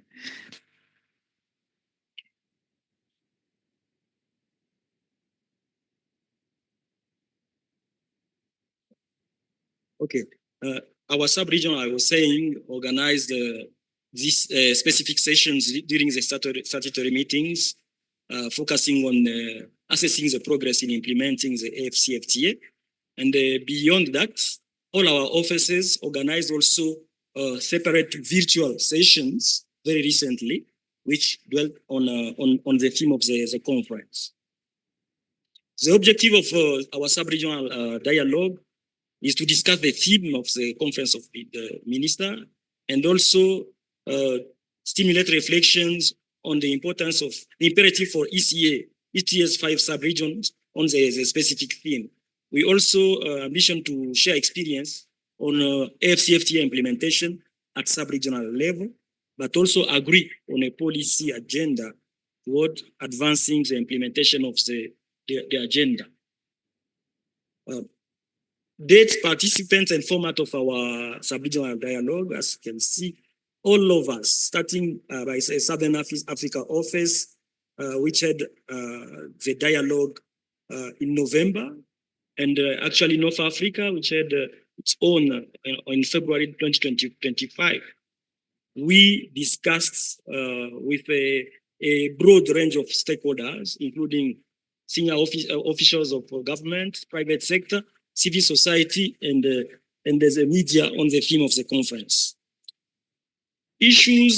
Specific issues arising from discussions at sub-regional level. For West Africa, for example, it was underlined the need to continue building the awareness and strengthen partnership and resource mobilization for effective implementation of the CFTA strategies. Most of our countries in West Africa and other sub-regions have their national strategies. The call is now to move toward expediting and advancing on the implementation side.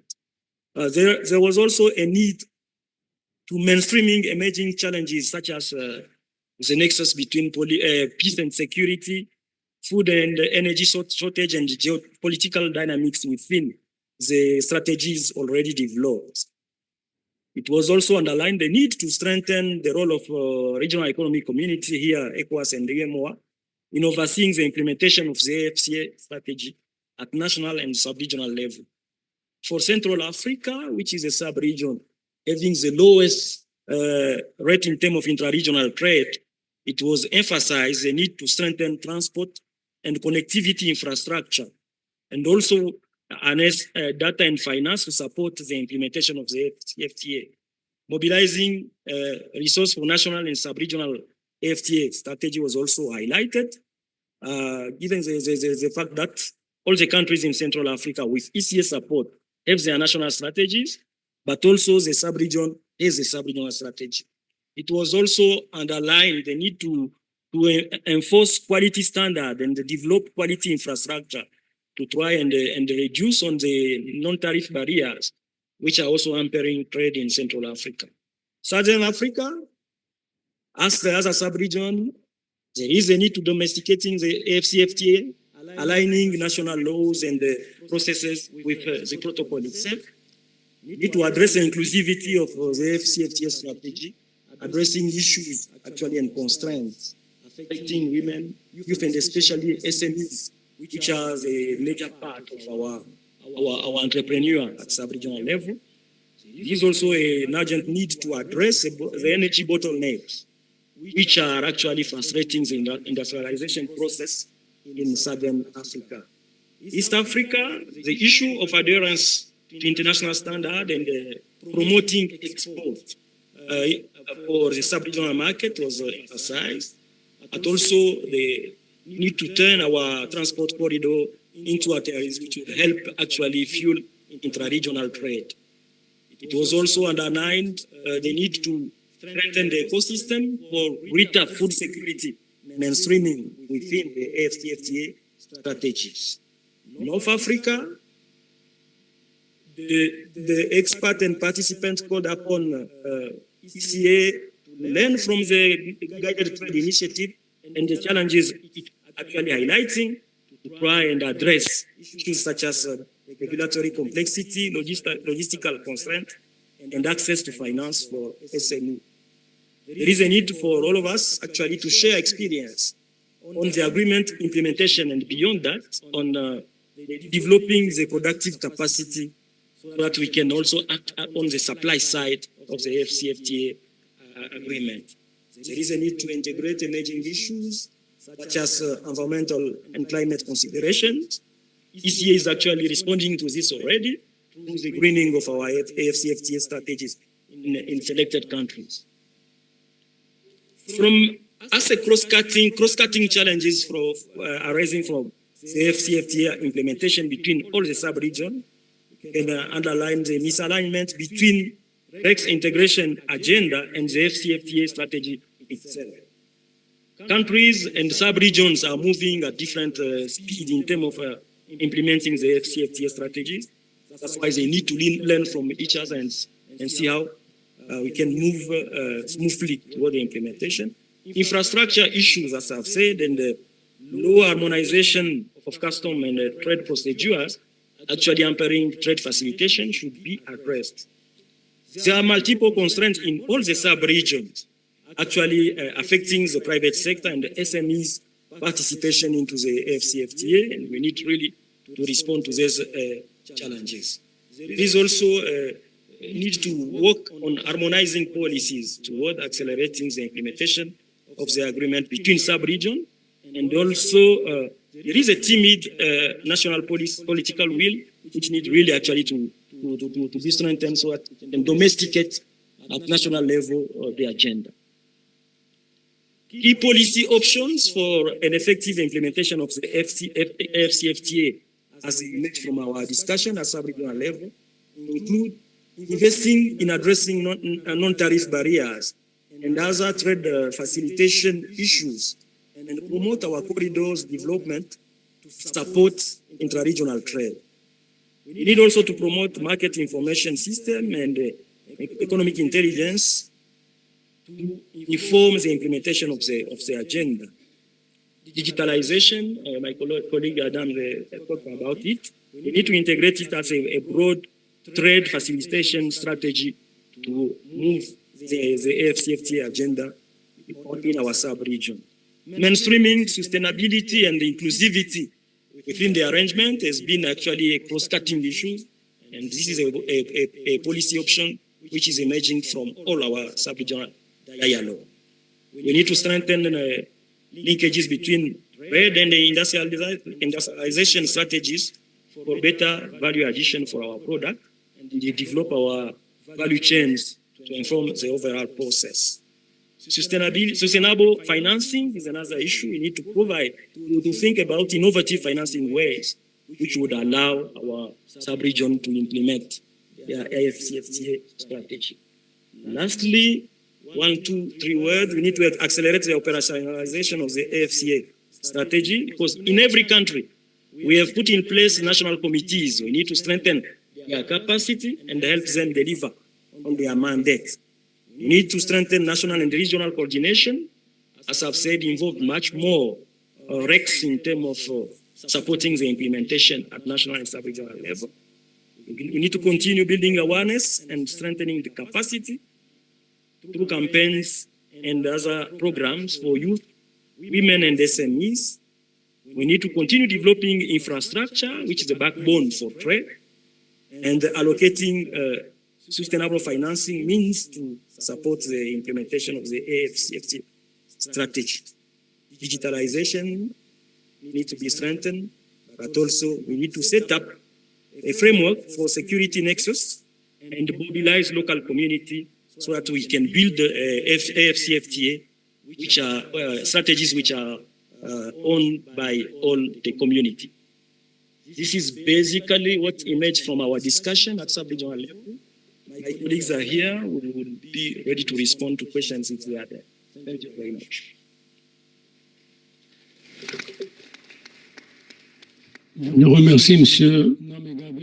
Mr. Namegabe, I would like to thank you for your succinct presentation. Distinguished delegates, the floor is, we're going to open the floor, but not open it wide. We're going to have a list of speakers who shall be given the floor, but we hope there are not too many speakers, because this is a presentation we should have heard this morning. So really the time allocated for it has passed, but out of solidarity, let us just stick to the main points. We do need to speak to this, but let's go straight to the point. So thank you. I would like to give the floor.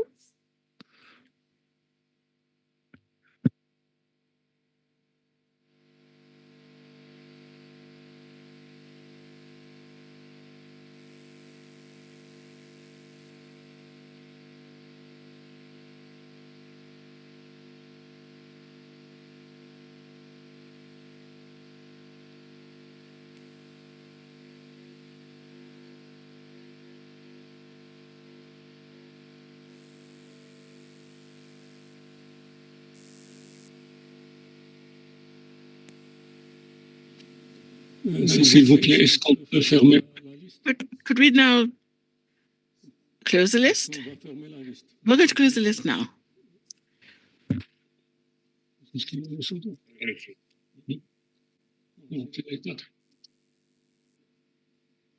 Donc, on a 4 États membres. On a les retirés. On a le Maroc. On a la Gambie. So we have Morocco, we have the Gambia. Thank you, Chairperson. On a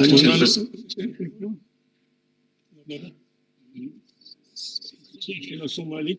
La Somalie. I think the other was Somalia. Pour les observateurs. For the observers.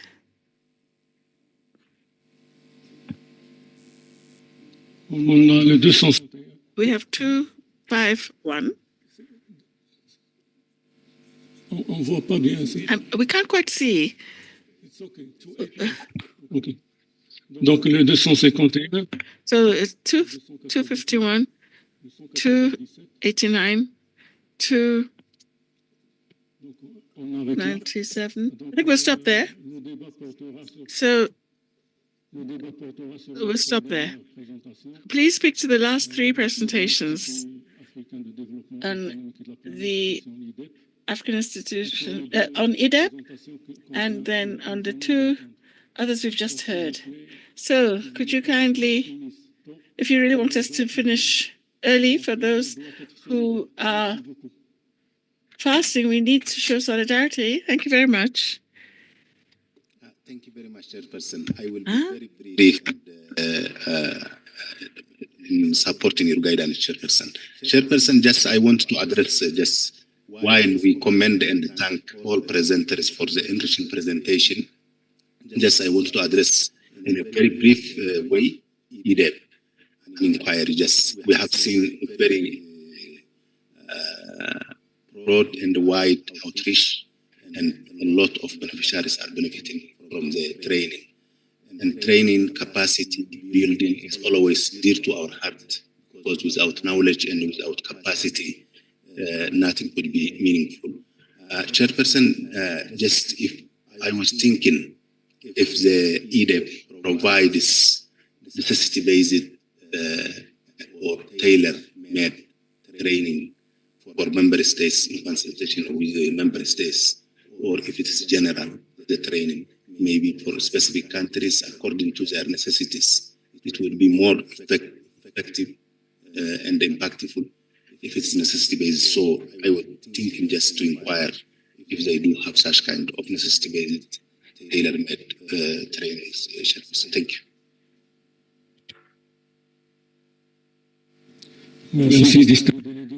Thank you, distinguished delegate from Eritrea.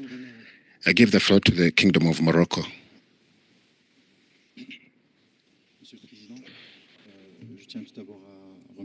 First of all, I'd like to thank the people who have presented today. We take this opportunity to express our appreciation for the great collaboration between ECA and the Kingdom of Morocco through strengthened partnership and support to different issues of development, as well as capacity building. We would like to thank the Director of the ECA for Africa for the presentation on the issue of security on its different dimensions and forms. In North Africa, many countries are affected by climate change through energy in the context of uncertainty and international trade. This process requests considerable effort on food security, energy, and environment from the region. To be able to address the challenges, we have seen the negative effects, and we encourage ECA to develop a program which brings together the elements to support countries through elements of capacity building, support in analyzing the stakes and the challenges, and analyzing policies which are customized to the specificities of each country. I'd like to express the will of the Kingdom of Morocco to share their experience and expertise in this area and to contribute to the regional efforts for better resilience in face with the transformation. Thank you, Chair. Thank you, distinguished delegate from the Kingdom of Morocco. We give the floor to Gambia now. Thank you very much, Mr. Chair, once again for the opportunity. I also wish to thank the presenters for the valuable information they have shared. So I wish to start with IDEP. given the demand, from the presentation, we saw the surge in demand for capacity building. But at the same time, in the RECs, you have capacity building institutions. So I don't know how far does IDEP collaborate with direct capacity building institutions like MEFME, YFM, and so on to deliver some of these important, capacity building deliveries. The second point is on the last presentation. So I noted that in terms of strengthening the role of ECOWAS and UEMOA in overseeing the after implementation. But in the ECOWAS, of course, that is in the West Africa. So UEMOA is a subset in ECOWAS. But we have WAMI as well. We get also another subset in ECOWAS. So I'm wondering why WAMI is not also used in overseeing the implementation of AFCFTA. The last one was on non-tariff barriers. So we saw this to be very central, one of which, of course, yesterday in the discussion, we talked about, the issue of person movement, or movement of person, so which is itself a barrier, and it's a non-tariff barrier, and some of other things. So, and it has been featured here again to be a key challenge in AFTA. There's non-tariff barriers. So I'm wondering also, ECA and AU to make a deliberate policies towards this to address the issue of non-tariff barriers, not to promote trade, and realize the benefit of AFCFTA. Thank you, Mr. Chair, for the opportunity.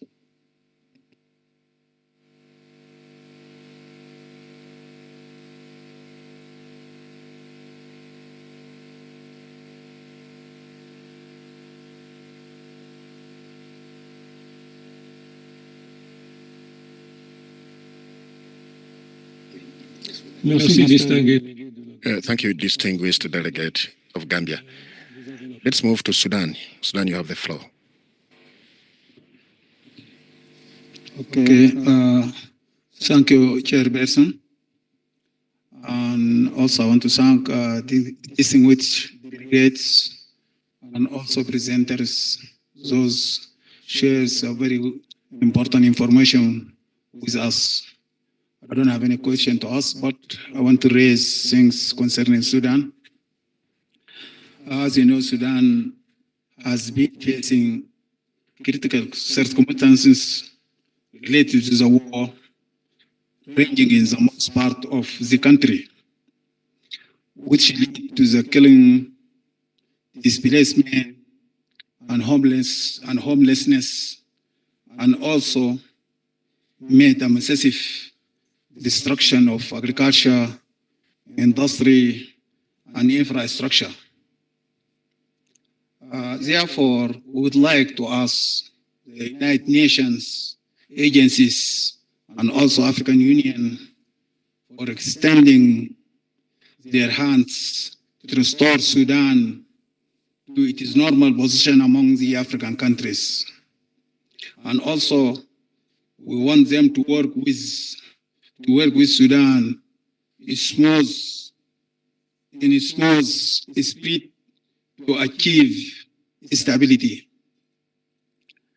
and to provide financing and technical and institutional support to the many sectors and fields and issues, especially to improve the environment for citizen life and to reform health institutions and to fulfill the obligations for the African Continental Free Trade Area and to fulfill the 2063 SDGs And for this reason, we would like to see Sudan in a strategic framework for the years 2025 to 2029. Thank you.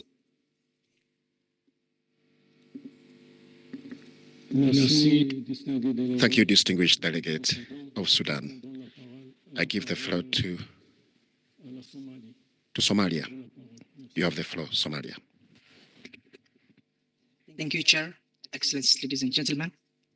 Somalia is committed for the implementation of Africa Free Trade protocols, including the harmonization of customs. For the harmonization, we have made a remarkable progress in strengthening cross-border collaboration with our neighboring countries, including Kenya. We have recently launched a project for the cross-border collaboration with Ethiopia, Somalia, and Kenya. And we have made a good improvement. Despite progress, challenges and security persist, as well as the problems from the infrastructure, including the roads, as well as the other trade facilities. We have also other, key initiatives we have taken, including the establishment of Somali National Bureau of Statistics. This will be part for the strengthening our capacity for the harmonization process of customs. Mr. Chair, we have to eliminate the tariffs for the goods within the African continent. We have the capacity to export different, grains as well as the other products from African member states. But we have, to eliminate the tariffs. The tariff was one of the problems currently we are facing. If one country cannot, export their products to other countries, so harmonization was the really very critical point. For the climate change, building resilient infrastructure is imperative to withstand climate change impacts and mitigate future risks, as well as the disaster risk management measures.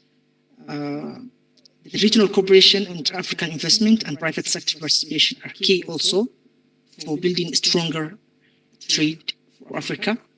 And now we are making a harmonization for our data management systems, as well as the immigration. Thank you so much.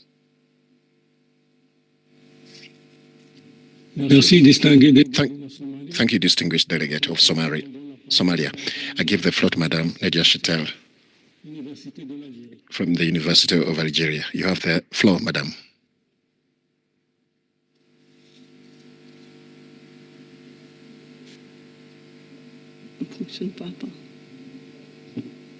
Merci, Monsieur le Président. Thank you, Chair.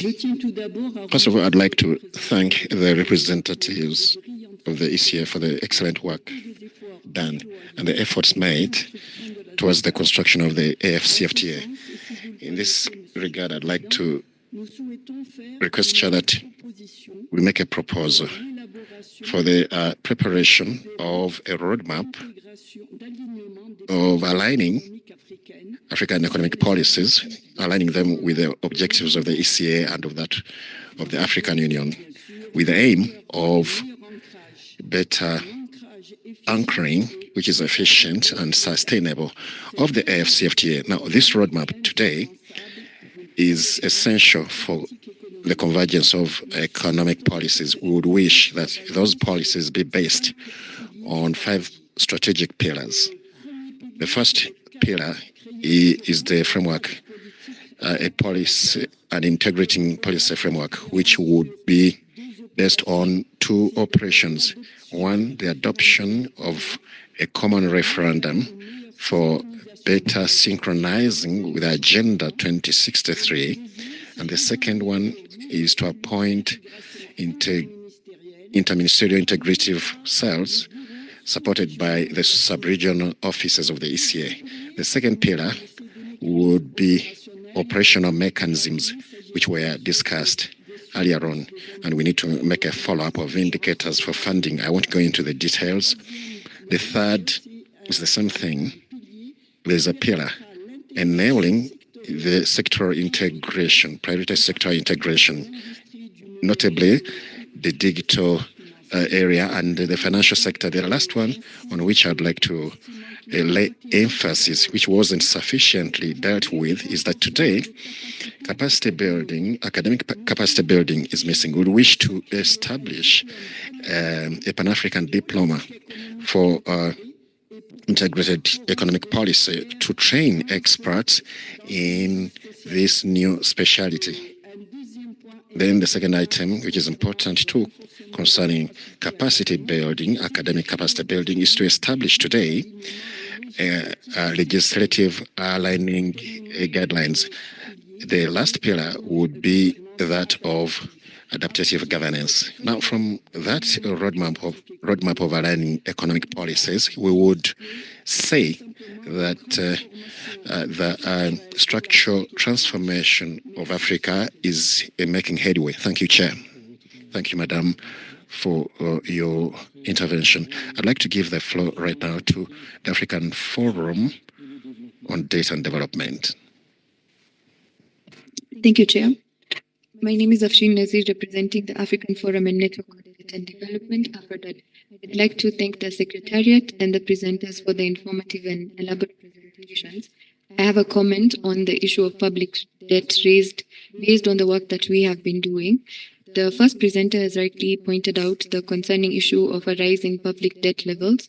Public debt in Africa had reached $1.8 trillion as of 2022, and statistics have pointed out an increase of 183% in debt levels in the span of only a decade.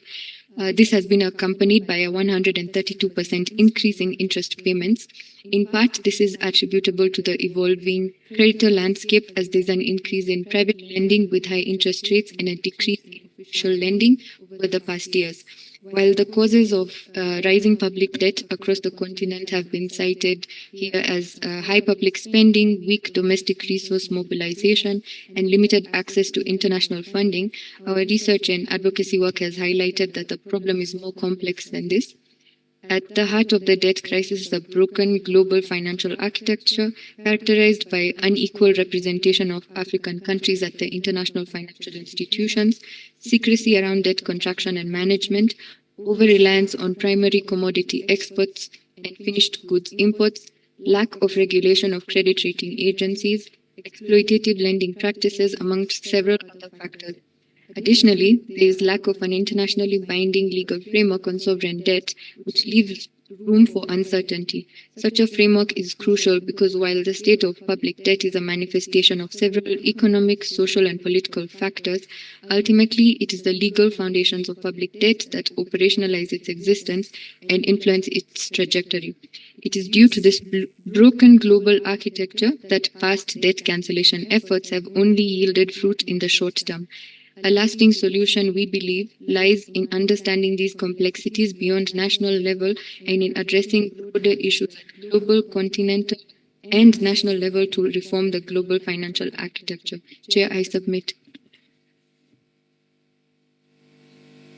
Thank you, Madam, for your comments.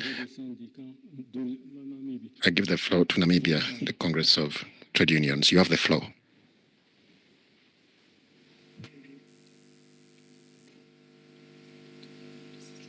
Thank you very much. Chair, allow me to join the chorus of thanking the organizers for good hospitality and presenters for presenting a very comprehensive reports and positions. However, allow me to highlight the FFD4 that development should be human-centered, whereby it prioritizes two very important aspects, which is decent work and social protection. These are entrenched in SDG 8 and SDG 1, which cannot be implemented without strengthening capacity that was already said throughout the discussion, which is supported by SDG 17.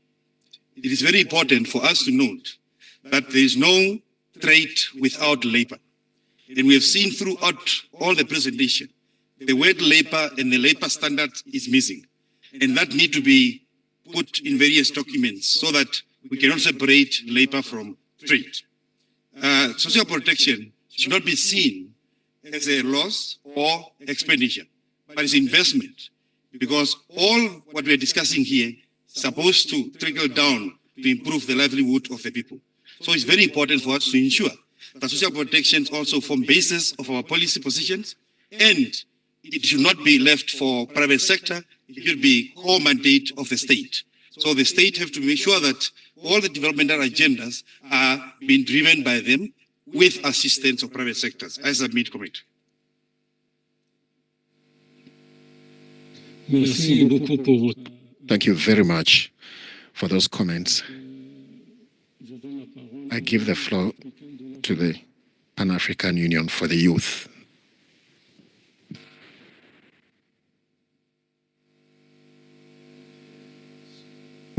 Okay, thank you so much. My name is Dr. Mbeskan Tarrakain from Model African Union, Ethiopia. So, as many of us know, the African Continental Free Trade area is established in 2018. So, its aim is, when we see in practice, it aims to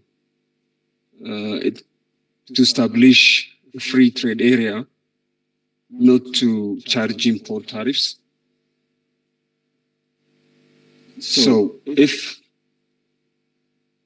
the African Continental Free Trade Area concerned, so my question is on regarding the balance between the ambitious African Continental Free Trade Area, specifically with the idea of the removal of taxes or any charges with import, with that of the country's interest in increasing the domestic resource mobilization. So balancing the ambitious African Continental Free Trade Area, particularly the removal of tariffs on 90% of the goods traded within the continent, with the individual countries' interest in increasing domestic resource mobilization, is really a critical area. So it's a critical challenge. So I really want to see how countries are really interested to balance. I've been the chance to be part of different sessions that aim to enhance countries' domestic resource mobilization. So how do countries are really entertain this idea? If there is no tariff, charge from some goods, how many African countries are interested to welcome this idea? So I want to hear from for the general discussion, how do we really balance the need to remove tariff or charges, charges on commodities or goods, and the need for increasing internal domestic resource mobilization. Thank you so much.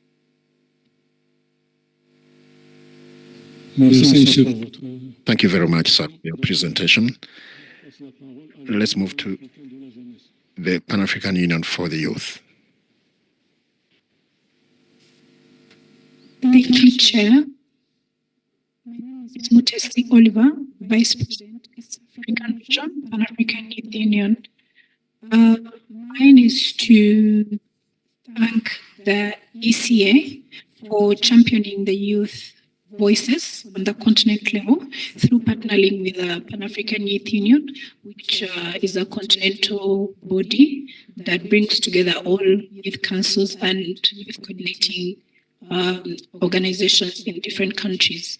Our organization is hosted by Government of Morocco, and we want to thank the ECA for moving this journey with us. During the Summit of the Future, the Executive Secretary of ECA sat with us for 3 hours at this very place making sure that the young people's voices are heard and they were being captured for that were presented at the main event, and the outcome documents were presented on the soft outcome documents and the websites. The ECA also is partnering with the Pan-African Youth Union to host the youth event this very weekend on Saturday to make sure that young people's voices are heard and are captured. So we want to thank you for making sure that these policies are captured and they're disseminated to young people. As you all know, young people are the biggest population on the continent. If they cannot understand these policies, it means the population will not understand these policies well. So we want to commend ECA for doing that great job, and specifically the Executive Secretary, who is always sparing time to sit with young people to take us through and making sure that young people understand these policies and they go back home. They also, because most of these young people we meet are leaders. When they go back home, they take this information to fellow young people. So I want to thank the ECA for that. Also, the ECA is going to have this pre-event in Uganda on ARFSD to make sure that young people's voices are heard. And I want to request member states to facilitate their young people to come and participate, giving their voices so that they are captured in the main document that is going to be presented to the Ministers Forum. Thank you so much. That was from the Pan-African Union on behalf of the young people on the continent. Merci à vous.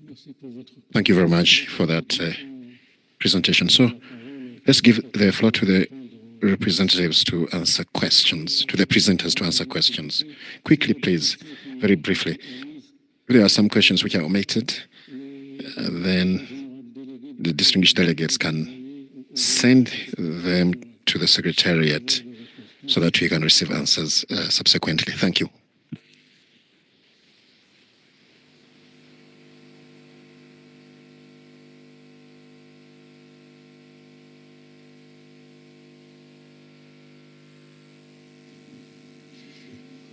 Merci, Monsieur le Président. Many thanks, Chair.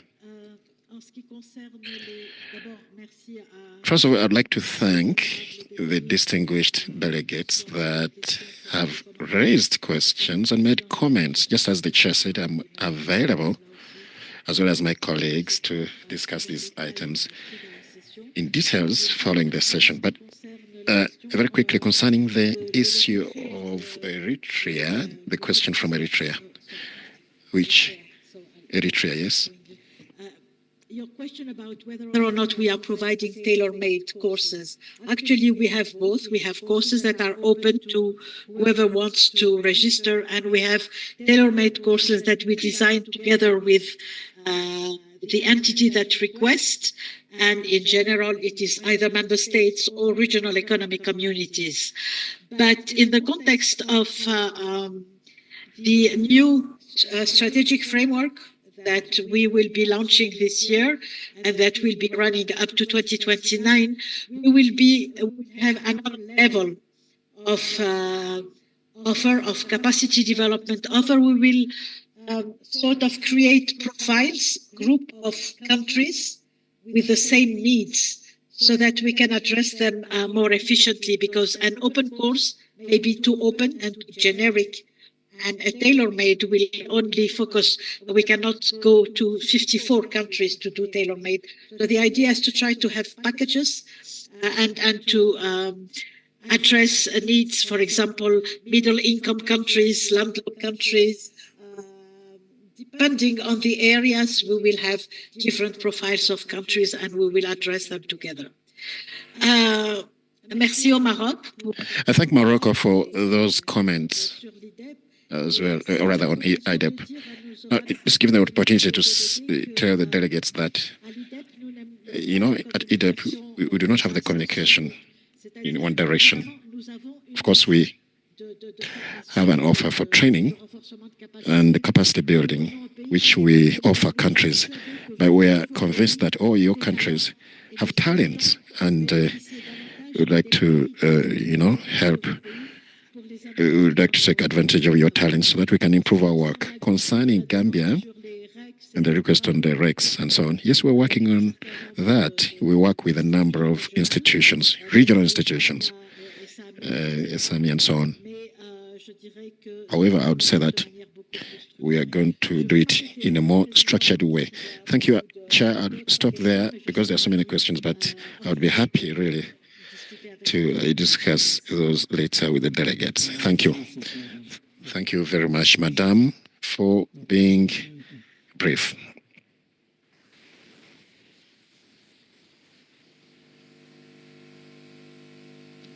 Okay, thanks, Mr. Chair. I would just respond to one specific question raised by the delegate from Sudan.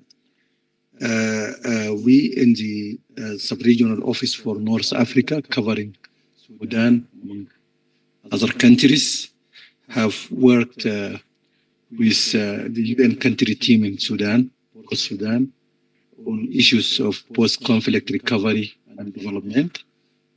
Actually, we developed a framework, an institutional and policy framework for post-conflict recovery and development, focusing on the transition from humanitarian to medium and short and medium term development. So we will definitely share this with the government, and we also plan to continue to work to support Sudan. By the way, the experience we have had in the Office of North Africa over the last 4 years on supporting countries like Sudan to build their tax capacity and enhance tax revenue is really a good example that we started to replicate immediately after Sudan got into war. We started to replicate this experience with other countries such as Libya and Mauritania. As I said yesterday, and this is really very important, if we have, on average, globally, tax GDP ratio is about 31%. In Africa, just look at the tax GDP ratio for your country. If you are below that average, then there is a lot of work to do at home. So we did support Sudan over 4 years, and it was very high-level support made possible by commitment from two sides, from Sudan and from Egypt. The Prime Minister of Egypt with 2 ministers were involved in this program of supporting Sudan to develop its tax system, administration, policy, and so on. So we organized tens of seminars and workshops in Egypt. And I think, I said yesterday, it was very impactful for Sudan. And we have a report available on our website. It was also proved to be impactful for Libya.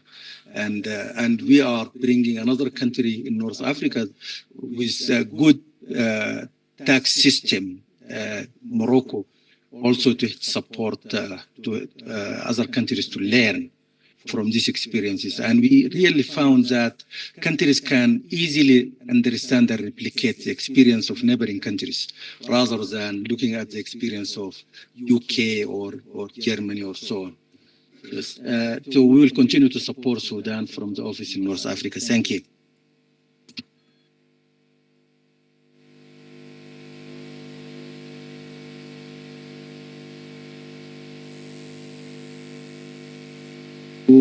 To respond to 3 comments. The first one is to continue underlining the commitment of ECA, its sub-regional offices, to continue working on the non-tariff barriers in tandem with the tariff escalation, the tariff reduction, so that we advance the AFCFTA commitment.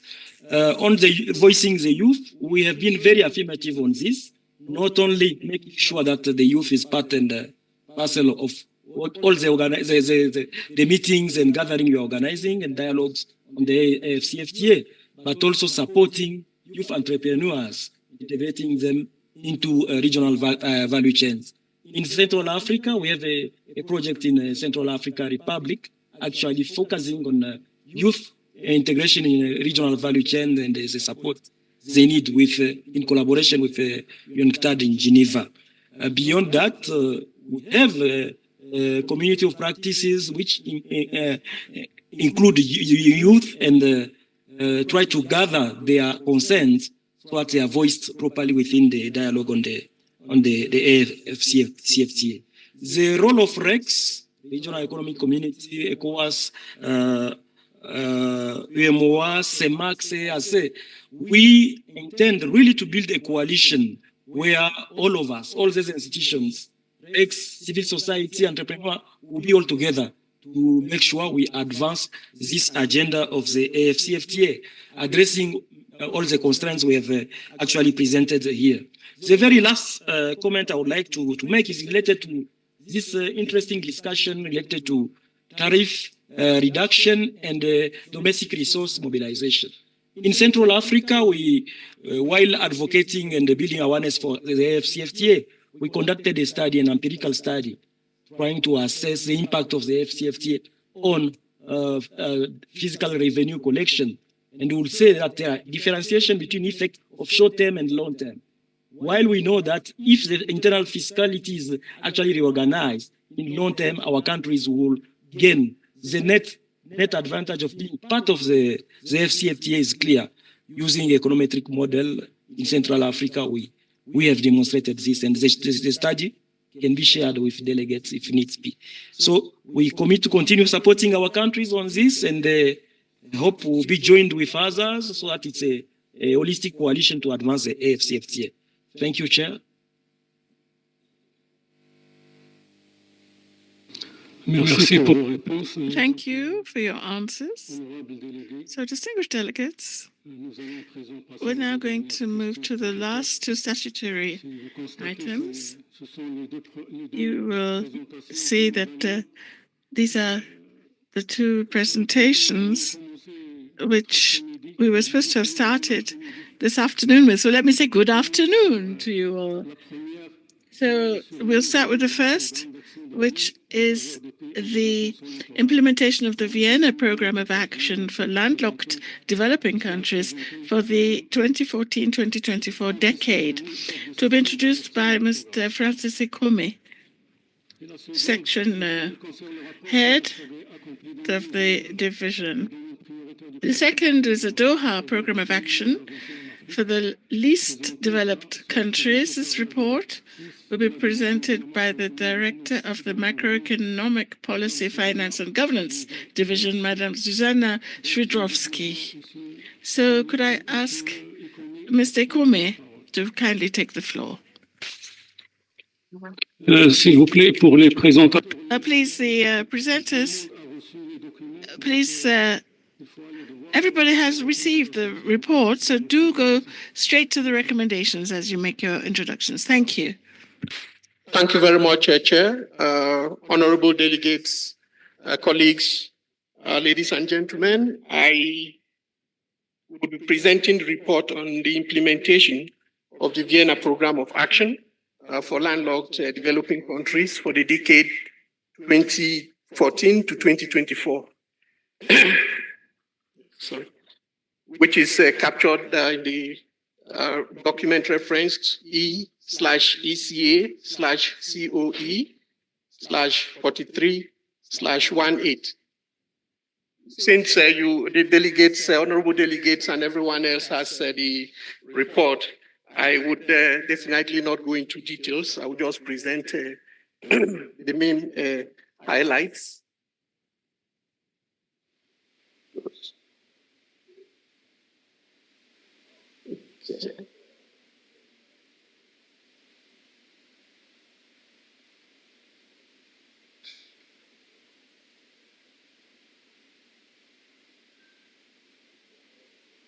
Okay, let me start by doing a light introduction on the VPOA.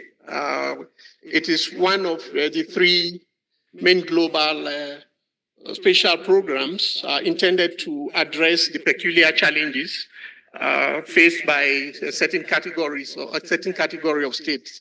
There is the Vienna Programme of Action. Then we have the Samoa Pathway Program, which is focusing on small island developing states. And then we have the Doha Programme of Action, which speaks to least developed countries.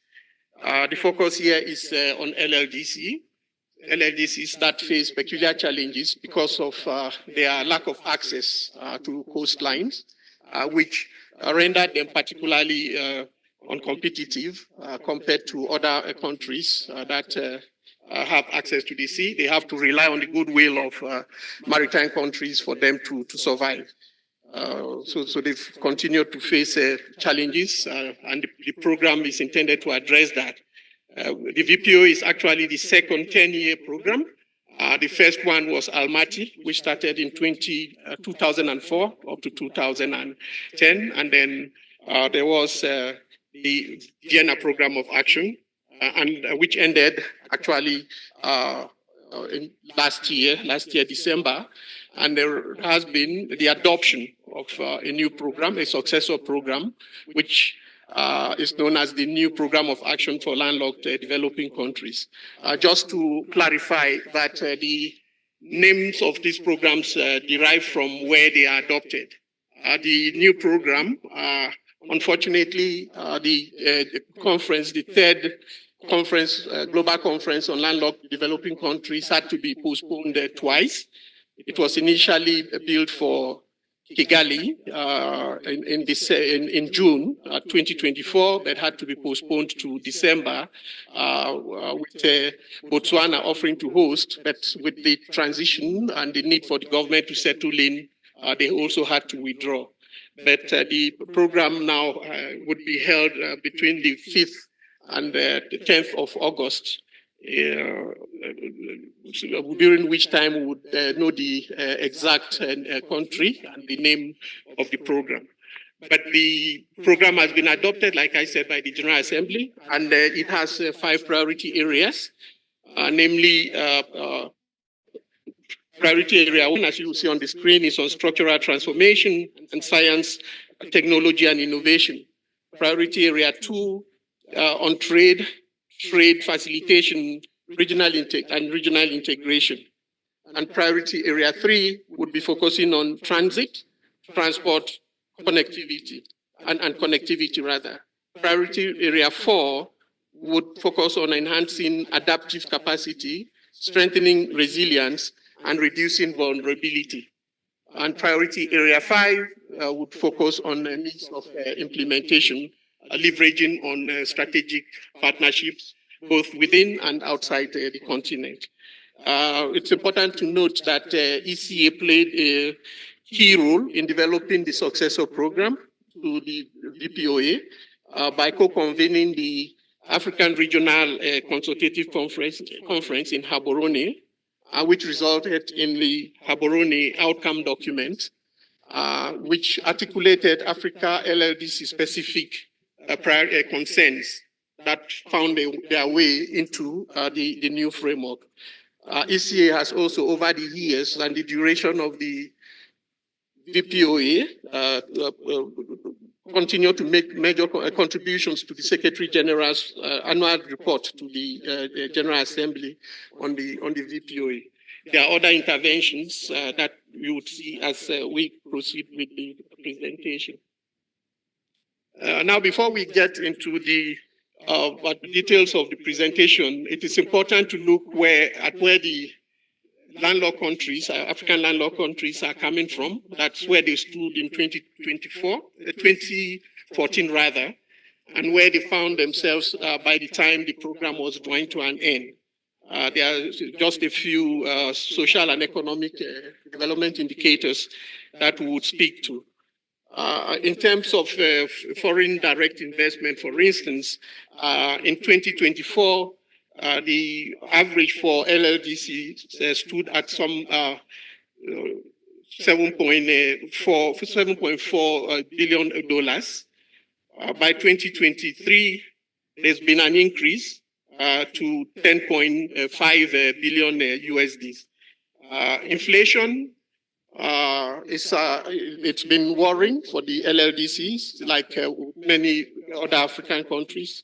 In 2014, it stood at 5.5%. By 2024, it's averaging somewhere around 9.6%. The average GDP growth rate it has continued to fluctuate, with some countries doing well, while others continue to struggle. I will not go into specifics. The details are contained in the main report. Food security or food insecurity continues to be a major challenge for LLDCs, like for the rest of the continent. We are talking about some 57.7% average between 2021 and 2023. A prevalence of what we call moderate or severe food insecurity amongst the LLDCs.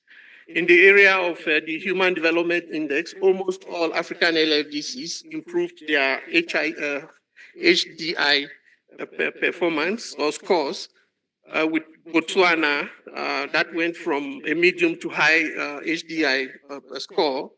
And then you have Eswatini, Uganda, and Zimbabwe that went from low to medium HDI. So the glass rather is half full and not half empty as we get ready to commence the implementation of the successor plan. With regards to now we begin to look at the performance of LLDCs in the priorities of the BPOA. And here we start with infrastructure development and maintenance. And it's worth noting that there's been notable progress amongst LLDCs, including the development of corridors. Corridors are important for all African countries, but particularly so for LLDCs, because since they don't have access to the sea, they need these corridors to be able to get to the transit countries and then to the coastlines of these transit countries. So one major corridor is that provided by the Lamu port, that's the Lamu corridor.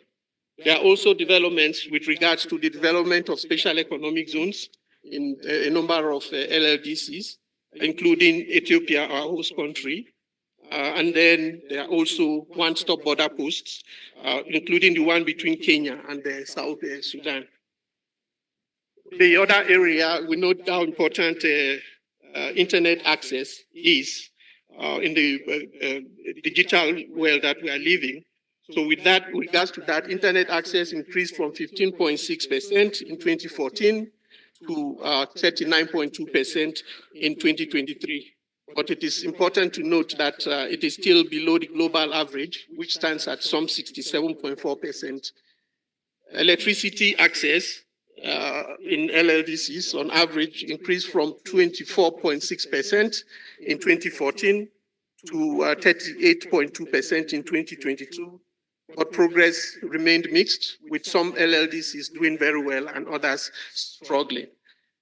With regards to domestic with payment systems, which continues to be a challenge, 7 African LLDCs, fortunately, have been able to develop domestic instant payment systems, and cross-border payment systems were also in place in 2 countries, namely Central Africa and Southern Africa.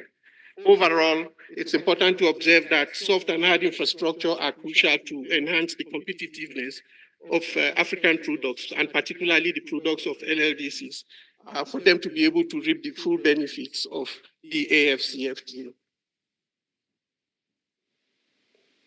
With regards to international trade and trade facilitation, it's useful to observe that LLDCs accounted for just 0.32% of world merchandise trade in 2024, and by 2023 it went up to it went down rather to 0.3%. Importantly, also the share of African LLDCs in global services trade declined from 0.31 in 2014 to 0.29% in 2023. Most African landlocked developing countries remained net importers of goods and services during the period 2014 and 2023. Average implementation rate of trade facilitation measures increased across board in the LLDCs. It's important to put a caveat here that performance and figures here, performance vary because the aggregation kind of conceals the differences in performance and realities. But the details are contained in the report. With regards to regional integration and cooperation, there are two elements that we have looked at here, namely air transport and the AFCFTA framework. With regards to the air transport, as of February 2025, some 38 countries, including 13 LLDCs, had signed up to the solemn commitment on SATAM, covering over 80% of, with the potential to cover over 80% of Africa's aviation market. SATAM is set to boost African economies, particularly landlocked nations, by promoting intra-African trade, tourism, investment, and free movement of people and services. And with regards to the flagship initiative that's the AFCFTA, the ECA, and alongside the strategic partners, have helped some 13 landlocked countries to develop their national AFCFTA implementation strategies. The countries are listed there, and there are 3 LLDC, African LLDC, national AFCFTA strategies that are currently being developed with the support of ECA and its partners. If we look at the whole picture, we realize that almost, in short, all the 16 landlocked countries on the continent are actively engaged in ensuring that they implement the AFCFTA, and understandably so because of their challenging realities. The liberalization agenda articulated in the AFCFTA would benefit all the countries of the continent, but the landlocked countries, if I dare say, need trade liberalization more than any other country because of their lack of access to the coastline. With regards to the important dimension or issue of structural transformation, African LLDCs experienced a mixed progress in diversifying their exports. There was improvement. 9 countries improved their scores, while 7 worsened their scores. And when we are talking about scores here, we are looking at 2 main indicators or indexes, namely the export concentration index and the productive capacities index. The countries that have improved, that have high export concentration index, the LLDCs that have a high concentration, export concentration scores in the index is an indication that their economies are less diversified. That those that have a lower score it's an indication that they are doing well in efforts to diversify their economies. With regards to productive capacity index, the graph there would show those countries that have a high score. It shows that they have diversified their economies. There's less concentration on fewer products. Then those that have lower scores, it shows that they still have a high concentration on a few export products. So enhancing productive capacity can reduce dependence on narrow range of exports and lessen vulnerability to negative external shocks. There is the important issue of means of implementation. And in this regard, we speak to 2 main issues, namely foreign direct investment and public debt. And with regards to FDI, FDI flows into African LLDCs rose from 0.54% of the global total in 2014 to 0.79 in 2023. Ethiopia and Uganda, as you see in the graph, emerged as the leading recipients among African LLDCs, collectively accounting for about 59% of total inflows. With regard to public debt, between 2014 and 2023, public debt as a percentage of GDP increased in 14 of the 16 LLDCs. And as of October 2024, 4 African LLDCs were in debt distress and 4 were at high risk of debt distress. It's important to note that a lot of resources that would otherwise go towards the implementation of the SDGs and Agenda 2063 are actually being diverted towards the debt servicing, and which it's an additional challenge for the LLDCs. With regard now to come to the conclusion and recommendations, and here we are saying African LLDCs with the support of ECA and development partners may want to focus on stronger partnerships, first between African LLDCs and transit countries, but with the broader global environment to implement regional infrastructure projects and reduce trade costs. Foreign direct investment, there's need foreign direct investment and promotion of domestic investment is in renewable energy and infrastructure to drive economic growth and job creation is critical. But it's important to underscore that with the dynamics we see in the global environment, dependence on external sources of funding, even for LLDCs, might be a bit challenging. So there is a need to prioritize domestic resource mobilization, as earlier conversations during this meeting have underscored repeatedly. There's need to also focus on increased financial and technical assistance from international community. Again, the issue of self-reliance is key here, even as we still count on the international community. The AFCFTA strategies in the LLDCs to foster industrialization and promote regional value chains and industrial clusters with a focus on high growth areas and digital solutions. As we saw, all the 16 LLDCs have developed or are about to develop national implementation strategies. It is one thing to develop them, but the most important thing and the most critical need is to implement these strategies. And ECA would continue to accompany these LLDCs to ensure that these strategies are implemented. There's need to focus on innovative solutions, best practices, and strategic partnerships that will accelerate the continent's transition, and especially the LLDC's transition to a low carbon and climate resilient future. So I think that's about the last slide, and thank you very much for your kind attention. Merci, Monsieur Iko. Mr. Ikome, thank you for your presentation. Thank you for having tried to speed up.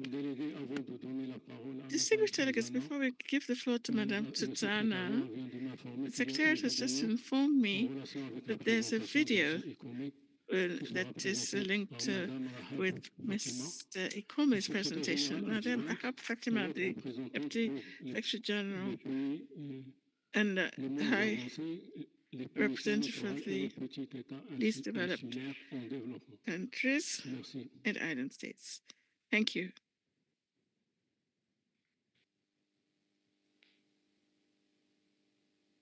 Excellencies, Executive Secretary, distinguished delegates, I thank the Chair of the Conference of Ministers and the Executive Secretary of the Economic Commission for Africa for inviting me to address this important event.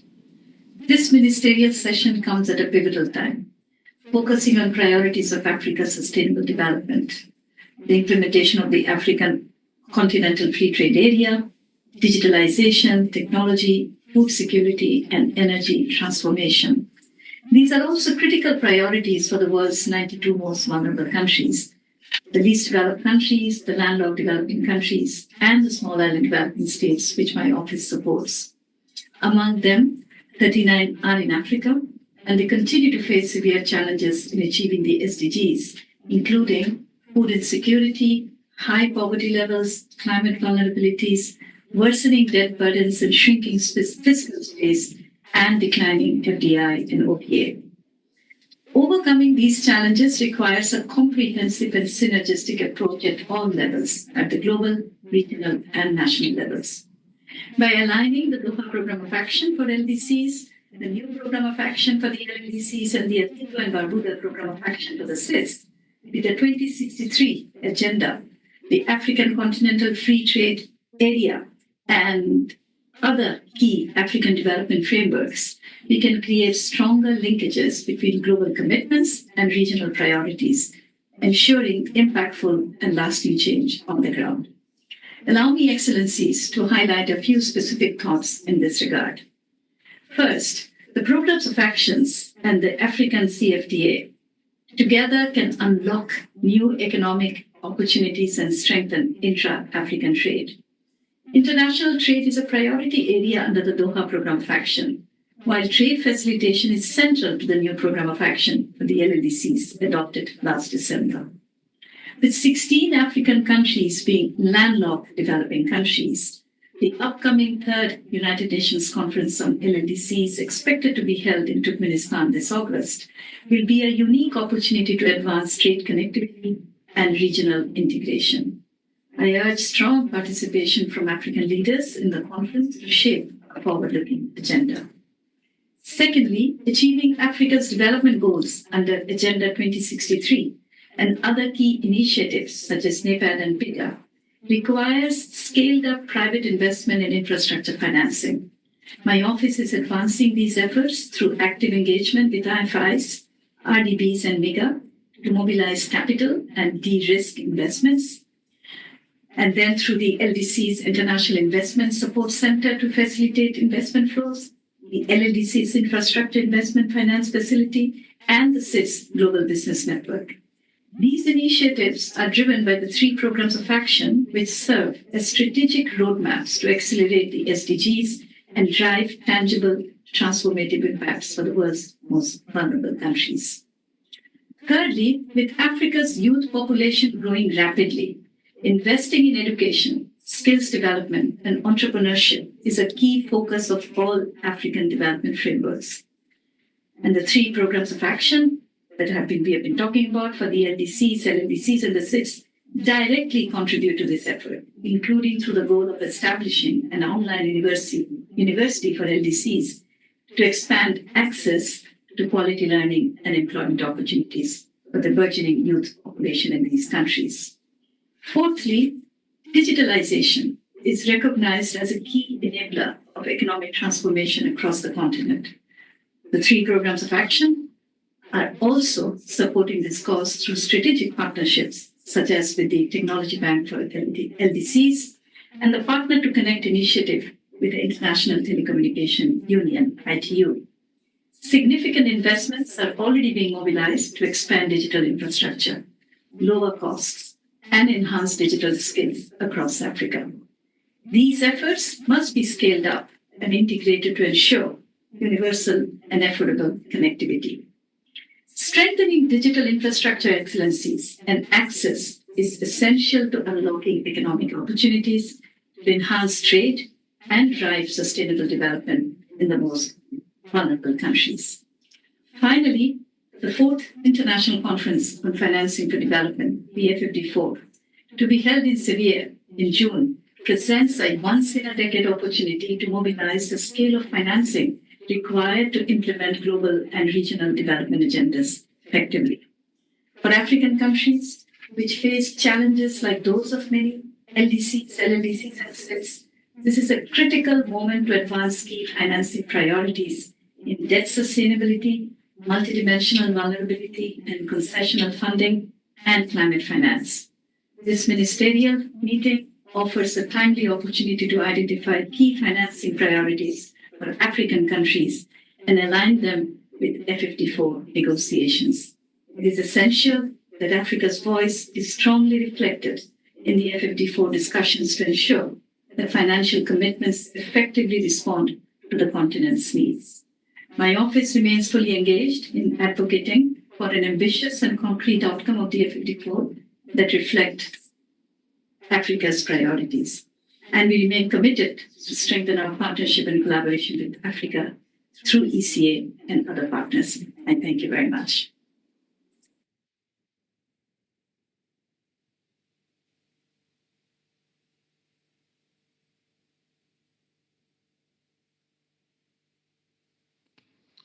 Merci. Donc, Thank you. I give the floor to Madame Susanna to present her report. Thank you. You have the floor, Madame.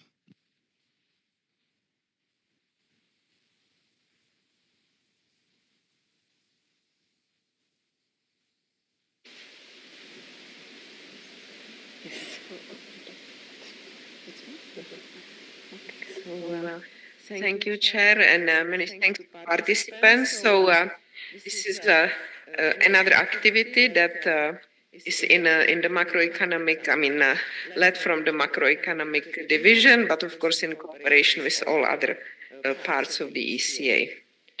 So we will be talking about the least developed countries specifically, and the group was established in 1971 by the United Nations, and at that time they were defined as countries confronting severe structural impediments that are low income, and severe structural impediments to sustainable development. In the last triennial review, which took place actually last year, the threshold was 1,306 GNI per capita, and then 66 on the human asset index comprising of indicators of health and education, and then economic and environmental vulnerability index again 32 or below. So it's not only about income, but it's about these environmental and economic vulnerabilities and human assets. So those three together. So as of today, and I think we heard that in the previous speech, that there are 44 least developed countries globally, and 32 of them are residing in Africa.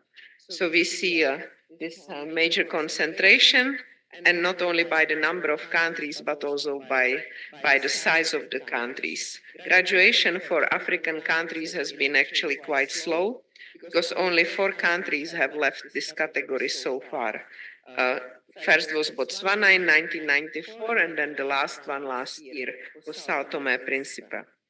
So some countries have been recommended for graduation, but actually because of the vulnerabilities they have been experiencing, they ask for extension. So voluntarily they are staying in this group. There are also countries that could classify as least developed countries, but they actually didn't wish to be, part of this group. So how significant are the LDCs in the global economy? So again, 32 of the 44 least developed countries are in Africa. African LDCs account for 10% of the global population. So 1 out of 10 people in the world are in these countries. So that's significant. But at the same time, only less than 1% of global GDP. So again, another example of major global inequality that we can see. And they also account for less than 1% of global exports. At the same time, 40% of world's low-income population resides in these countries. Low-income population being defined as 100% of the national poverty line or less as an income. So that's major population. And here we have the grouping. So again, Sao Tome and Principe graduating, Djibouti, Senegal, Comoros wanting to stay, and then Rwanda, Uganda, Tanzania as being candidates for potential graduation, but they need to be, eligible again in the 2027. So it's really important to say, so since 1971, situation has changed. So at that time, it was purely low-income countries, but today LDCs are very varied group with different challenges. So one of them is by income. So we have middle-income countries that are part of this group. Most of them, actually, all of them are low and middle-income countries, and we have low-income countries. So 10 of the LDCs are middle-income. And similarly, 10 of the LDCs are resource-rich. And there is also overlap because several of the LDCs are also landlocked. So there is all sorts of angles we can be taken, and from that, follows that the policy recommendations and measures need to be also nuanced. When it comes to growth, there is not a major difference between the least developed countries and the other African countries. So that is very similar. And we talked about the growth yesterday, but the key challenge that really distinguishes this group is the limited resilience. So they often experience limited and volatile exports, mostly because the exports are concentrated in the primary commodities and therefore fluctuate with the commodity prices that fluctuate quite a bit.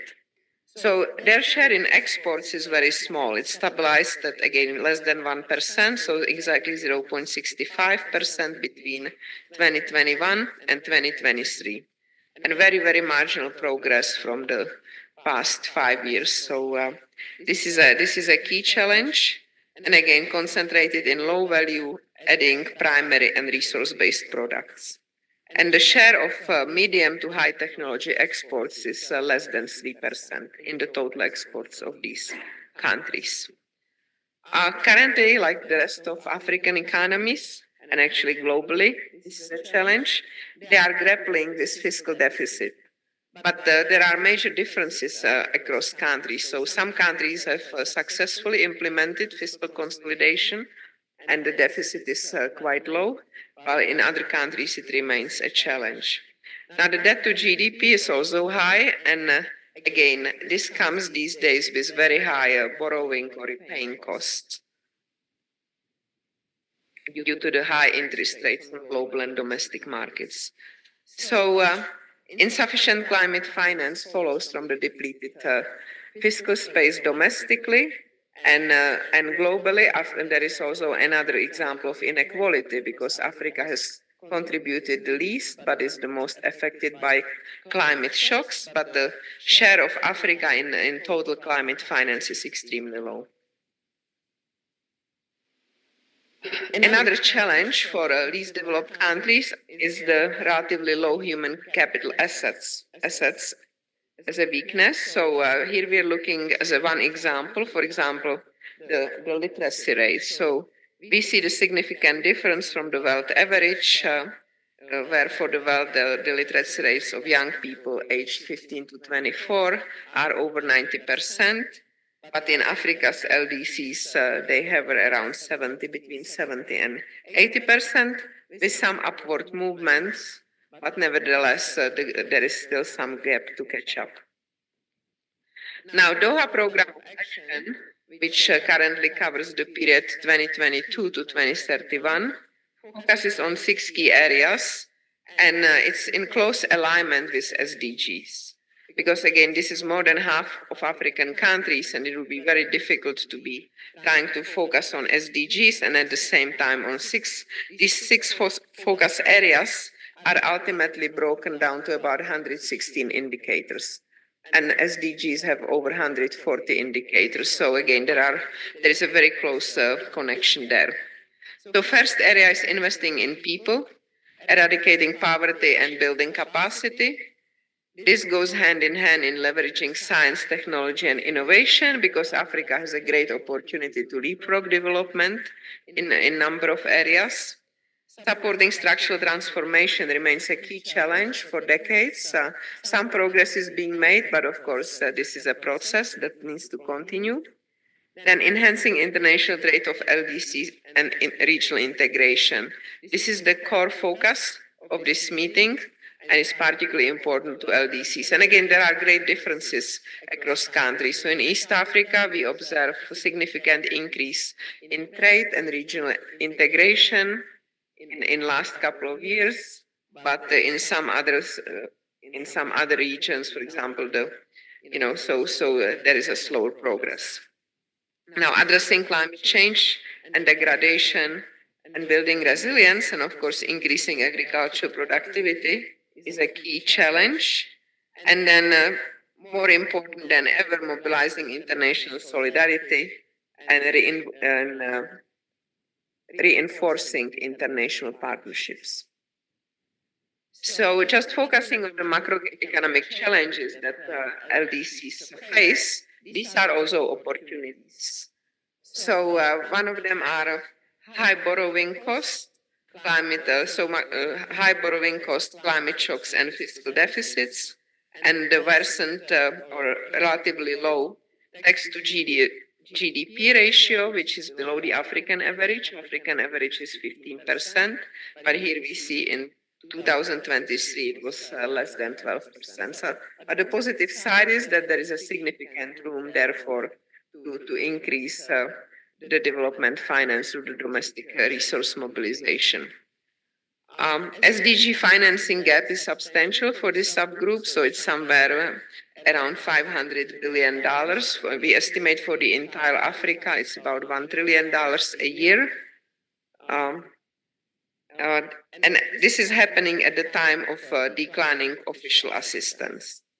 So again, what it means that countries need to rely more on their domestic resources, which already are today the main source of development finance, and they also need to mobilize more of the private sector.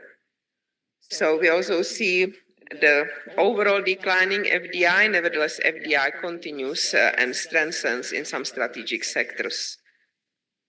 Remittances, there is a more positive story there. So the amount to over 100 or about 100 billion US dollars annually, which is above FDI, ODA. It's also higher than the illicit financial outflows that Africa experiences. And then the debt to GDP ratio is around 60%. So this is in line with other African countries. And again, solution to this challenge needs to be nuanced. So for the most vulnerable low-income countries, probably some time of debt relief, for others, debt restructuring, debt reprofiling, but also addressing the structural reasons or challenges that have contributed to this. And major of them, one of them is actually the global financial architecture and how it approaches low-income and African countries. And ECA has done, under actually the leadership of our Deputy Executive Secretary, has done a lot of work in this area. So then also there is another challenge, how to support structural transformation as a driver of prosperity. So one of the key areas was mentioned a number of times here already is closing the infrastructure gap. And that will be important for building the productive capacity, but hand in hand with developing the technological capacities and human capital. The diversification of exports, and again, the role of AFCFTA cannot be emphasized enough, given how high the share is of the manufactured exports already. 46% was mentioned several times. And then expanding access to energy. So for Africa, this really means just and sustainable transition. We have an economic report on Africa on it from last year, which explains in detail the need to balance addressing the gap and also move to renewable energy. So this is a unique challenge for Africa, given the very large share of very big electrification gaps. So just to summarize in a couple areas, what are the key challenges experienced by all African LDCs? So we have macro fiscal with high debt servicing burden below the potential domestic resource mobilization, and hand in hand goes the inadequate climate finance for resilience. So despite of the $100 billion pledges by advanced economies, African LDCs received only 10 billion in 2022, far below the target. So again, this will need to be taken into account into strategies going forward, because in this current environment, private sector and role of MDBs in bringing in the private sector financing will play an important role. As far as structural challenges, we have the limited export capacity that we already mentioned, but again, big differences across countries. And then limited access to reliable energy. Also very important for African LDCs is the weak social protection system. So many low-income countries suffer from working poverty. Middle-income countries experience unemployment rates, but with insufficient social protection and also productive social protection. So during unemployment period, it's important to have access to retraining besides benefits, unemployment benefits. So what are some of the action areas from the point of view of this particular meeting to focus on? Strengthening domestic resource mobilization, deepening domestic capital markets, promoting public debt sustainability, and reforming global financial architecture. And as was already mentioned by colleagues in the morning and yesterday, these will also be feeding these areas into the financing for development in Sevilla in June and July this year. Thank you. Merci beaucoup, Madame Susanna. Thank you very much, Madame Susanna, for that presentation.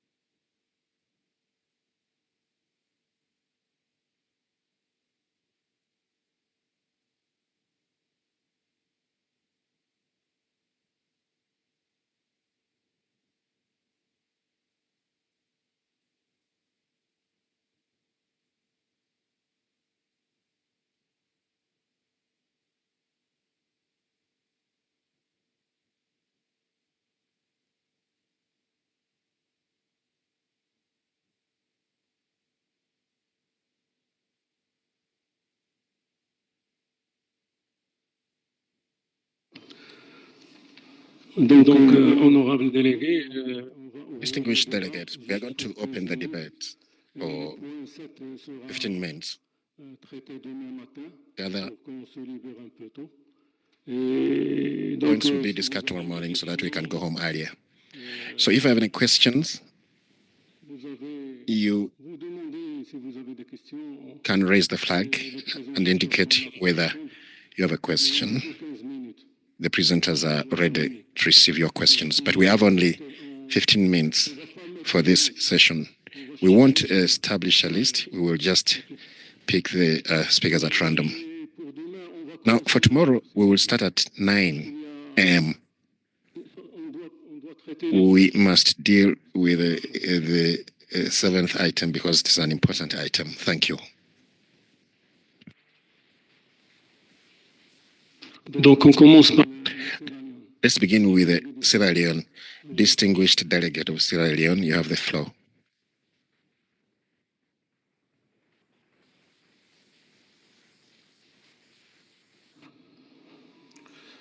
Thank you once more, Mr. Chairman. I want to thank the presenters very much, and my question relates to the first presentation on the landlocked countries. We note that as he was presenting, based on some of the indicators that he presented, it showed that there were mixed progress. For instance, on the issue of structural transformation, he mentioned about diversification of export. He showed mixed progress on that. I was wondering if, even though in his recommendations, he mentioned some of the issues he was recommending, like, for instance, promotion of domestic investment, increase in FDI, and technical assistance, all of that. But I was wondering, what are the specific reasons why this mixed progress? If they can come out clearly, because we are here to learn, to look at some of the challenges that countries have and see how people can relate to them. Thank you. Thank you. On est fatigué. OK, on passe au Sierra Leone. Ah, OK. OK, merci. Thank you, distinguished delegate of Sierra Leone. We give the floor to Togo. Thank you. Thank you, Chair, for giving the floor to Togo. Let me go straight to the point so that I don't spend a lot of time. Our intervention is on the countries which are landlocked. And I'd like to talk about what we are doing in West Africa, which are countries that have a coast, and that is to do with the merchandise towards the hinterland countries. With regard to the ECOWAS transit texts, the countries of the coast make an effort so that goods can move easily into the interior in the two directions from those hinterland countries and to the hinterland countries. Now, those countries benefit from the port of Lomé and receive merchandise which go into the hinterland countries such as Mali, Niger, and Burkina Faso. That's why the countries which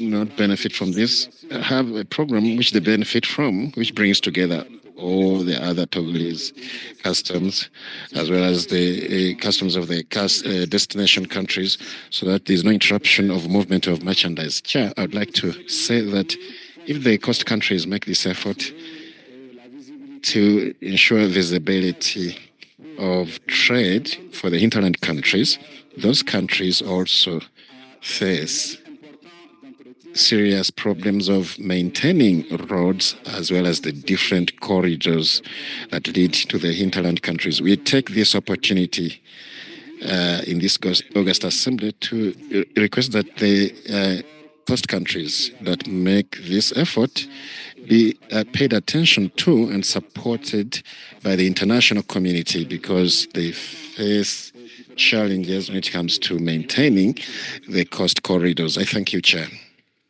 Merci. Thank you very much, distinguished delegate of Togo. I give the floor to Mozambique. You have the floor, Mozambique.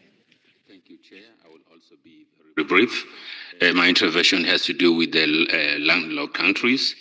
My question is the following. What is ECA planning to do to ensure that African LLDCs fully benefit from the African Continental Free Trade Area, particularly in terms of diversifying their economies and integrating into regional and global value chain? Thank you. Merci beaucoup. Thank you very much for your comments. I give the floor to Eswatini. You have the floor, Eswatini. Thank you very much, Chair, for giving us the floor. My intervention will be on the first presentation with regards to the implementation of the Vienna Program of Action. Chair, may I first start by commending the presenter for the report, and we could tell from the statistics that were presented that indeed African countries are making a lot of progress with regards to the FDI and the Human Development Index. Chair, I wanted to pose a question on the infrastructure development, particularly the support that is provided by ECA on the one-stop border post that was presented during the session where ECA was supporting Kenya and South Sudan with the development of the one-stop border post. I wanted to find out from ECA the extent to which the support they're providing in terms of improving the soft and hard infrastructure. What kind of hard infrastructure are they providing, and what kind of soft infrastructure are they providing?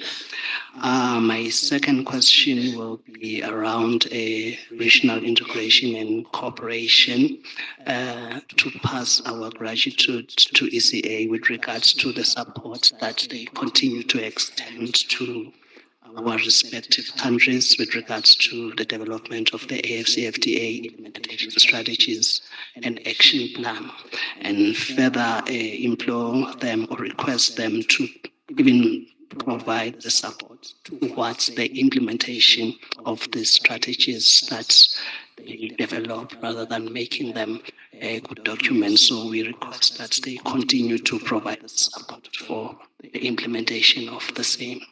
Thank you very much, Chair, for giving us this opportunity to intervene.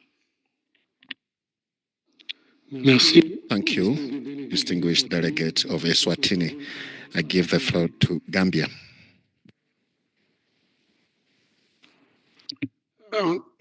Thank you very much, Chair, for yet another opportunity. I wish to thank the presenters as well for giving us very good information.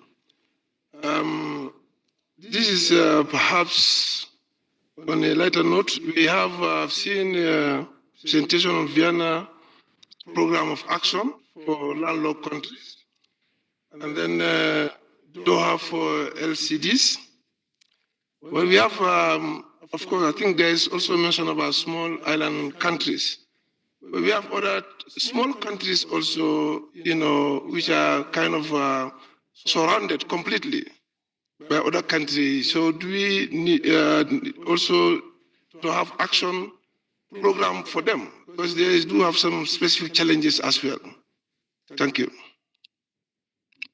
Merci pour votre intervention. Thank you very much for your intervention, distinguished delegate of Gambia. I give the floor right now to the distinguished delegate of Nigeria. You have the floor.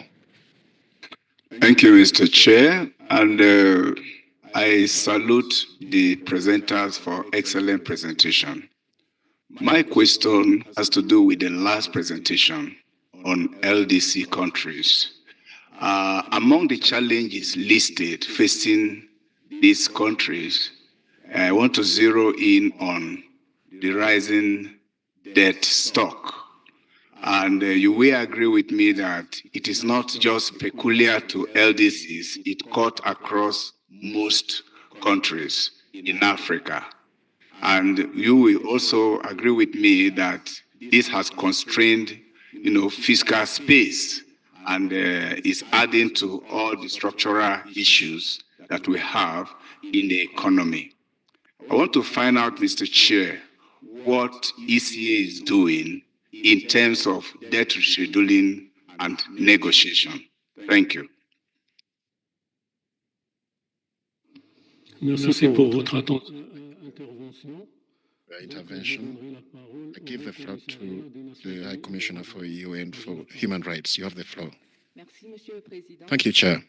Since yesterday, we've talked about the role of youth and women entrepreneurs in trade and in the implementation of AFCFTA. We also mentioned just earlier the low human capital assets, skills development, and so on and so forth. But I observe that when we talk about these issues, it's usually with the usual suspects: Ministry of Trade, Ministries of Economy, Finance, as it is the case today. And I wonder, or rather, it's a recommendation both to ECA and to member states. I'm hoping that we will find a way to systematically engage those other administrations that are also, or whose mandate it is to work on and with these particular groups in order to systematically integrate these needs right at the onset. That is right during the design of AFCFTA policies, both at the national and at the regional level. Thank you. Thank you. To distinguished delegate, I think that distinguished delegates, we have come to the end of our deliberations today. Let me give the presenters the floor to answer the questions before we end. Thank you.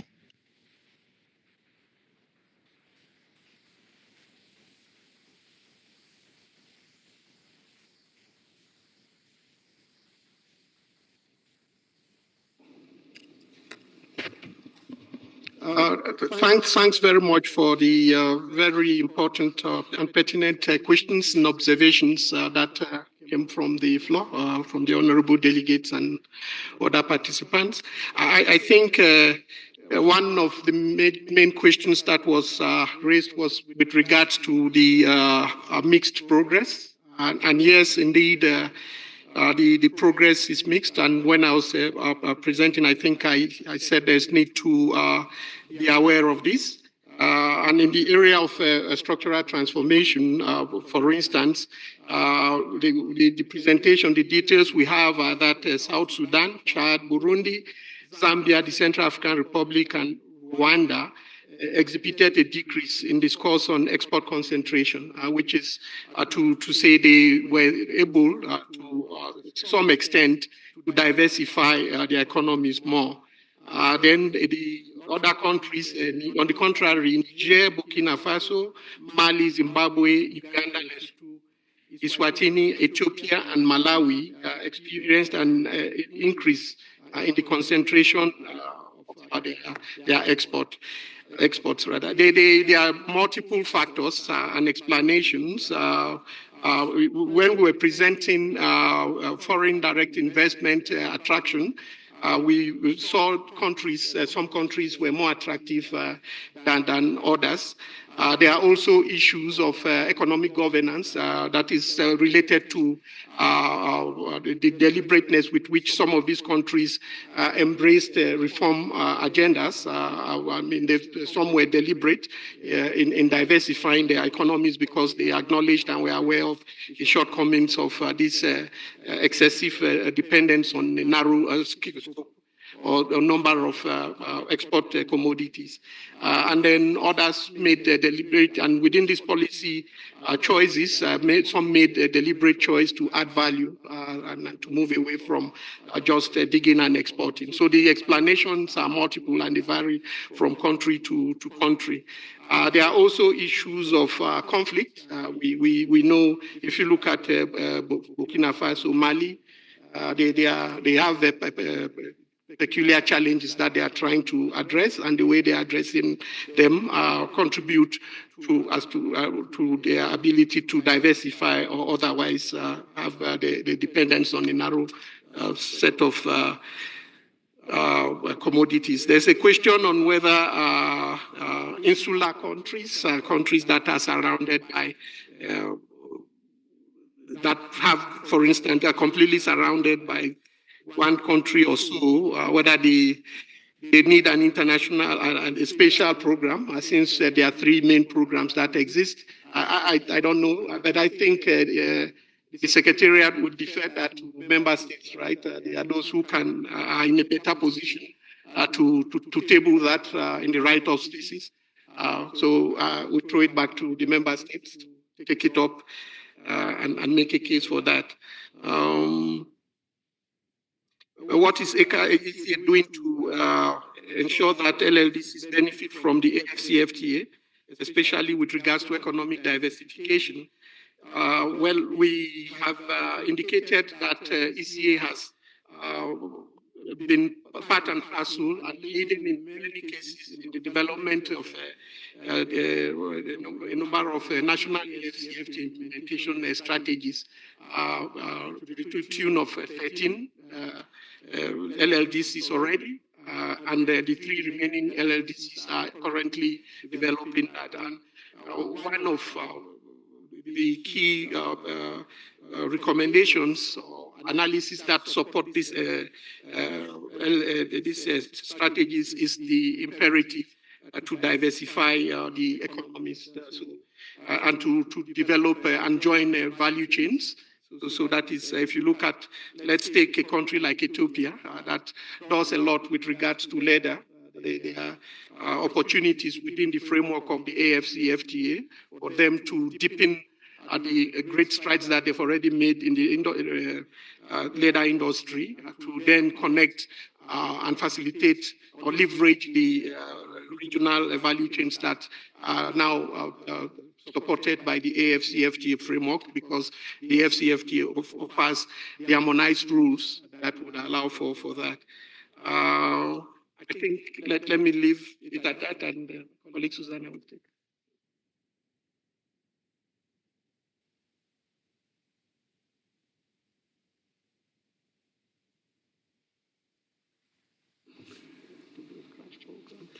So, thank you. So I'd like to follow what my colleague here said and respond to the question from Nigeria. What are we doing? What is ECA doing to help African countries to deal with the major debt burden? So we operate along several functions. So one is think tank, the other one is convening, and the third one is advisory and implementation role. So at the level of the think tank, we actually, ECA is co-chairing together with African Union high-level working group on a reform of global financial architecture. From our side, it's led by the Deputy Executive Secretary and involves several divisions and others in the ECA. And one of the areas is focus on the reforming the G20 common framework for debt restructuring, because that framework has been agreed to be highly ineffective. It had very low uptake, etc. But it is a starting point on which countries can build. As far as knowledge product, at the end of last year, the ECA issued a report on reforming the global financial architecture, where the views can be of the institution can be seen. So this is one area. At the same time, we also focus on building up capacity countries to conduct their debt sustainability analysis, which is also being reformed by the IMF and World Bank, and also to strengthen their capacity to deal with the credit rating agencies, because that is a major part or big contributor to the high borrowing costs. So while the stock is very high, what really distinguishes this time around, why is this time different, are the very high borrowing costs. So this is one area. And then also in response to the last question, I mean, how are we interacting with the other government and other important entities when it comes to employment? So just to give example, for example, from North Africa, which is our sub-regional office that specializes in employment policies, on the level of the think tank function, about a year or two ago, we issued a report on building up human capital across Africa. There was also another knowledge product on female entrepreneurship, and there were also a series of workshops in North African countries on building capacity of women to actually be able to be part of the AFCFTA, to understand the opportunities, engage in e-commerce, etc. Thank you.